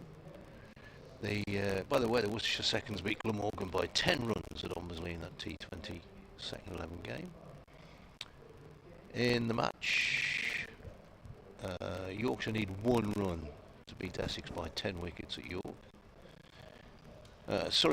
Durham are 235 without loss there, so that is just heading for a draw. You know, sorry, just to interrupt. You know, that's only the second ever first-class game at York. Yeah. Oh, you probably did. Yeah, they put a lot of work into it, didn't they? Looks like if Yorkshire have won, there's going to be a few more there. Yeah, yeah. Emilio Gay, 151 not out there for Durham, formerly of Northamptonshire. Where else are we? Somerset 235 for 4. They lead Nottinghamshire by 105, so that one's shake hands at 5 o'clock, one would think. In fact, they could shake hands at 10 to 5 because they're in front there. Warwickshire Sussex. Warwickshire leads Sussex by 141. Similar scenario there with 4 wickets down. Kent against Northamptonshire in Division 2. Kent still trail by 58 runs. They're 98 for 5, so they could be in a bit of trouble there, depending how long's left in the game. Lancashire beat Derbyshire by 261 runs. Gloucestershire Glamorgan at the Gardens. Gloucestershire lead by 73 runs with 4 wickets left. So again, you never know. And Middlesex, of course, beat Leicestershire by an innings and 127 runs yesterday. So 1 or 2 of those might reach some sort of an exciting conclusion. Don't think we're going to get an exciting conclusion here. But we are ready to start again. And Kashi Valley is going to purvey the Crimson Rambler from the Hilton Hotel end dugout full length ball by Liam Dawson. Next ball is short and flicked away down towards fine leg. Should only be a single. Is only a single. And Dawson goes to 56. Ben Brown on 99 to take strike. Want to do this one? No, Jamer? okay. You all right? Yeah, you're right. Thank you for thinking of me. That's all right, mate. Brown waits, pushes on the offside, won't get to his century there. If that was sure ball, everybody in. Everybody's in, saving the single. Apart from Slip, who's there to catch the ball. Bowls again, hit pitch short, and turned away on the leg side, and there is a century for Ben Brown. Going to come back for a second. Excellent effort by the Sussex skipper. 257 balls, 5 hours and 18 minutes, 15 fours. Well batted. Yeah, that's absolutely fantastic. Yeah, I'm sure deep down he's been a little bit disappointed with the performance of his team today.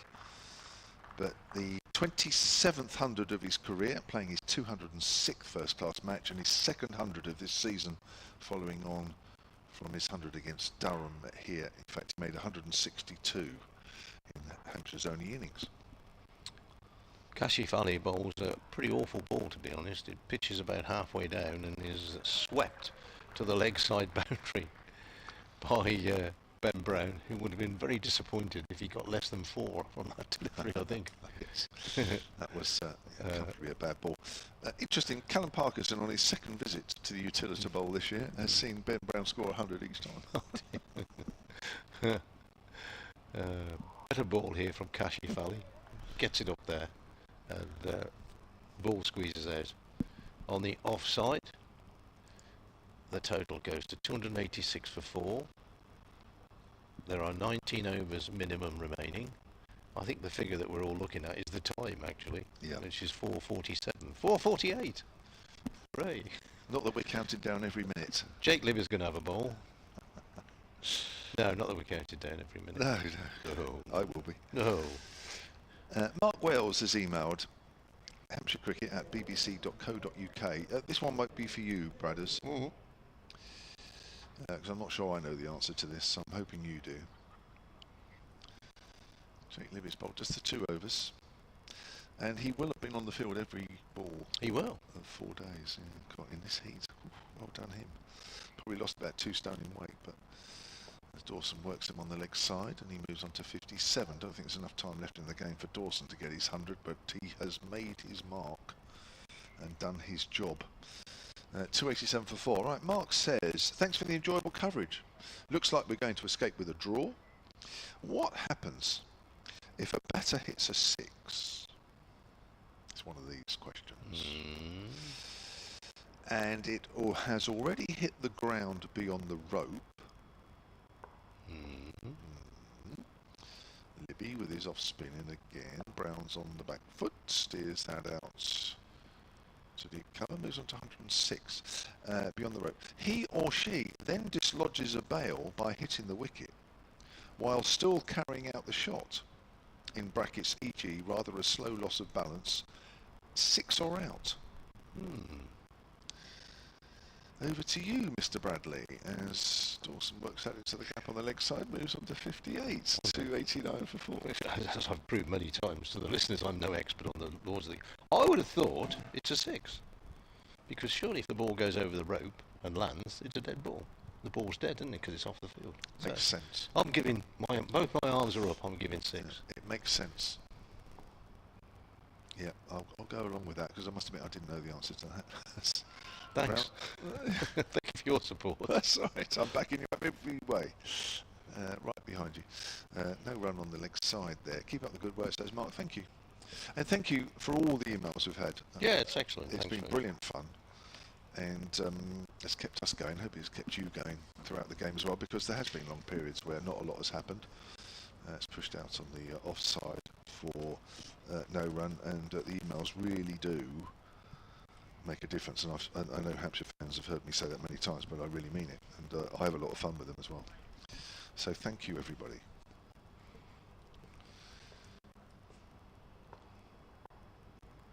Here's Libby again from the pavilion end. Brown works it away again on the leg side, just behind square. It's no run, it doesn't matter.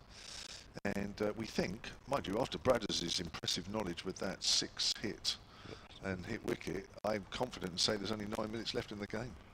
Well, I'm not confident that we've got the decision right. I think there was almost a little look at each other there, because it's gone 10 to 5, and at 10 to 5, if Hampshire had been in front, they could have declared and shook hands. I don't know, maybe I've got this all wrong. Well, can they declare behind? Well, I'm not sure if I'm probably making it up. Where if there was a captain's agreement that you didn't bat again, you could declare. But yeah. I'm probably wrong on that. But maybe there isn't a captain's agreement, or there isn't that rule. We are kind of hoping that there's somebody somewhere who knows the rules and the laws of cricket who's leaping up and down, going, "You're talking rubbish. You've got to bowl all the overs." Kashif Ali is bowling. The Worcestershire bowling attack does not look to me as if we're going to play another 17 overs and 5 balls after this one, to be honest. Pushed out on the offside. 150 partnership between Liam Dawson and Ben Brown. It was the time, of course, that they came together at 1:45. Yeah. Kashif Ali in bowls. That's a Yorker. Liam Dawson is signaling to the dressing room about something. Yeah, well, it's just to take minutes out of the game again, isn't it, really? Kashif Ali in bowls, quicker delivery, medium pace to that, pushed out on the offside. 1 run, 291 for 4. Probably doesn't need anything, really. He's still signalling. Yeah. He probably needs absolutely naff all, and somebody will come out and he'll go, just pretend we're talking, or just pretend you brought something out, and that's all it'll be. Bring the pizza. Next ball is pushed down to mid-off, where Adam Finch stoops a little stiffly, it has to be said, to field. But these, like most of these Worcestershire bowlers, he's put in a shift, so who blames him? Kashif Ali bowls very short this time. Goes down the leg side. Wicketkeeper Gareth Roderick manages to get hold of it. This is the last ball of Kashif Ali's over, and it's clipped away down to backward of square on the leg side for a single. Umpire Blackwell calls over. There's a general strolling around here. Well, Dawson's not even walking towards the person that's bringing something on. Umpire Blackwell is kind of strolling towards a group of players. Helmets are coming off. People are sitting down. Oh, he's got cramp now. Oh yeah. Sudden burst of cramp. Oh, he probably has got cramp, actually. I'm not taking the mick, but Liam Dawson is lay on his back, having his legs manipulated, which is, of course, a medical phrase that fitness coaches use all the time. I'm going to manipulate your legs here, boy. You'll be up and running around in no time. We have a definitive answer about that do we? query about the ball going over the boundary, landing beyond the rope, and then the batter hitting the wicket. That's good, because I would struggle to sleep tonight not knowing the answer. I could tell. Colin Sturmey, thank you, Colin. Hampshire Cricket at bbc.co.uk says, you are both correct. As soon as a boundary is scored, the ball becomes dead. Oh, good. Colin, in brackets, a former umpire instructor. Well, to be honest, that's as good as it gets, isn't it? Yeah. I mean, he's obviously teaching umpires that sort of rule. Yeah. That's perfect. Thank you. Yeah, we're getting another break in play. This is really, Ed's going to meander for the next 5 minutes. Yeah. There's nobody is bothered. People lying on the pitch. Yeah, which is a good sign. Yeah. From our point of view. Yeah. Both batsmen are, and I say they probably are cramping up out there. It's a hot day. They've been out there for a long, long time. Over 400 deliveries between them. So I don't blame them for. No. You've got 5 minutes. Everybody's looking at the clock. I think a deck chair attendant should go out now and offer his services. Get him off. Get him off the beach. Come on, boys, off the beach. Get some deck chairs down here. Yeah, I mean, Worcestershire won't mind here now. It's gone. The game has been gone really since, well, probably just before tea, really. Yeah. And it's not just the partnership and the batting which has basically killed the game, but it's the wicket, and not much is happening for the bowlers. They've given it everything today. Of course, they come into today a little tired anyway. But while this partnership was together, did it ever really look like Worcestershire would run through the Hampshire batting? If I'm honest, not really. They never looked to be in any real trouble, did they? No. And Jake Libby's going to bowl. Yeah. I'm not sure who it is who's laid down at mid-on. He's getting very, very slowly to his feet. I do feel sorry a bit for Worcestershire because they've played so well in this game. So well. To get that far ahead of a side on this wicket in these conditions was an amazing effort. Yeah. But like you say, it often happens. You're outplayed, but you get the points at the end of the day. This could very well be the last over now. They've done well. They have done well. There's 3 minutes left. If this ever goes to the boundary, it's never going to come back. Is it me? Yeah. Libby brings Brown forward. It can be. Yeah, well. Yes. So they've got to somehow make 5 balls last 3 minutes, which I think Worcestershire have the same idea. It just needs to be hit out deep. Whether there was 2 fielders out deep, so it needs to be hit somewhere else really. Square on the leg side on both sides. That's a quiet. We might get 2 overs in, It's often a phrase. Try explain it. No. Jake Libby has thrown the ball to Adam Hose, who has accidentally missed it, and now he's got to go and get it back. Perfect. It's often said try explaining cricket to an American or a Martian or something, but try explaining this to somebody who doesn't understand cricket. And the ball doesn't seem to be coming back anytime soon. He's going to walk with the ball back to his position and then throw it. Fancy him missing the ball at this stage of the day. 2 minutes left, lads. 2 minutes left. 4 balls the last 2 minutes.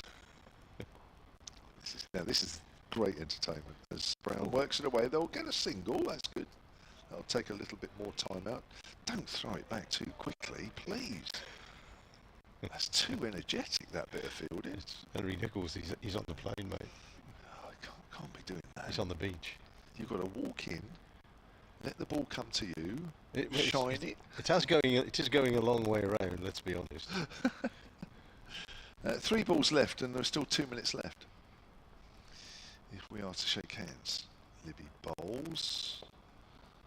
Brown pushes that to mid-wicket and the fielder lets it go past him, but there's not enough pace in the ball to really go too far away. 1 minute to go. 2 balls left.